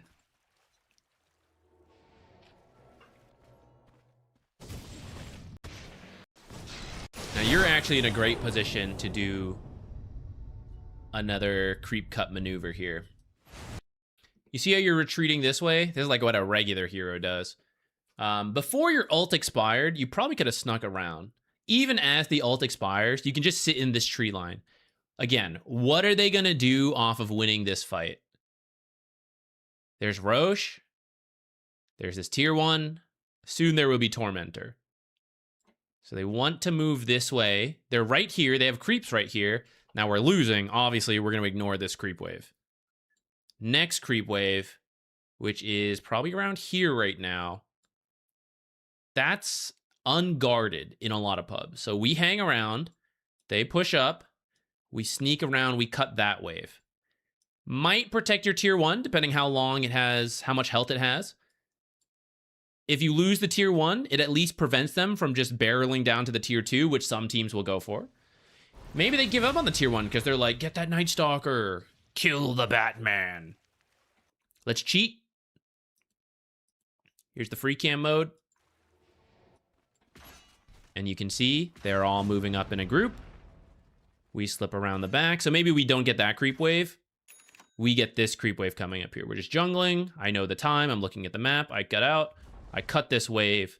Maybe my tower. Let's pretend it had lived a little longer, right? It's at that moment where they go, oh, did we go back and kill Nightstalker? Do we finish this tower, then get out? Like, what are we doing? Cause some chaos.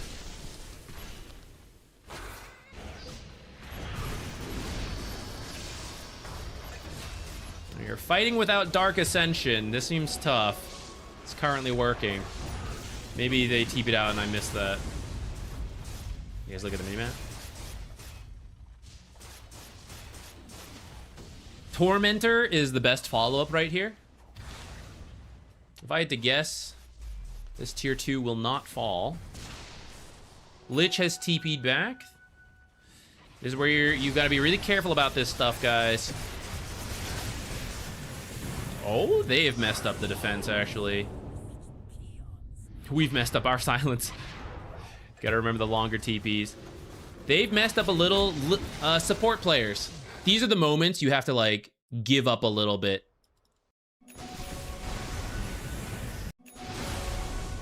Where is it? We got 5 heroes pushing bottom. I don't think it's the best play, but it's happening. Then we go, oh, shit. Not 3 creeps. I can't lose 3 creeps. And we TP home. But what you can lose now are 4 heroes up here who are pushing up to a tier 2 as people are respawning. Now, they kind of botched it. They went a little early. They didn't have all the heroes. So it ended up mostly working out for our team. But you can see the danger. And 3 creeps, just not going to cut it. Oh, 7 creeps, not going to cut it. This is a big deciding moment that you just got to, like, let things die. Like, oh no, we've lost the game. Not 500 damage on my tier 2 tower. right? The towers can take a little bit of a beating. They can manage themselves a bit.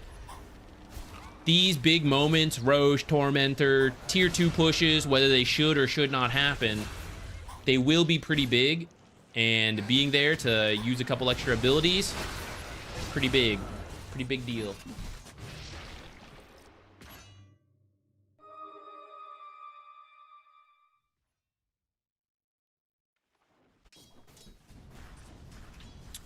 Okay, let's start collecting some new match IDs if anyone wants a review. Match ID, who you're playing, any specific questions. We'll look for like one more case of like what Nightstalker can do as this game's falling apart here. I am a little confused about the identity of Halberd right now.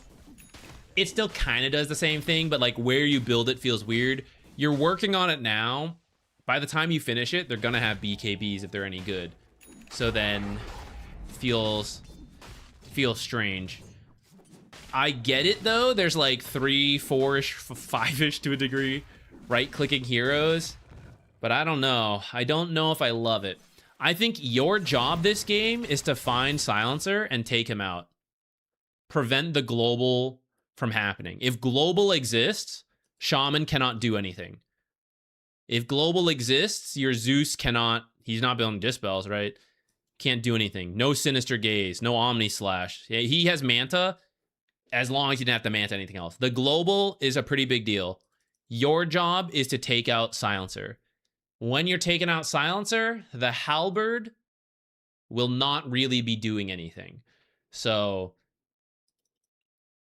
BKB or Nullifier, I want to say, would be good here. Harpoon, potentially. So this guy tries to 4-staff away, you like Harpoon him back. That could also work. But to me, whatever item you think will help you deal with Silencer is your #1 job.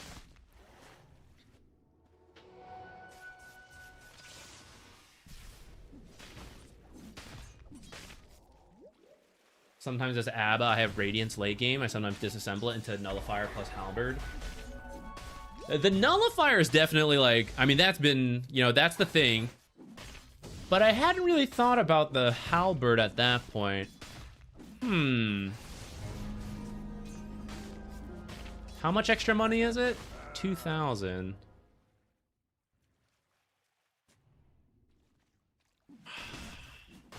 Feels a little strange to get that late. At the same time, having to BKB for it is pretty annoying. I guess if they have a strong dispel, they don't need to, but many games don't. Huh. That's, yeah. I'm maybe open to it depending on the game, as long as they have the right click type heroes.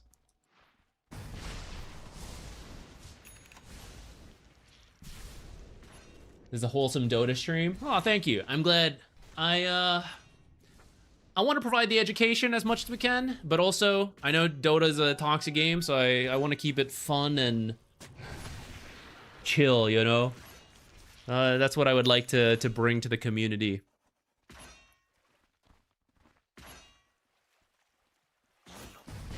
Unsure if it's good, still experimenting with it. A bit niche, but it's the only time I build Halberd. Kind of makes sense to me. I like the train of thought. Okay. Immediately bit the first target we saw. I got distracted by what was we were talking about. Let me jump back 1 minute. Let's talk through this smoke. They have the Roche onto PA. Our wards are like here, here, and here. You know, we like don't see anything to act on. What about creeps? Well, bottom was pushed in. That's letting us know about Huskar. Mid and top are not really pushed in. Someone should be dealing with top right now. I know Bristle and Huskar are here. PA's here. So the 3 cores are right here. Where do we think the supports are, if we were to guess? The supports are going to be near the cores, especially after Roshan recently got done. They could maybe be pushing out top, but this is their half of the map, so they could just TP back.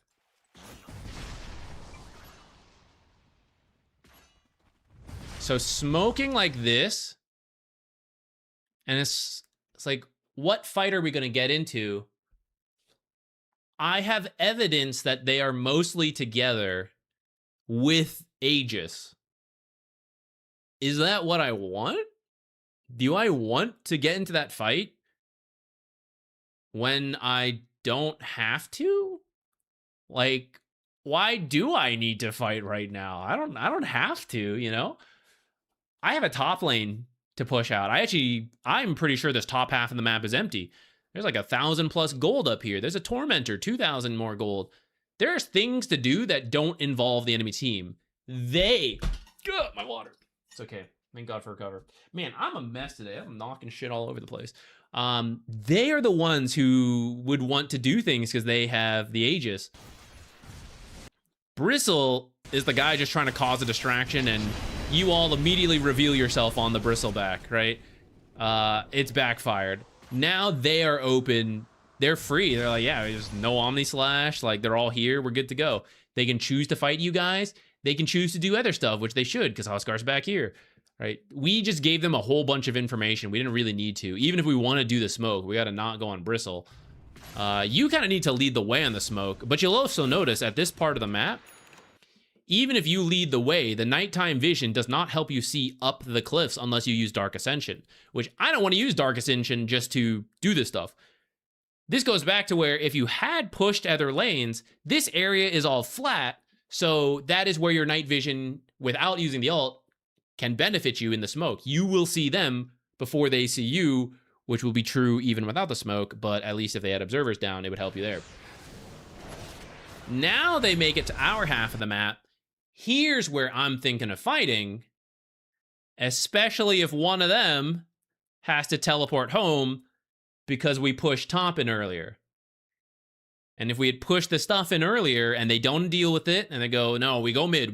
They get here, we have a choice. Do we fight? If we don't, we can just trade tier 2s. What's the big deal? Let them have it. They have Aegis and we're trading tier 2s. Maybe we're chipping high ground, right? Some of them will feel they need to go back.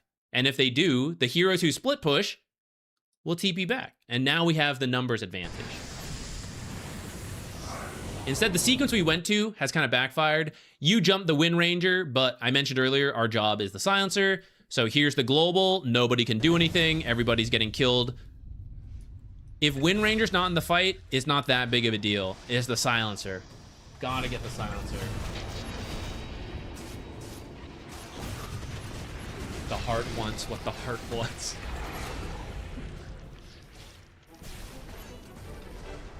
Now they've won a fight right in front of our tower, right in front of our high ground. So you can go from this to this.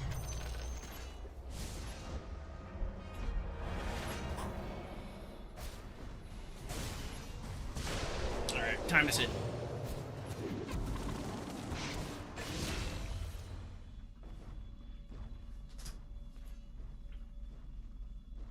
Does anyone want to review? No one actually put one in since I popped this thing up. Unless I missed it. Did I?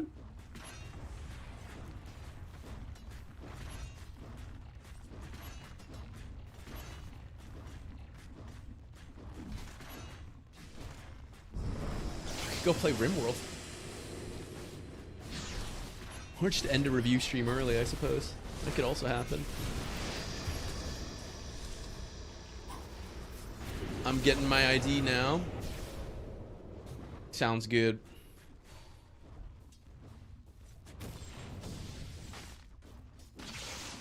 I didn't know Kez had this emote. That's pretty funny.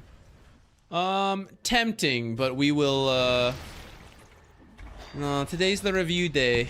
I gotta...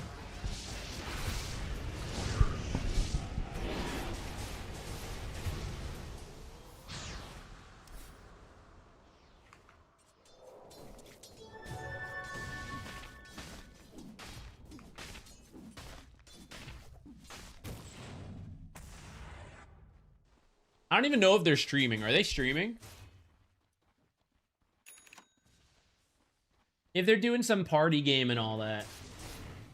Oh, Slacks is streaming.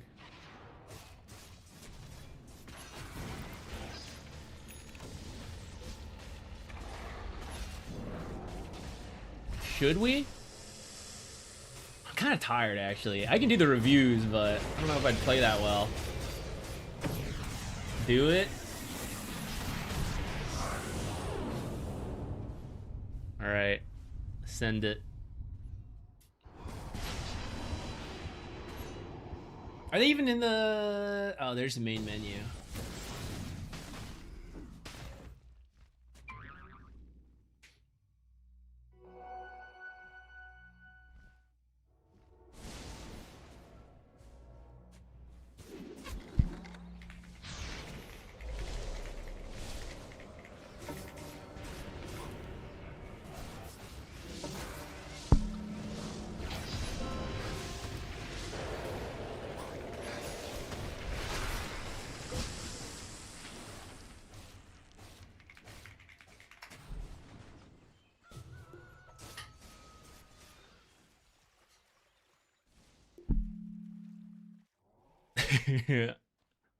All right, everyone's streaming. It's fine. It's fine.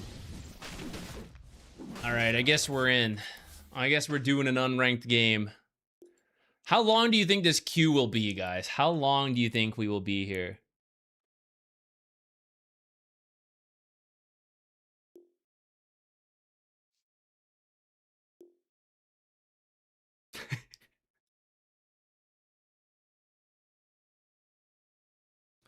Why would Slacks do this? Oops, that's not what I meant. Let me, Oh shit, this is faster than I thought it would be. Oh shit, guys.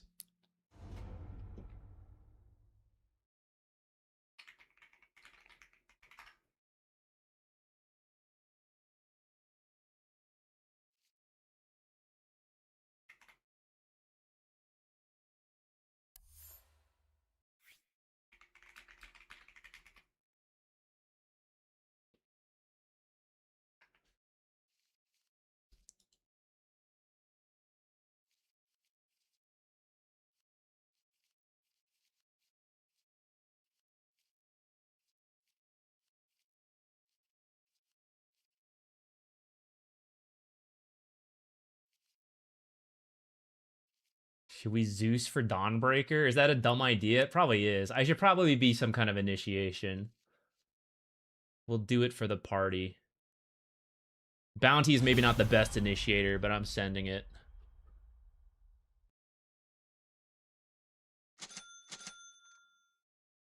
Let's see what we queue into.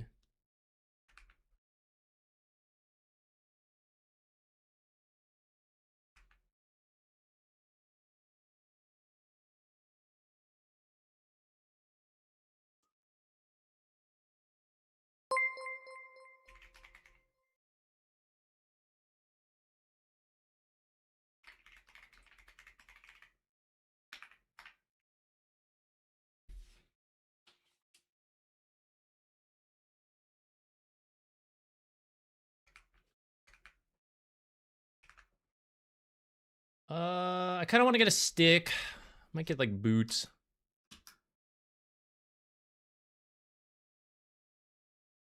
Should courier snipe?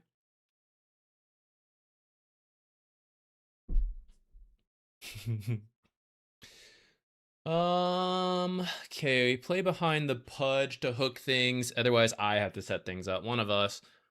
Force staff's good except for the chrono, which is a pain. Can help build auras too. Or could if we have like an amazing game. But I think we'll just chill behind. We'll just try to set things up for Pudge, really. The Pudge hooks.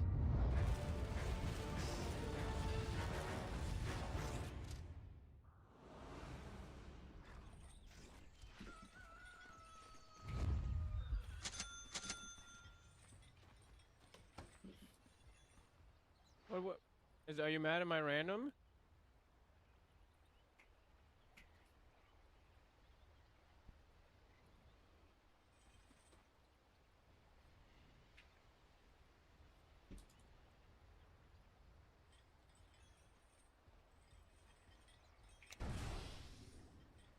Let's go find people. I kind of wish I had one of the observers. Are we getting freebies now? Might be all of them.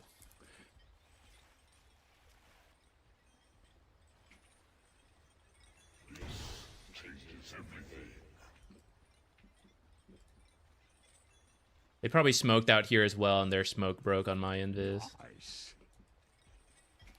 Maybe I shouldn't have gone so fast forward. I'm not used to the party game. They could have tryharded too. My pubs, they never would have done that.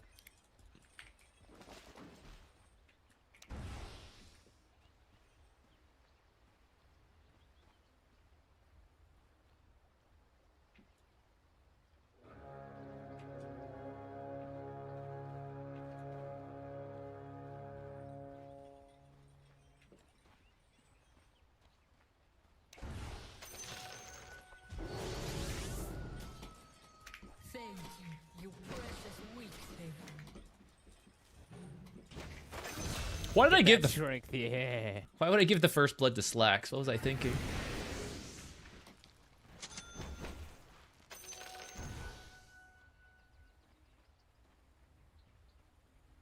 Why would I do this? See if I can get a courier before I head bottom.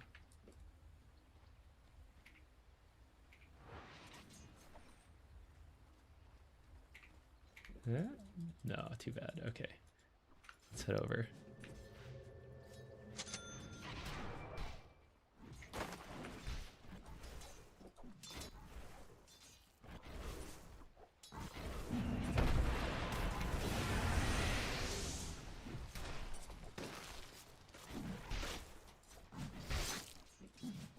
Support void.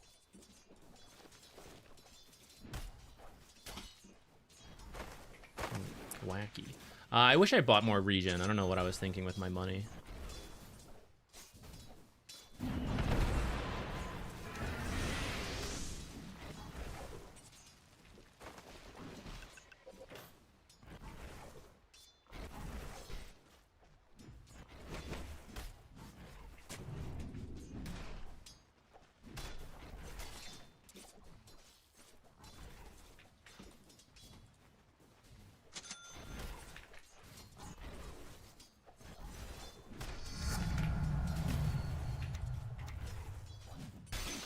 Give your money. We have another sentry down. Okay.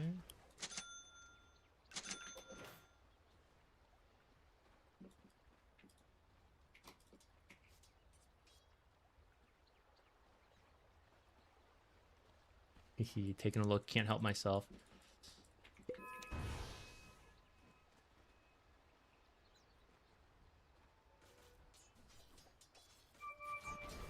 Maybe you could die soon. We could try. They do have a sentry down.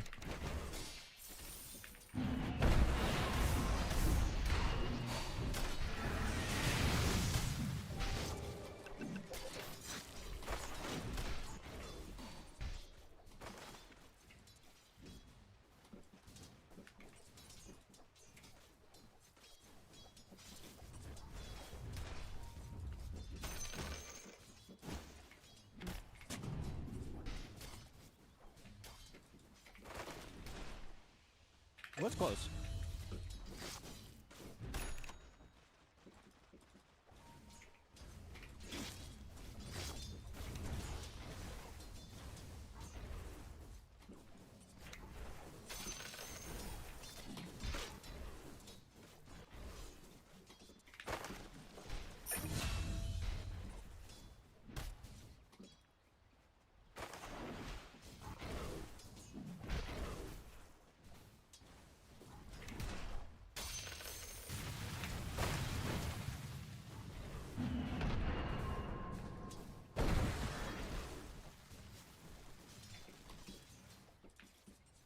Yeah, we're strong. I have passive.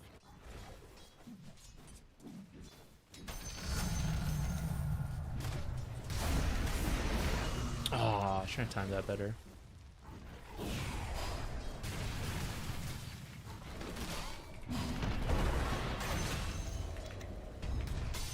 Ah!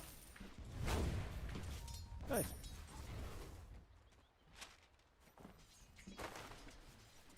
It's always funny to me that you can hear him dropping items to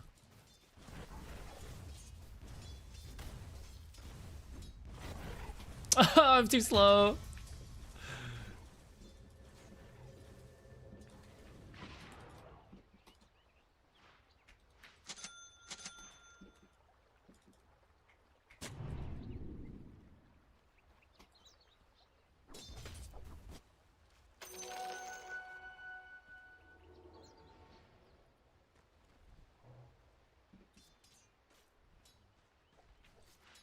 Get boots.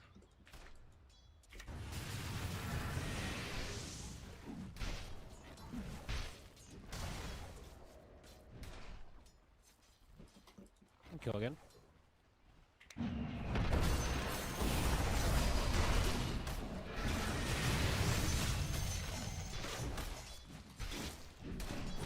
Aw. What's happening mid?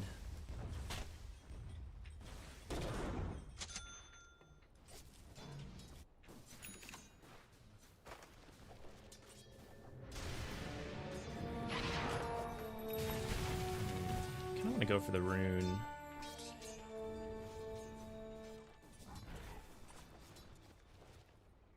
Pretty fast. I'm gonna poke him in the lane and then run over to the rune.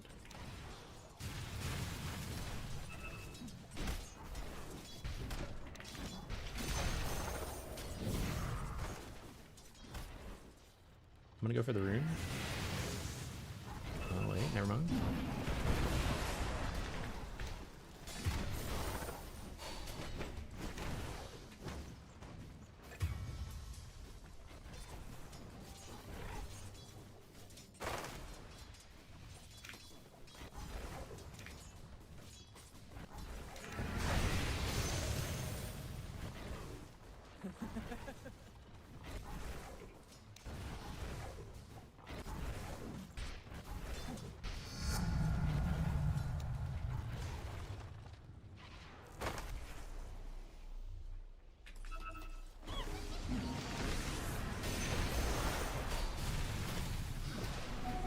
Sneaky witch doctor rotation.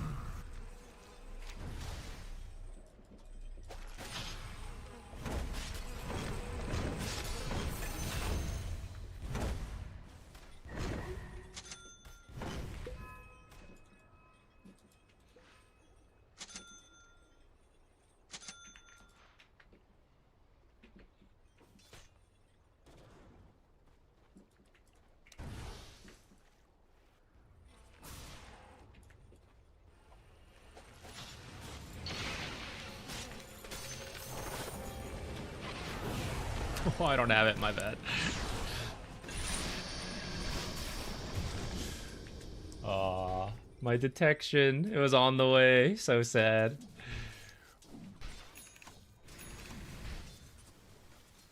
GG.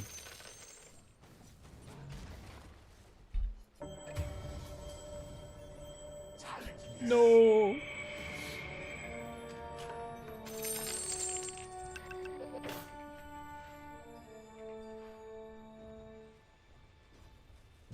Probably can't do much to that guy.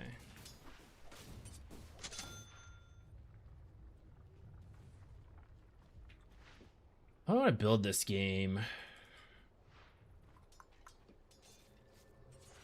I kind of try the new essence distiller. I'm gonna get the urn and let's think about this.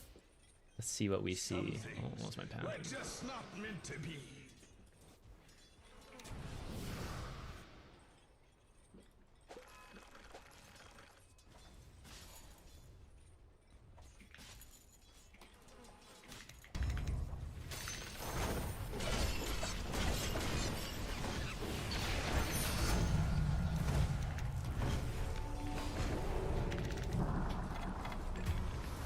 Damn, I didn't think Geeks would come over.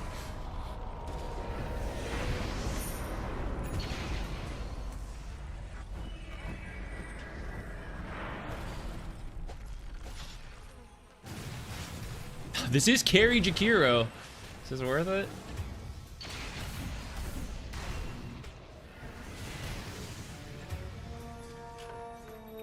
No.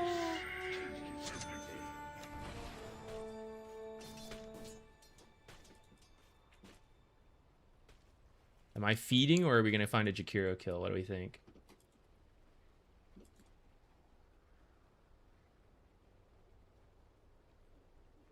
Guess it's feeding.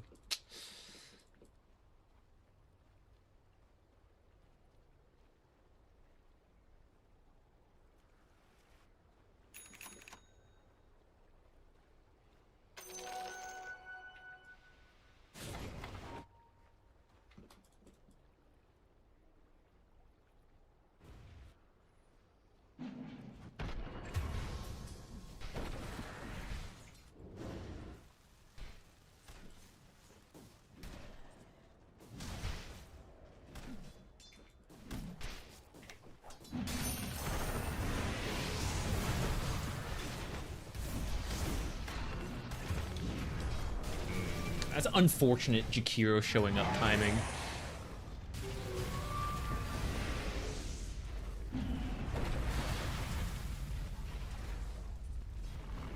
I said I had to play behind Pudge, and I haven't done much to help.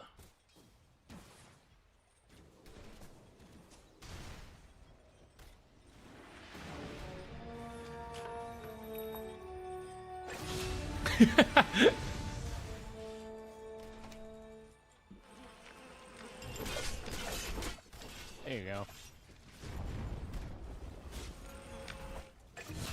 SVG carry us, let's go.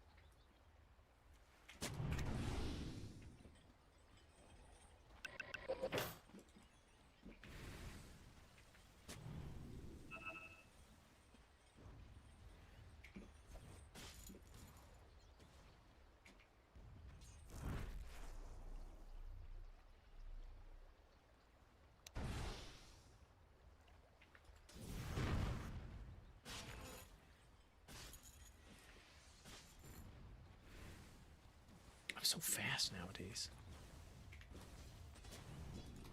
Nyx is over here. Maybe the Phoenix. Oh, they see me.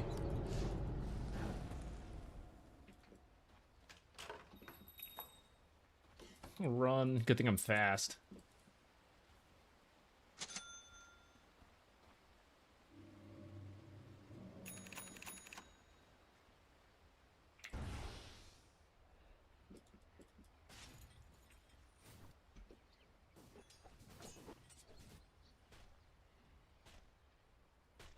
Sentry in there. How am I still not level 6? What am I doing? Moving around too much.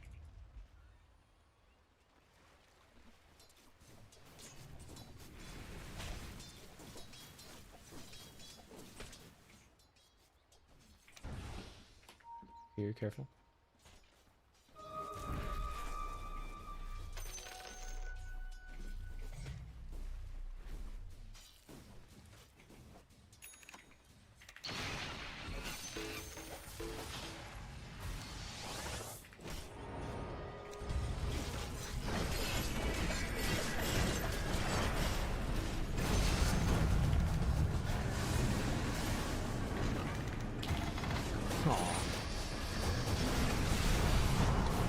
Oh, the combo. Oh, shit.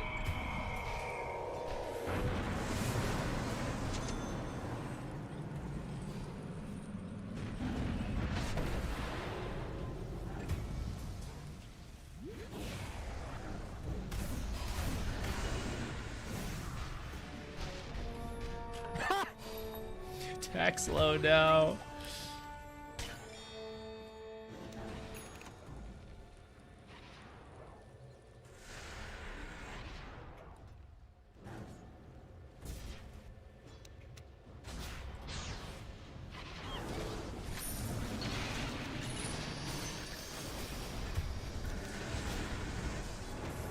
Uh-oh. There's an egg. Kill the fucking Phoenix.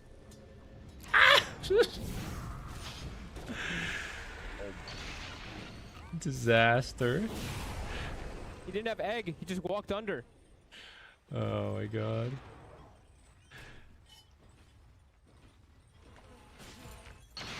I wanted to get Essence Distiller. I think I gotta do the pipe.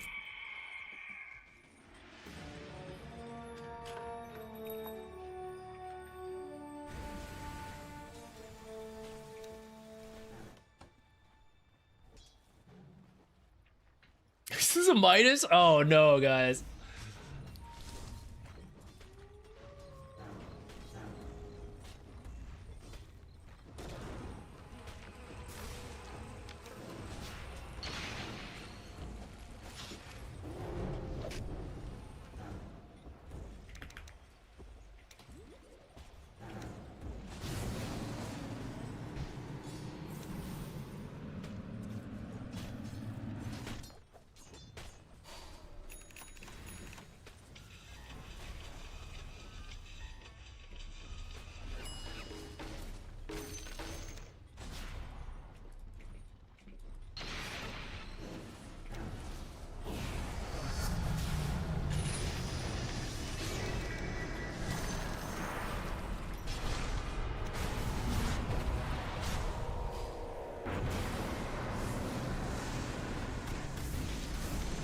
Freaking Nyx. I did not expect him to be over there. They're winning the rest of the fight? Okay, okay. Grab his nuts!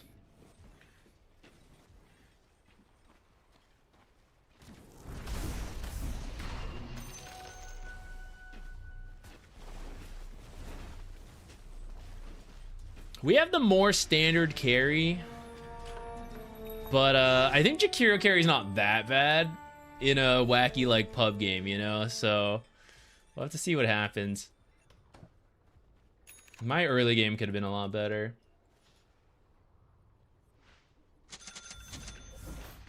We gotta buy these guys.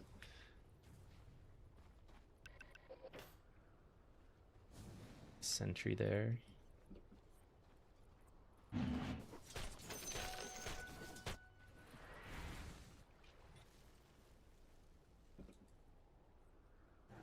Oh, there's so much money here in Lotuses.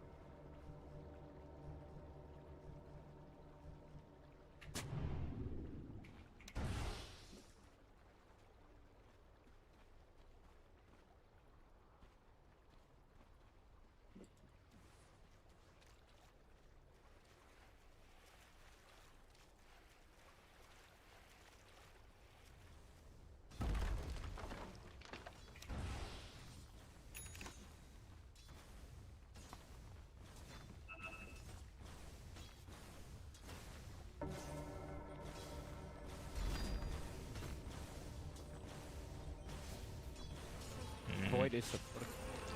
Can we kill the bottom?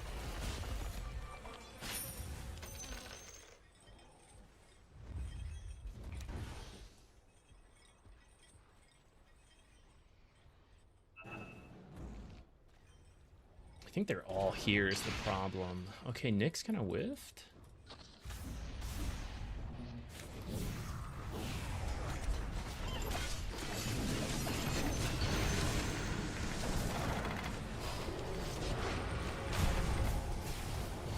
They wasted a bunch there.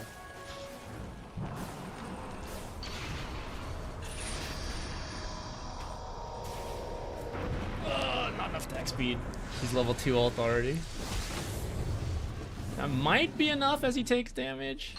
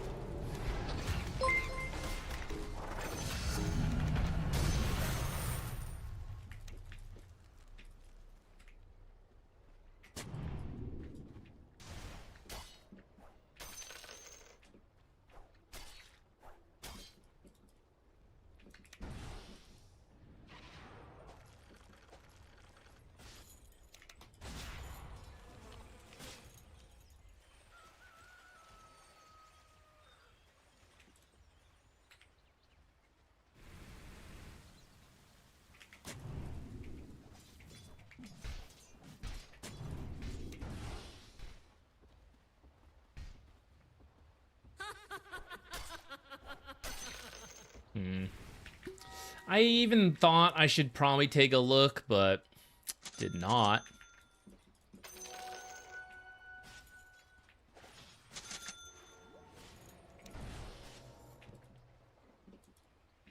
See if we can steal their 21-minute shrine, guys.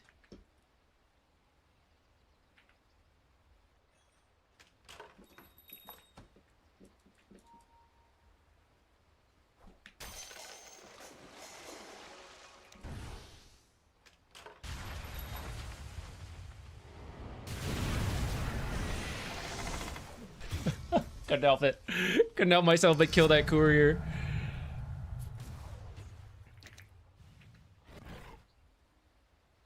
I figured I wasn't gonna do the shrine because I saw them, so I left. But Help me! There you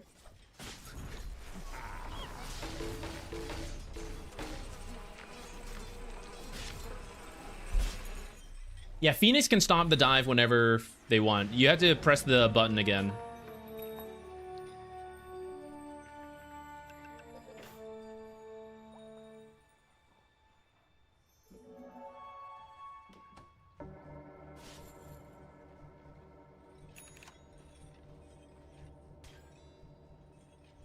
Give this Lotus over to someone.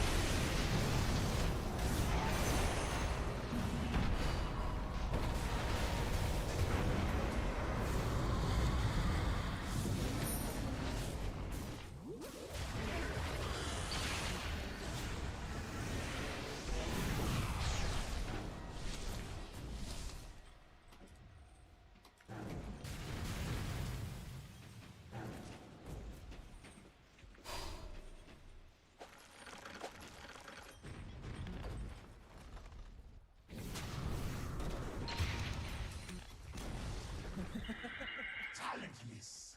Talentless.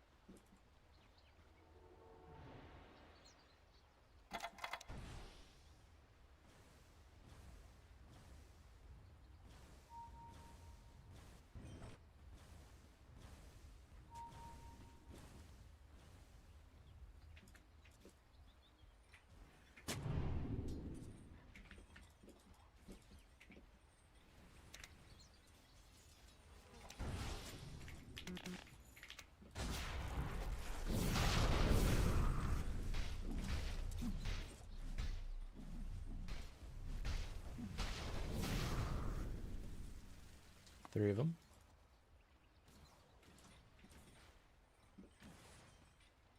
easy.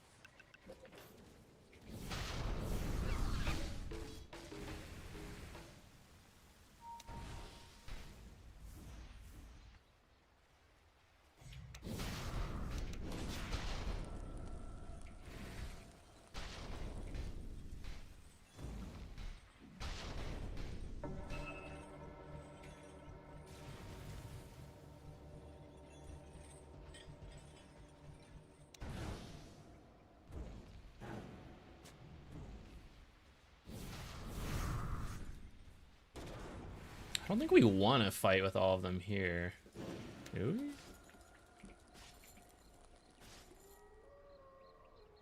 I don't think we need to fight here, right?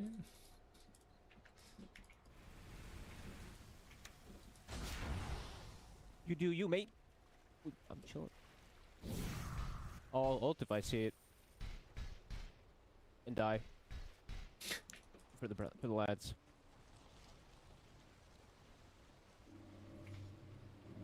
They do all have Midases, so maybe delaying's no good, but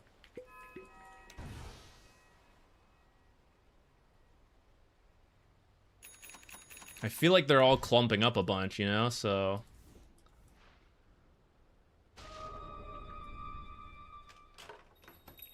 go steal some farm here. Sad. And they're sitting mid. I think they're heading bot.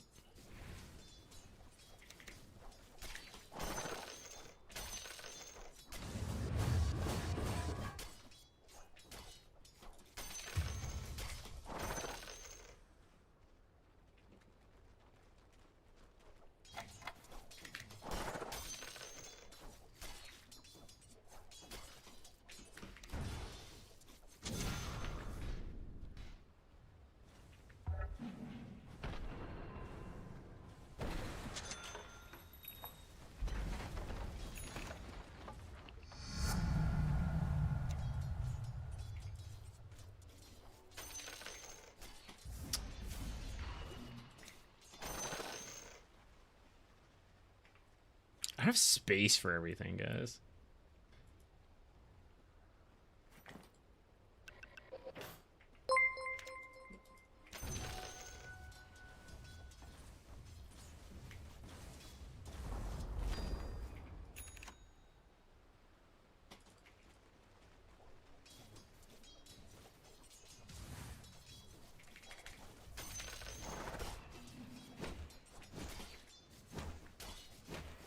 Oh my god. The damage for it.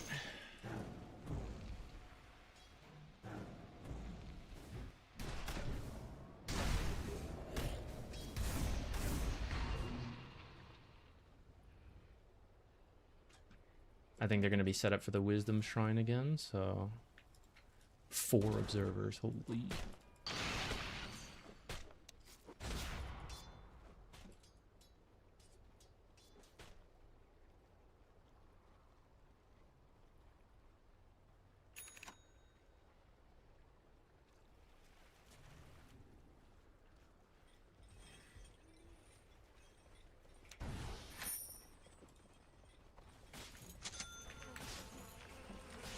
They're coming over to fight.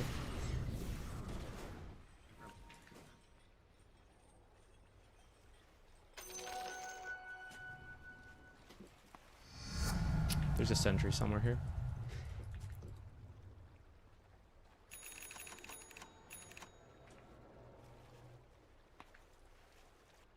We didn't even do Tormentor, guys. I got totally distracted.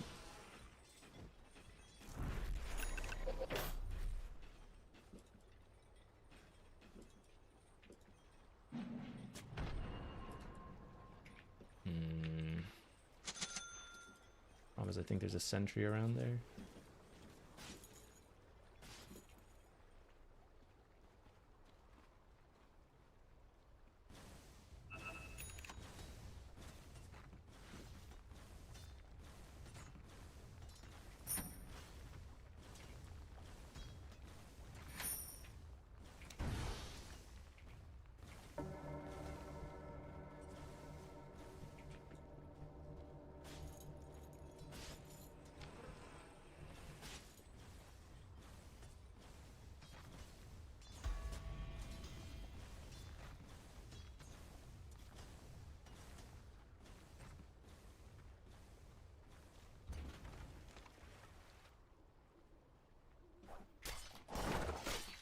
Greedy enchantment, no damage.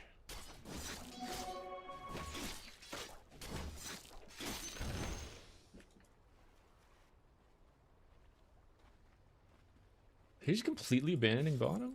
No one's coming in here? Ever?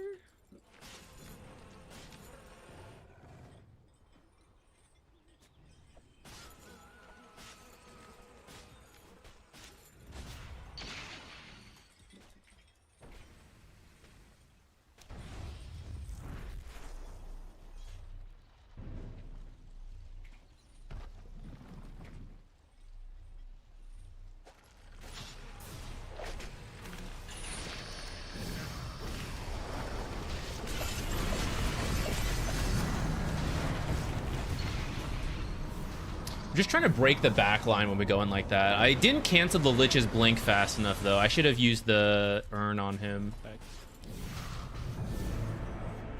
Ooh, easy. Back it up.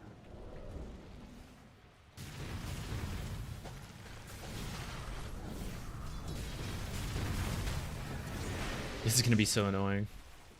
No Dispel, though. Maybe I can get like a late... I've ulting 20. Late Orchid might be good. Should I do that instead of Essence? I really want this Essence Distiller, though. Nah, probably doesn't mean as much. I did the Orchid.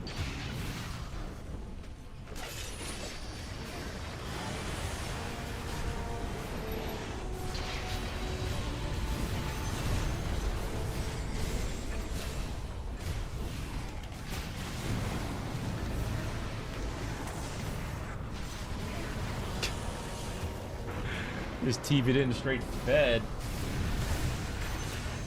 Oh my god.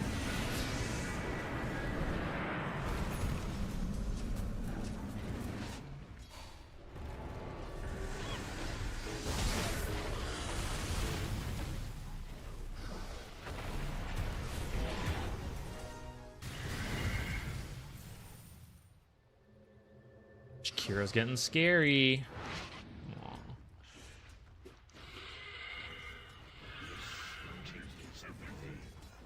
Aw, damn. Looks like we hit double BKB though.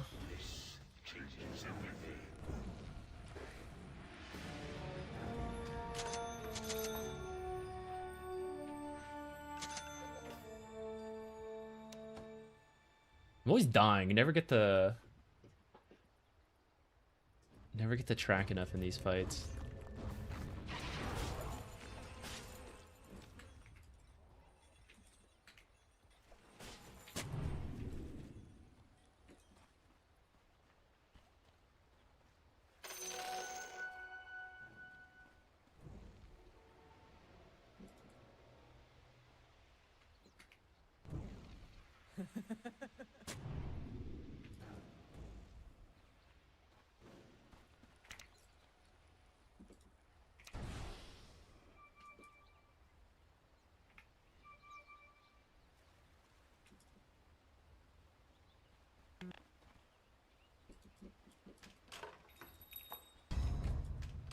No, I couldn't get it.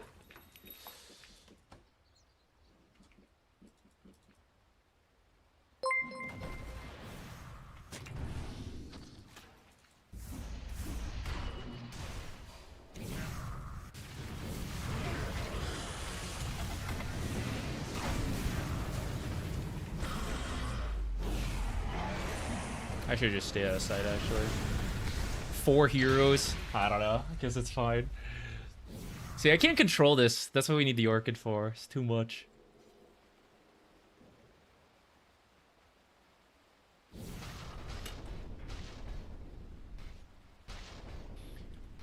My hope, and I think this is somewhat copium, but my hope is that we are the one dying a lot, which means I think the rest is a bit more open. Just to, like, farm this BKB and such.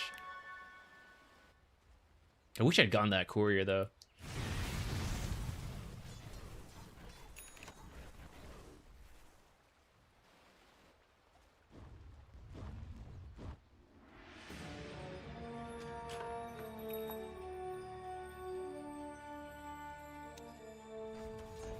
I just track them as they walk out. He hurts.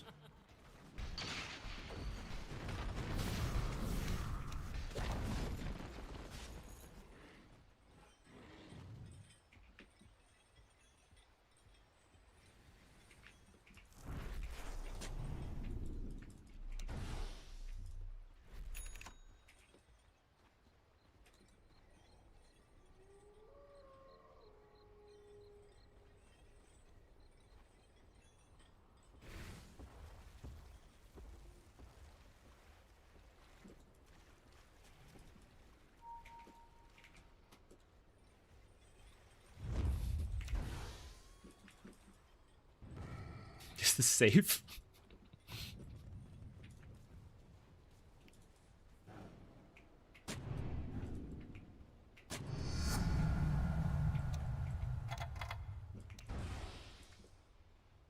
Are they rushing? Bro?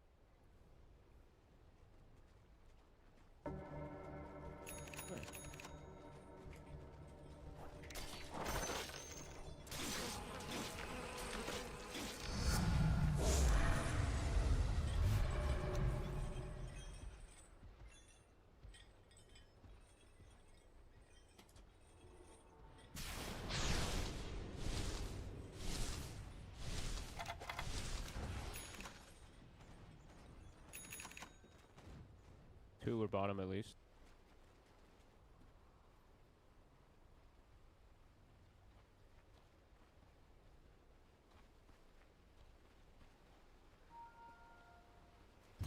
Nyx was on top of me.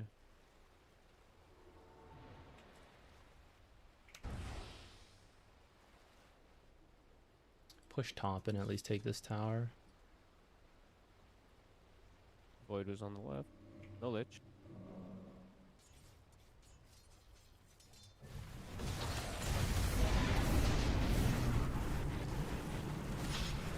Go.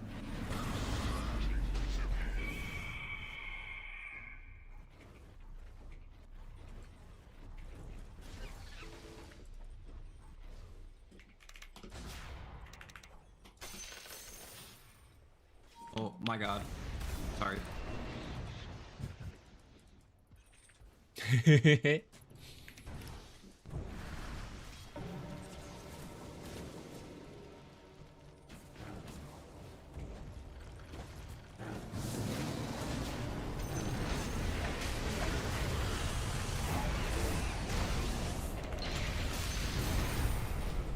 Oh my god, what a chrono. Nice kill.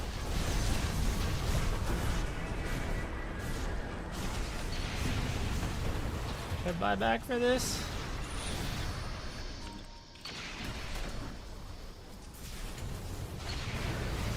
I don't have my TP, dumb buyback. I should have done it sooner if I was going to.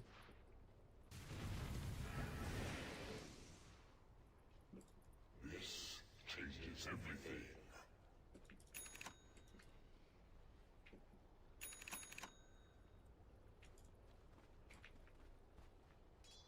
Jakiro carry is scary.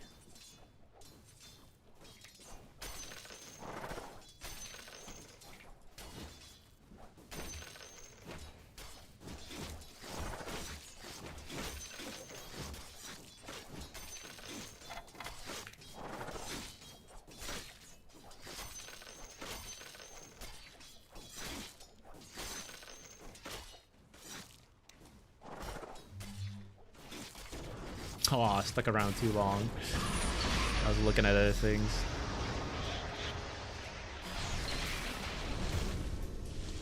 I'm feeding this game, guys.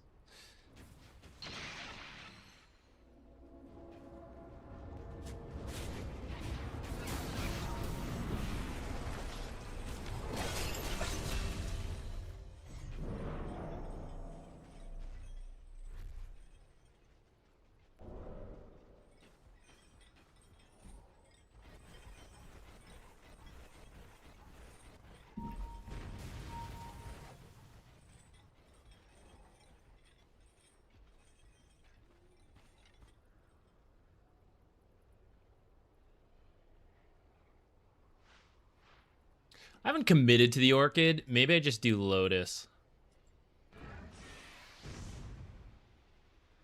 There's two people with Yules at this point. There's an Aeon. He's got Manta. Does seem like Control could still be pretty good, but... what is even the item here, guys? Can I do something cool with Enchanter's Bauble? Can we get, like, limitless night vision? Is that stupid?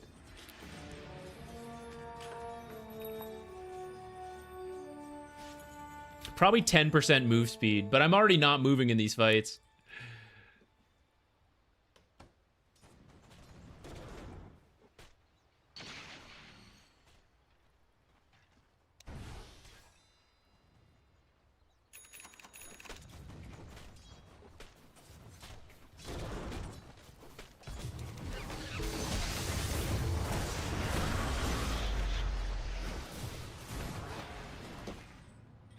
What the?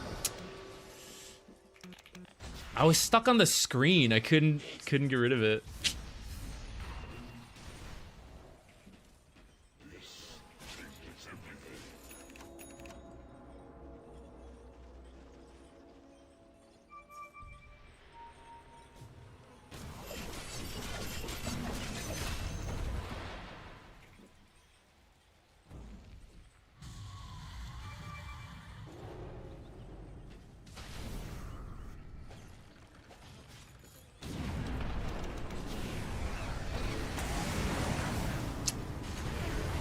Like a fool.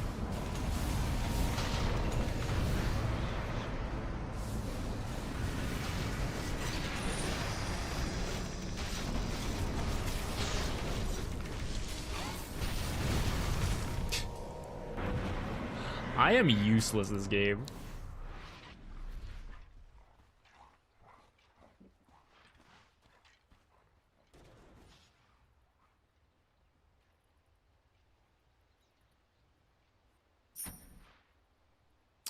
Is this actually useful though?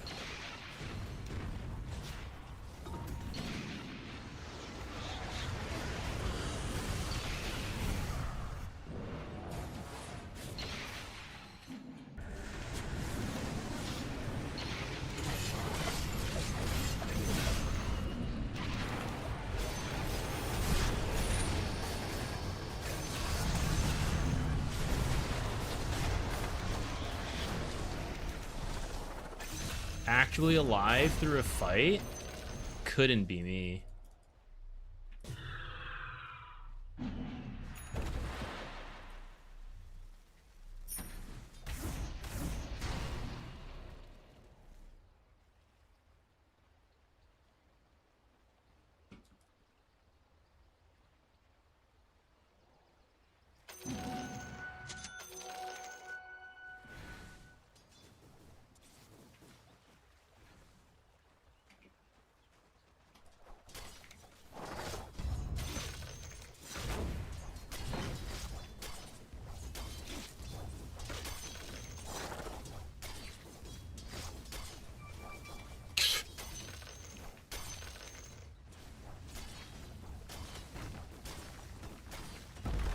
I get soul killed by a Jakiro.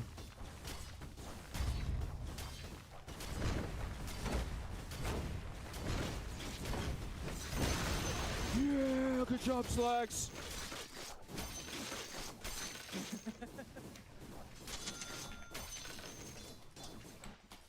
Hello?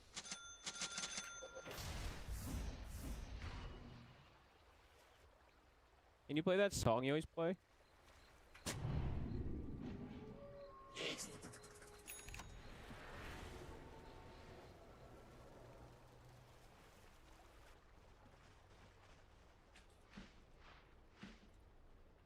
Okay, we're gonna go for the wildest build ever. Hex Wind Waker.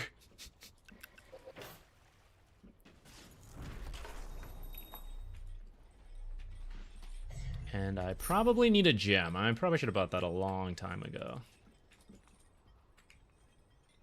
I was feeding so much. Should need buyback next. Yeah, running a train on him. 5 heroes, it looked like.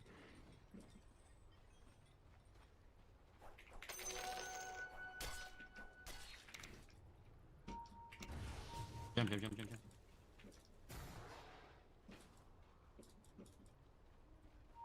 Oh, he clipped it. Was that in there the whole time? We missed that? I guess so.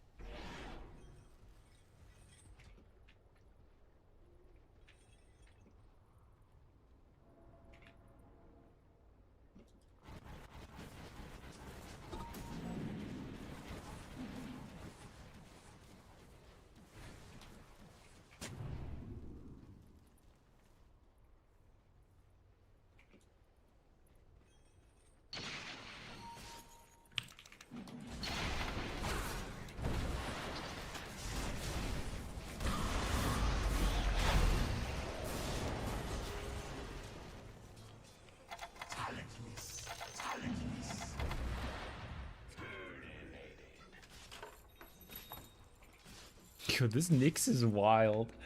How can we never kill him? Scuttle, man. Too good.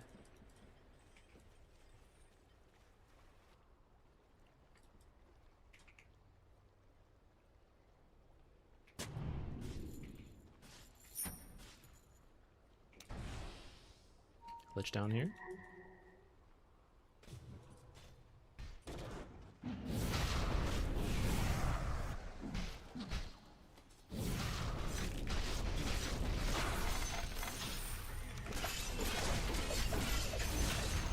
Courier. Courier.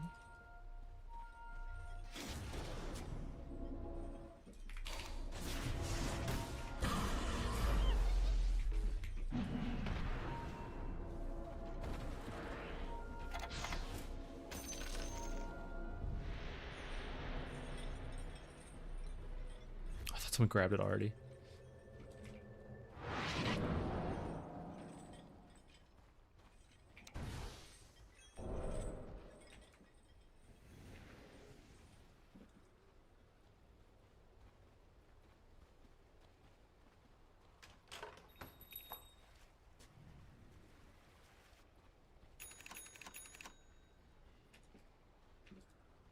Minesweeper.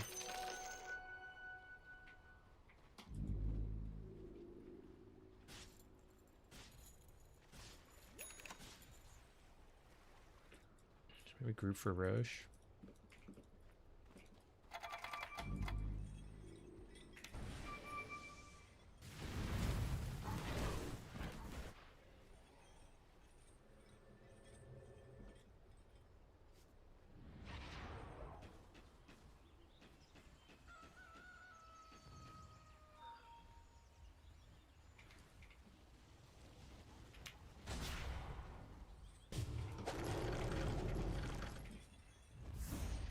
I actually didn't realize he was in range. I could have been there for like the hex into the stun.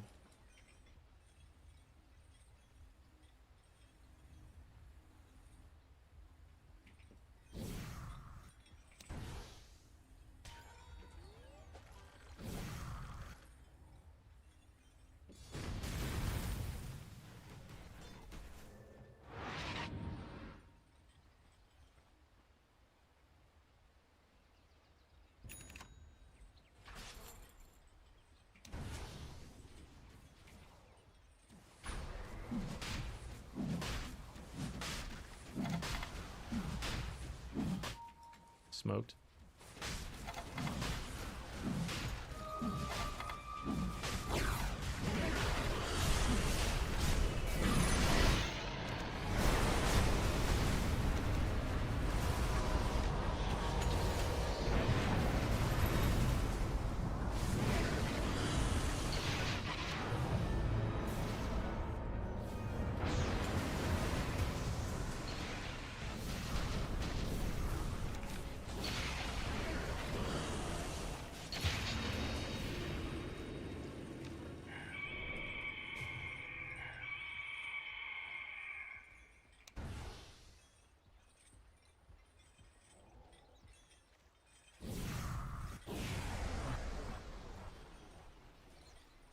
Oh, he's no buy.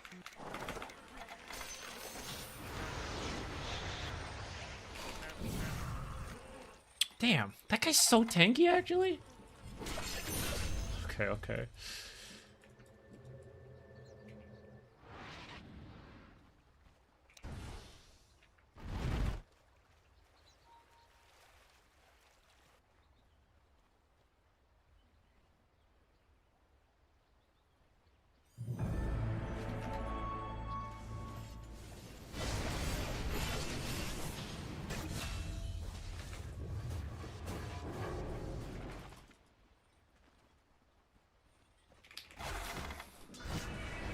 What a nab. Glitch anywhere? He was here. Nice grab. What do we do with this? Can we go high ground? They're probably up already.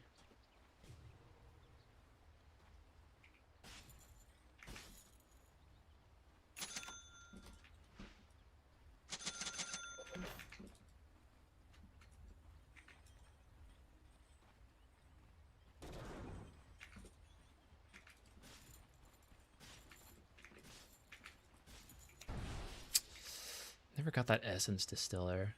I think he's here.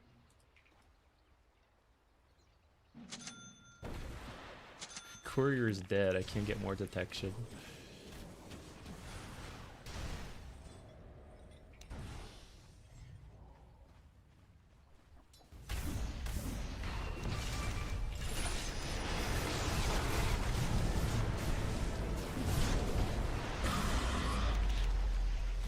No buyback.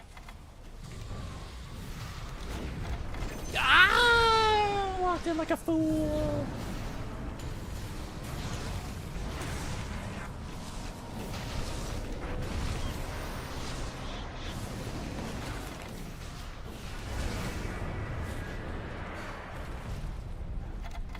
Buyback on.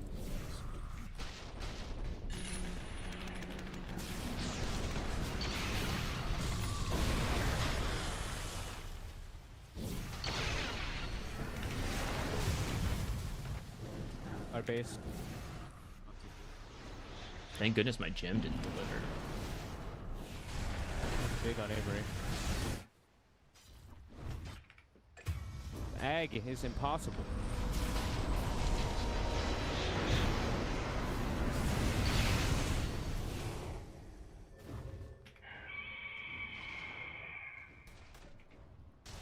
I hate Phoenix. Might be cooked. That might be that.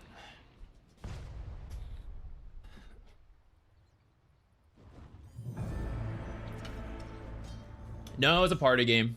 We were kind of winding down on replays. I feel like it played pretty poorly because it wasn't all here, but some miracle defense is coming, I'm sure.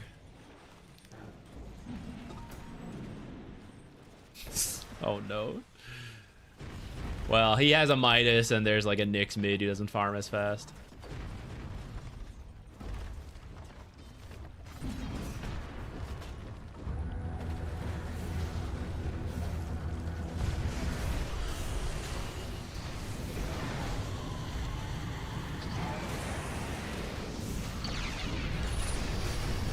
Bro, did he steal my courier?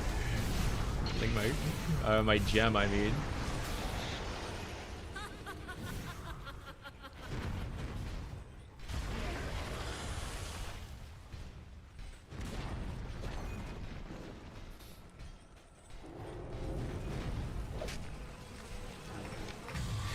GG.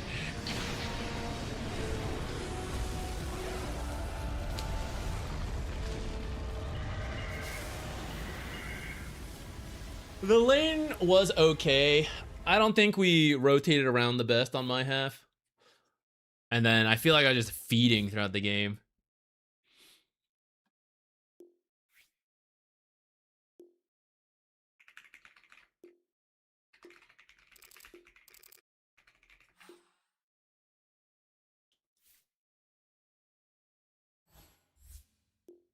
Best Nyx in NA.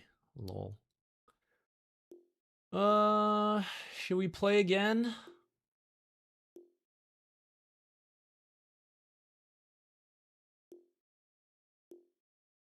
Slacks GG seems like it. It was rough.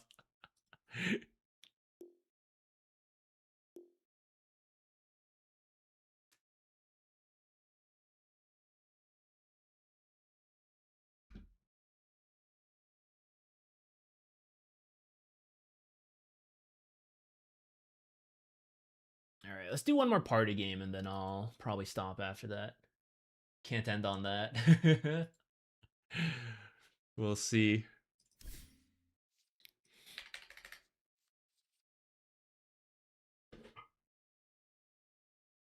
Best of 3, like you said.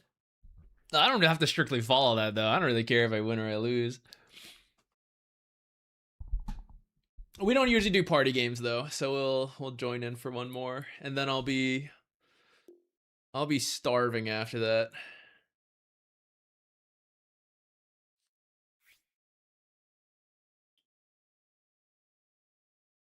Yeah, maybe I should have gone.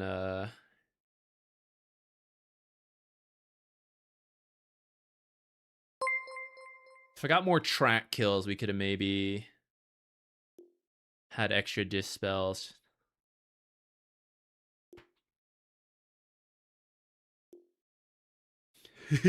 Rip. Yeah, that is true.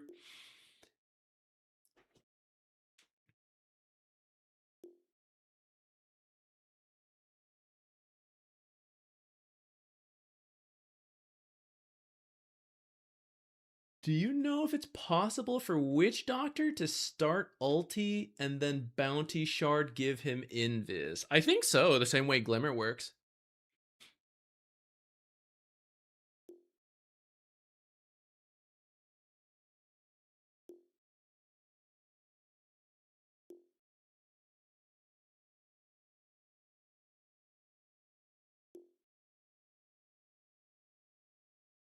We do Zeus, reverse, high spell power.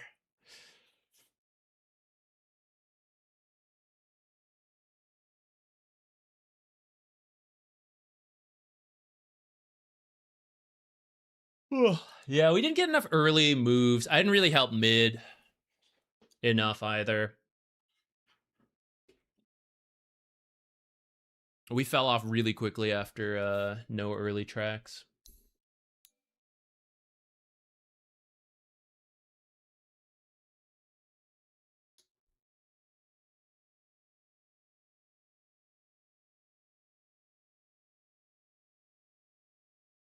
The warding was okay. We did see the enemies like move around, but I definitely feel the loss of the facet because it's the old facet is like, oh, we see them bottom, let's go shove mid or top. Absolutely cannot. It's such a slow wave clear now.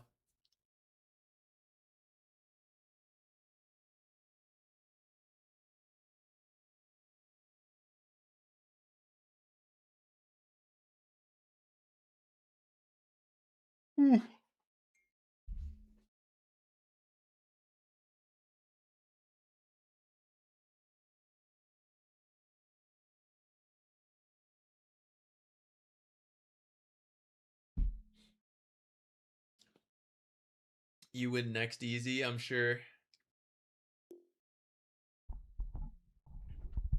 Ice Frog wants the Bounty Hunter Radiance back. I don't even remember that. Was that before I even started playing Dota? Was that a thing? Isn't that what like new Invoker Ice Shard is? You just run around invis?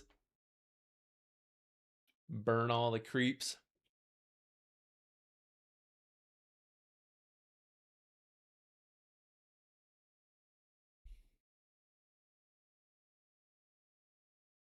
I never really did much with the urn, but the game started to go poorly sooner than I thought. I was thinking we would do Essence Distiller into Pipe, but I should have just done Pipe straight into Lotus, I think. But yeah, oh well. I assume it's fogged. I'm pretty sure it's fogged. It would be pretty funny if it was Lacoste playing as F-Dog. I just assumed it was. By name, but in chat it's also fogged, so in the voice in the game. At the start though, that would have been really funny if it's just someone else.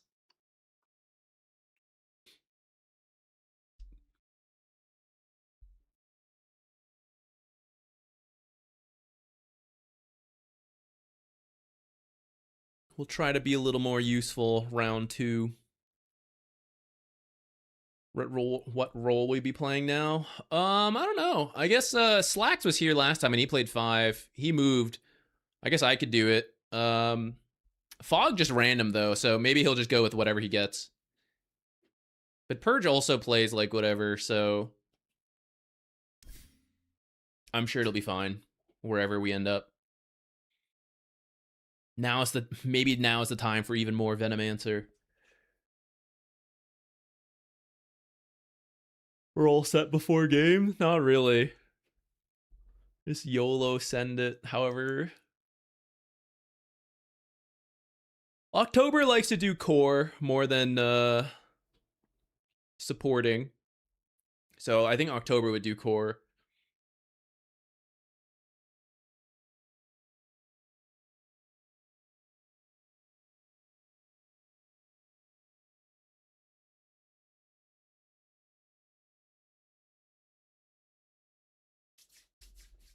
Oh, guys, I just realized I've had my window, not in this room, but in the house open the whole time. I was like, why is it so cold in here?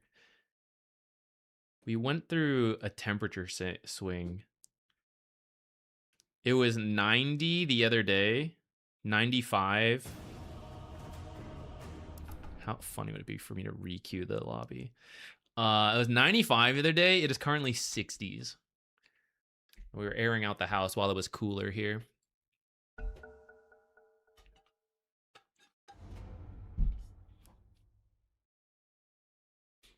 I think I'm just gonna send Venomancer and then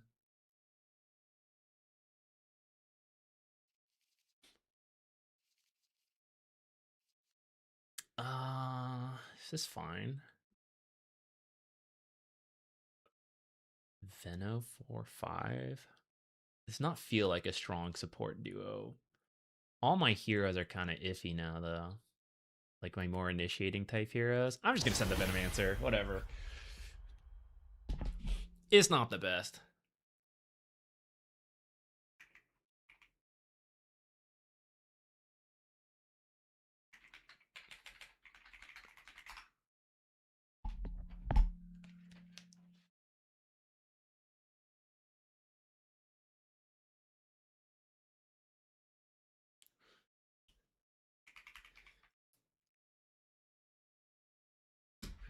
I'll be right back.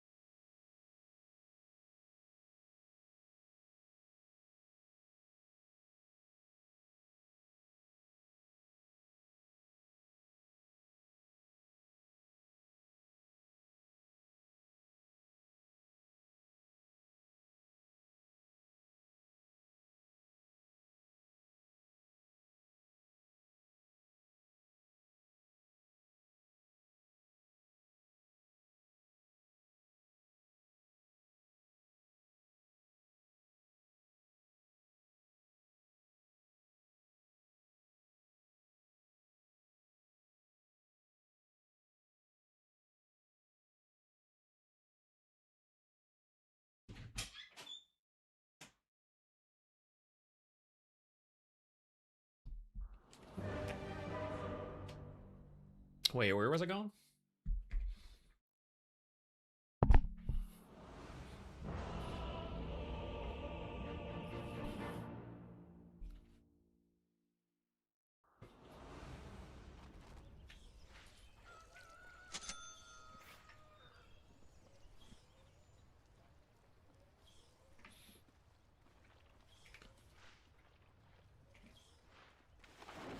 That works for me.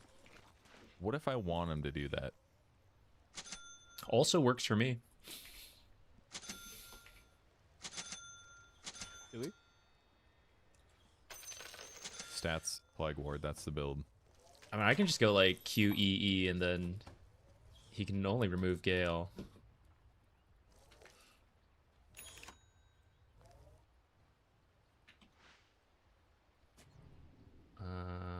I will get this stick. I was debating a little bit.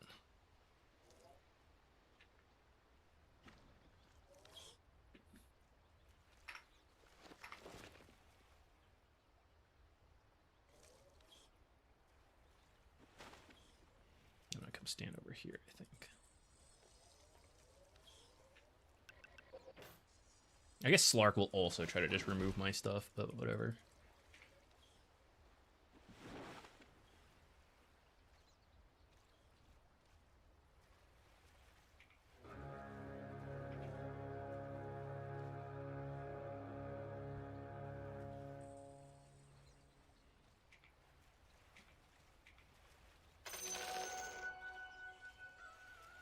Oh, now suicide.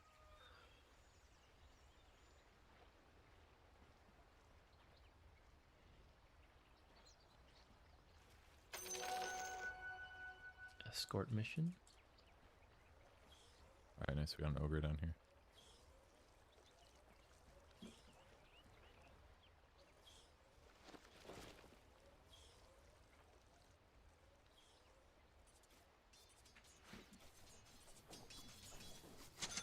Gonna buy another one because I'm sure I'm gonna need this in a moment.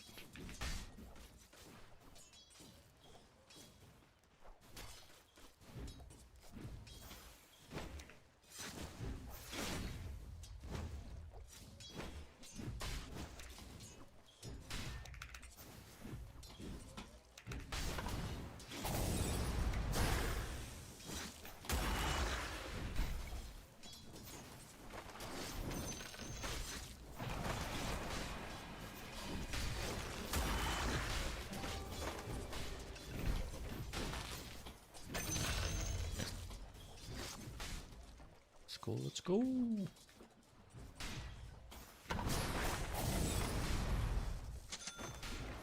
Gotta be a little careful. Creeps aggro?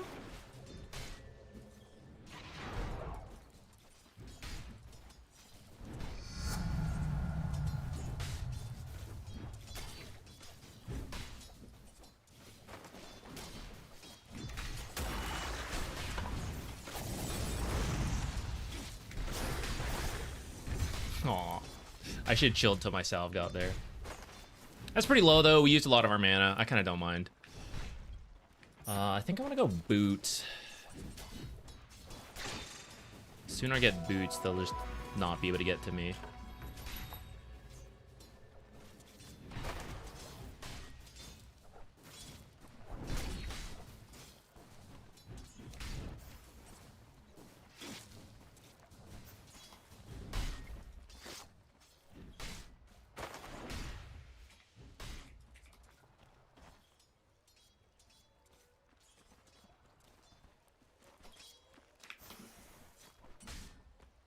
I messed that up.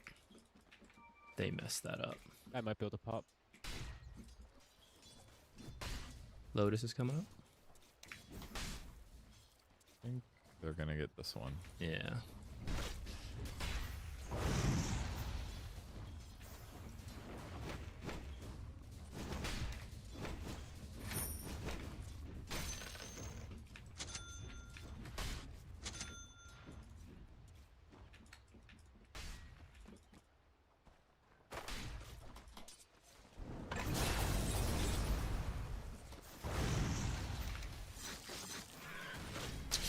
Bro, these creeps all locked in on me. What the heck?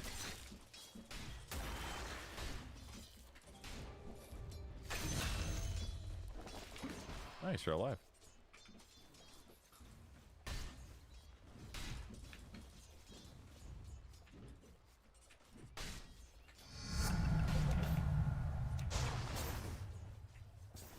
Oh, almost put that there. Don't want to do that.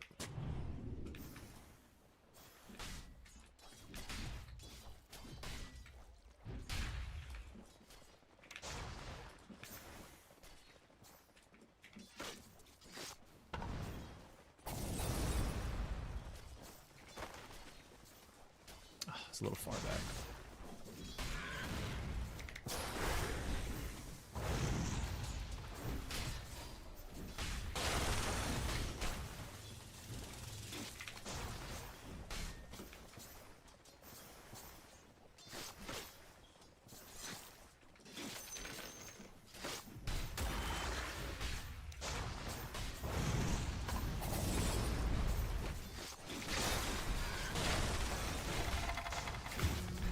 Ah, that was bad positioning on my Overestimating part. ourselves, sorry.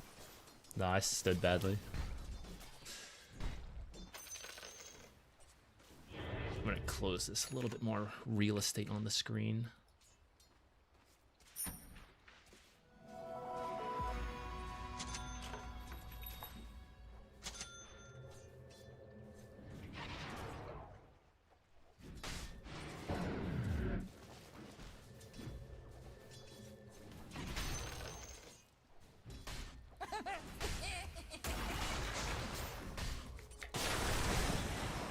Aw.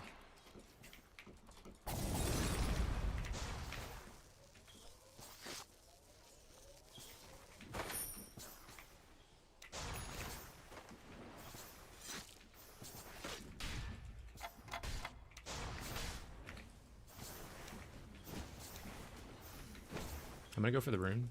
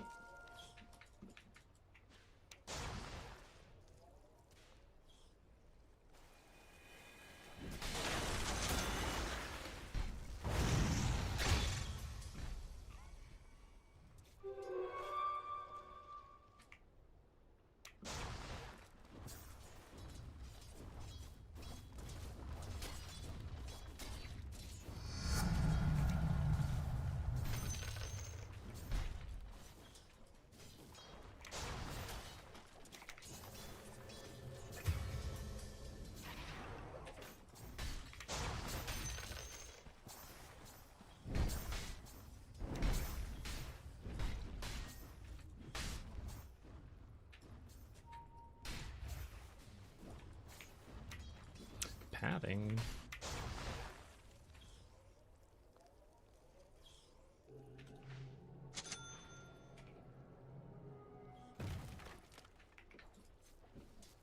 He's 6, unfortunately.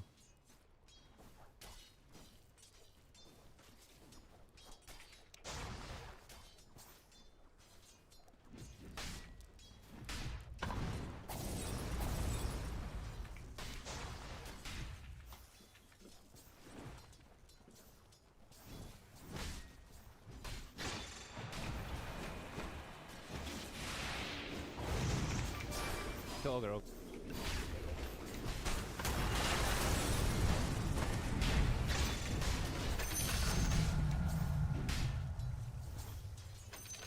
I love Slaughter. Yep.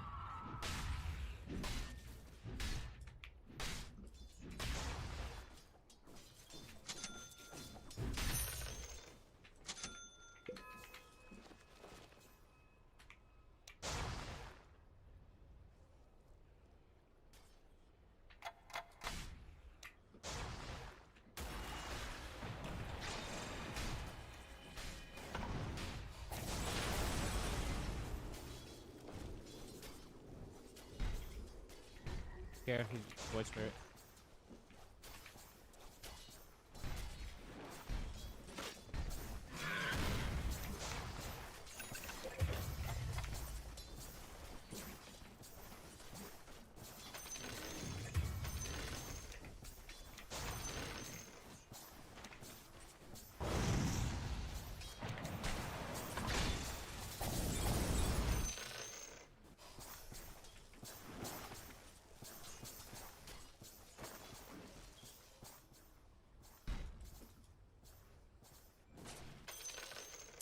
I don't really want to go Slark home. hits me a 3rd skill and I get 0 regen, huh?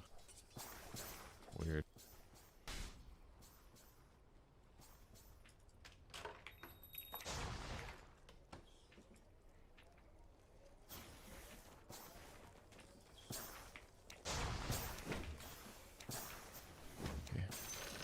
We gotta just, I guess, I don't know.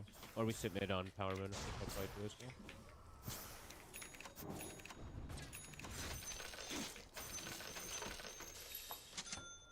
I need it. I need to play this lane or my game's kind of over, I think. Yep. I'll let you get 6. I'll just be your friend.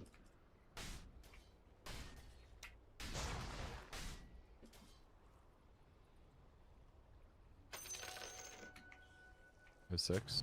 We can almost certainly kill Ogre, I think.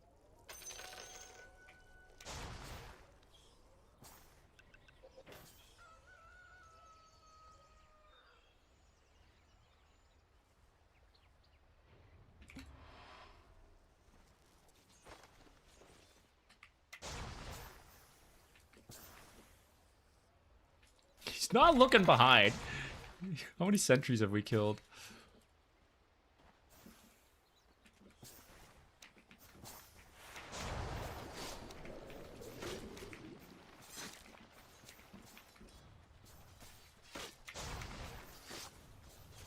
I don't know. If you want to go farm, Zach, I'm going to do the same, I guess.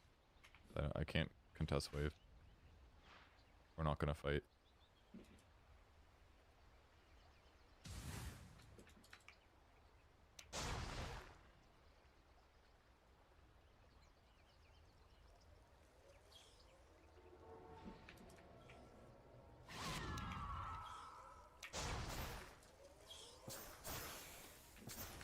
Brand new observer. Do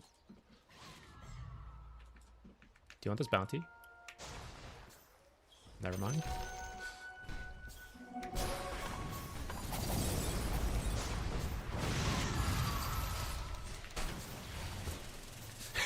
Thank you, neutrals.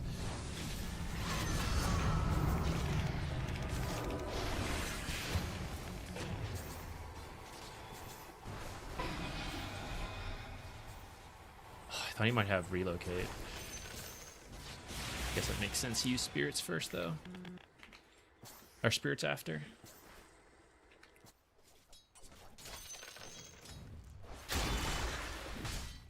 Restoration. I guess I gotta build Vessel first, actually.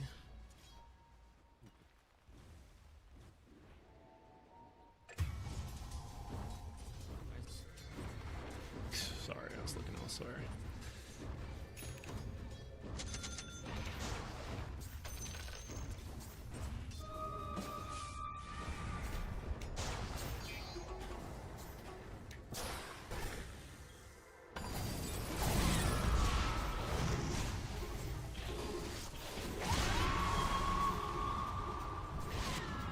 I could have one charge if I built that faster.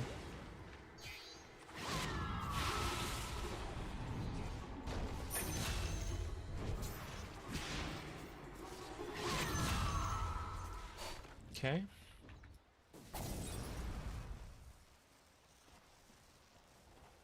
Oh, so close.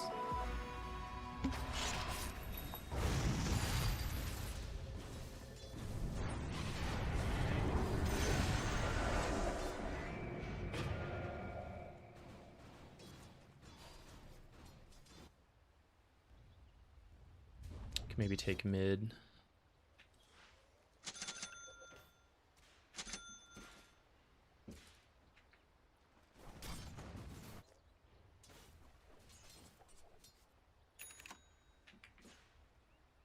I think they have a sentry on this side, which I don't really care that much about.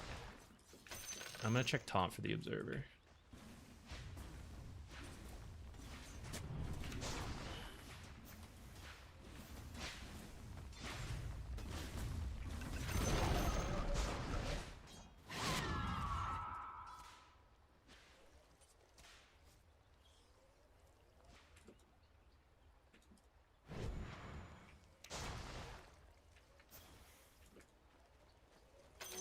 Is it double or triple stack Ancients October?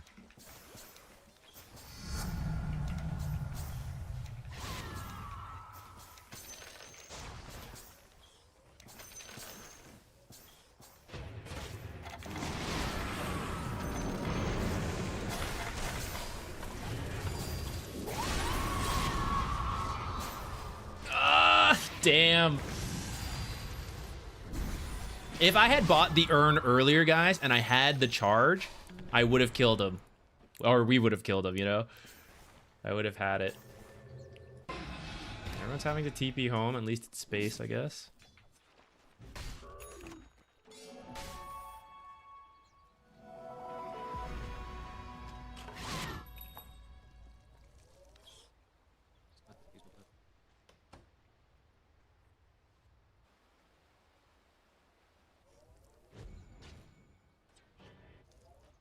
He doesn't let the wave get to the tower in like 10 minutes.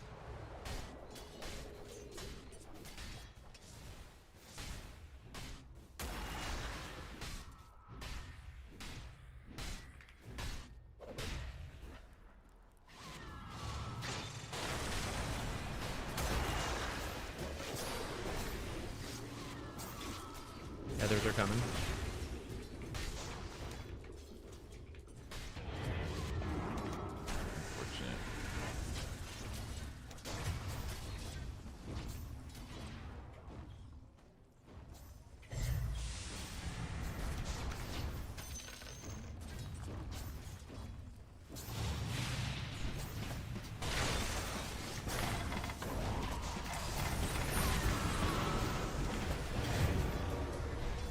Damn. Just get away with that, huh?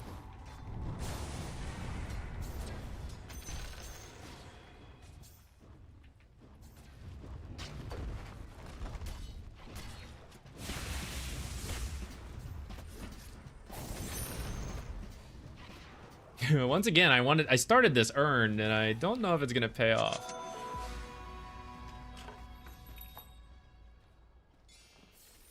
I feel like we need the anti-heal, though they have multiple dispels.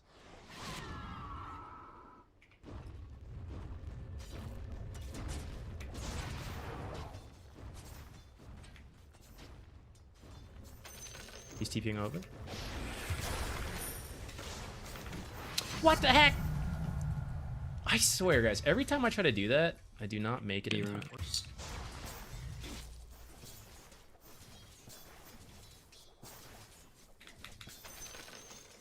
Still missed it.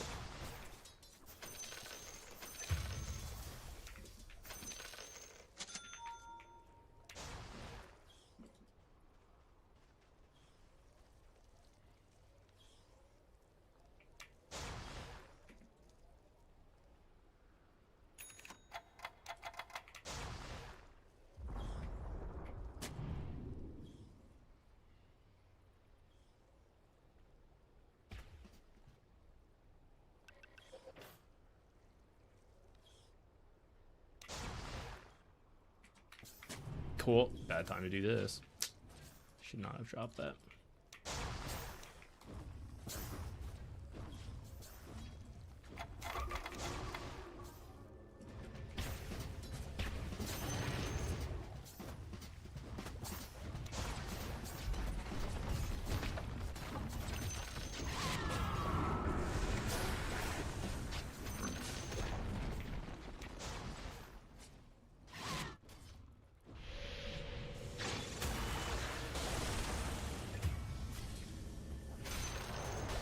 There's really much I can do here, though.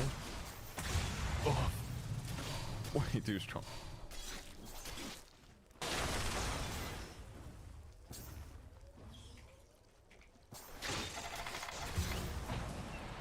Disaster. I should not have tried to help.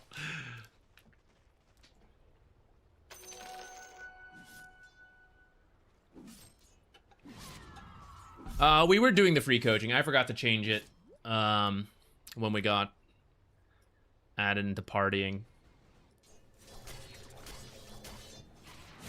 I will try to remember to change it later once things settle.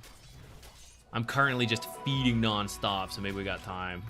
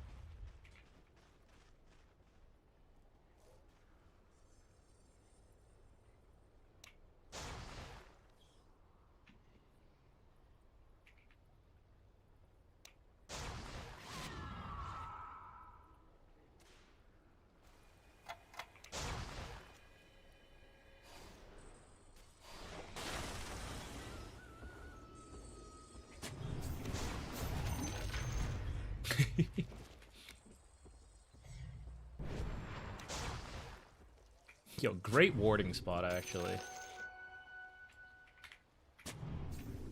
Aw, shit. Maybe they saw it.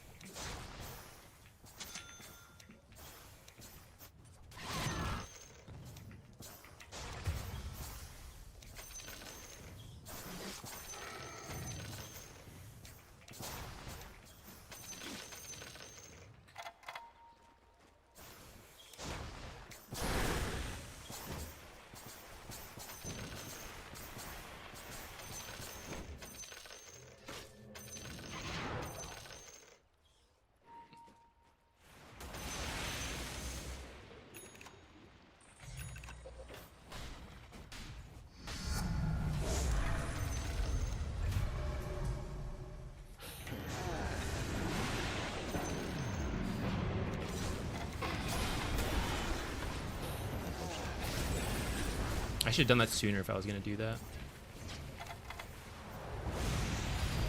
Oh my god, multicast.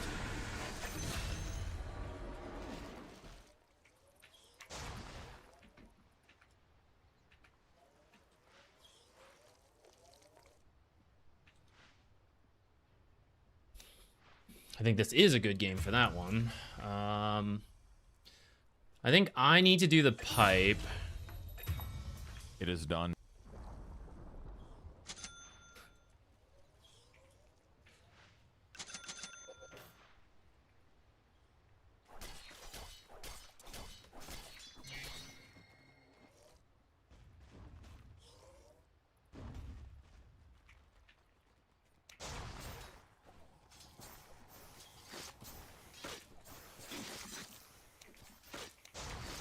Once again, I kind of regret having this point in W. Tried it. Don't love it.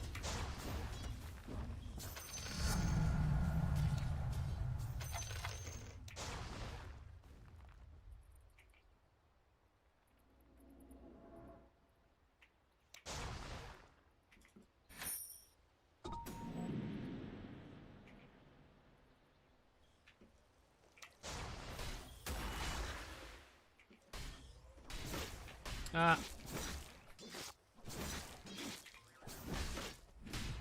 Oh, you're second. I see. Well, we'll Like, why is see. he The standing timing there was so weird. weird?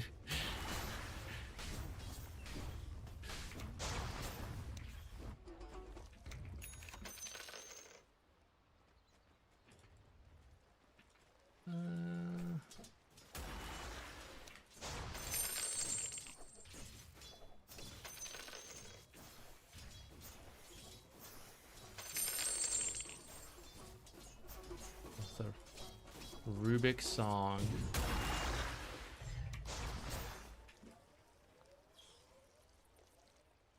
I like to play away from Slark. I'm gonna run. Yeah, yeah.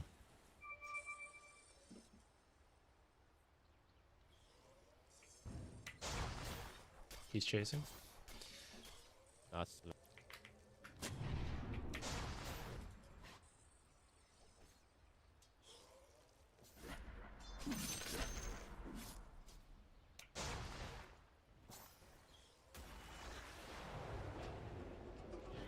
Guys coming.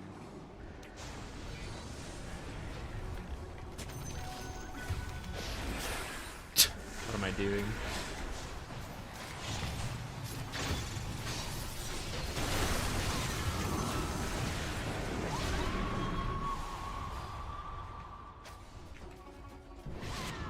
Oh, damn. Sneaky moves. Ooh, I love this bug. I love this bug that happens when you use What your was ult that? on Frog Stomp and then you can't move. Oh, is it a bug or is it just mini stunning you? Yeah, but it doesn't like, I can't like get out of it. It keeps I had not forcing me to seen ult that. over and over and I can't Oh, I move. see. So it's like not intended, I don't think. I was like, damn, that's gonna be a huge heal. This is taking a lot longer than I thought it usually. This isn't. What's happening here? Weird. Did not know that was a thing.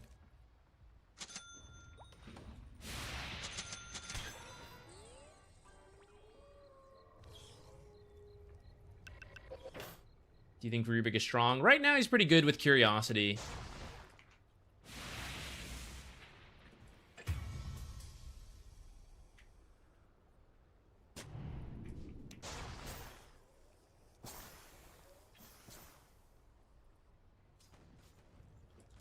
Curiosity helped his laning stage a lot, and then after that, it's just like spell stealing like usual.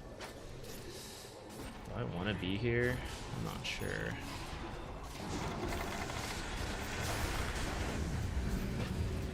Look, I can't do anything. I'm just forced to die. That seems wild. So lame. I think I should Just not have waiting until joined I that, ult but and he he looked, puts it he down was and pretty I low. kill I him. thought we could do it. Yeah. Maybe with the, if the ult would actually go off, maybe we could get these kills. Instead, it's just like feeding extra kills.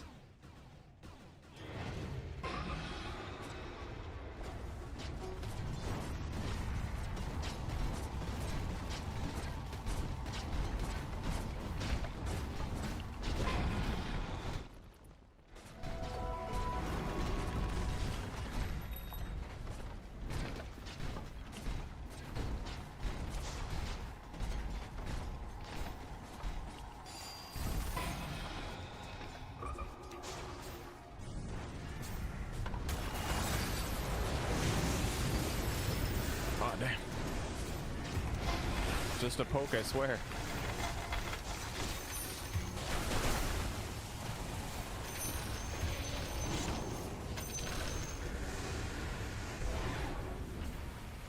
Are we buying back?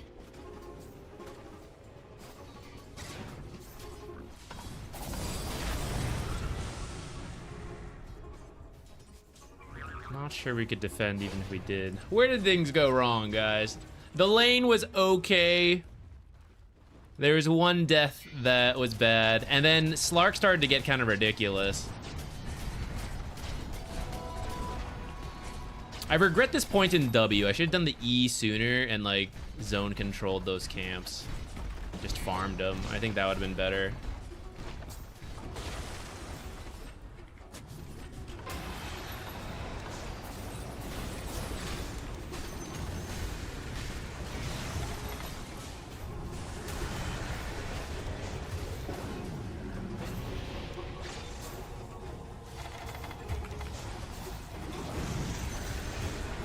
Rip. Rip.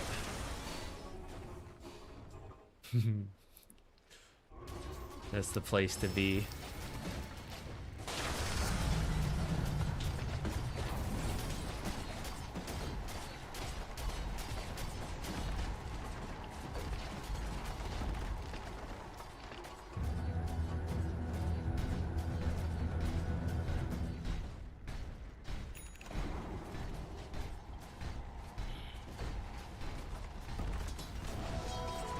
I also think I could committed to jungling. Oops, committed to jungling a little sooner when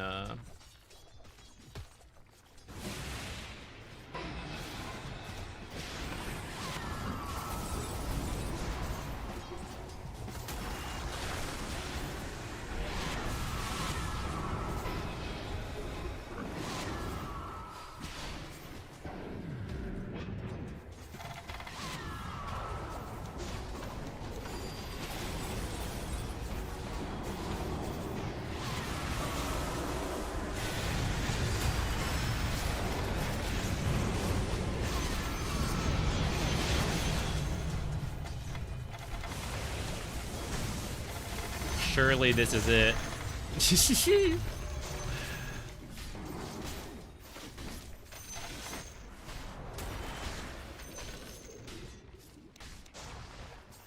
That's so funny.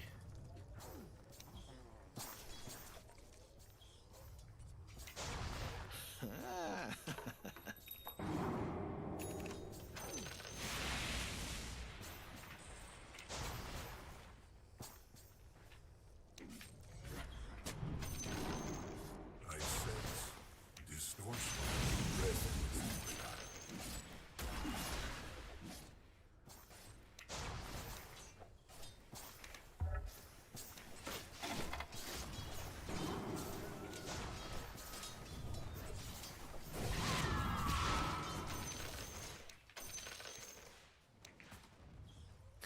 We're not gonna make it to our pipe, guys. Our pipe.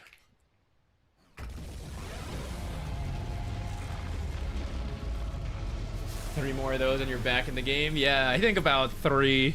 Three would probably be needed. Maybe more.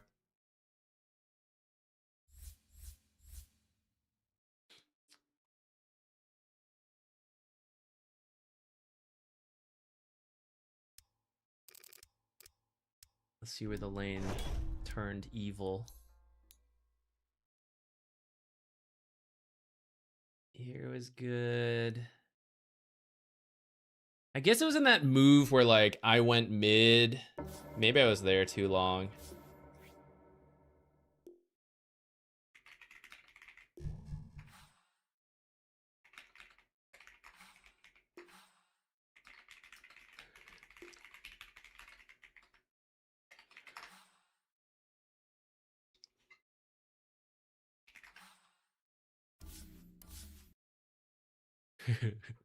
Oops, I forgot the whatever. We'll leave the party. All right, guys.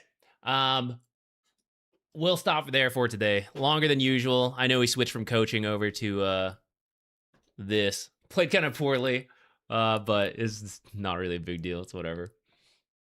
I don't know if we'll stream tomorrow. Gonna decide. Friday we will be back playing some solo queue probably. Hopefully better than whatever we did today. Next week on Monday, we have bring games where you feel... Actually, I don't know if it matters. I don't know if you guys need to bring specific games. What we are going to be looking for is, I think between the 20 to 30 mark, opportunities to push, and we're going to like count. We're going to like count a metric of like from different ranks We'll go from start with some of your pubs. We'll find some and compare those opportunities, like when they're taken or not. I think it could be interesting. I don't know. It's theory crafted right now in my mind. So we're going to try that on Monday.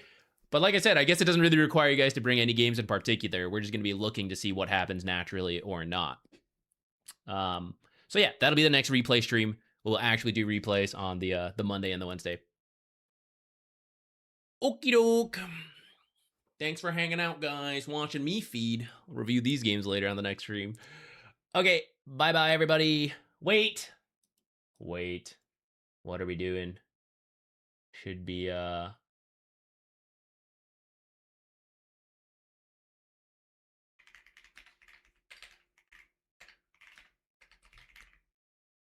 who is now streaming? You can go watch them win party games now that I'm gone. Okay, now I will go. Goodbye.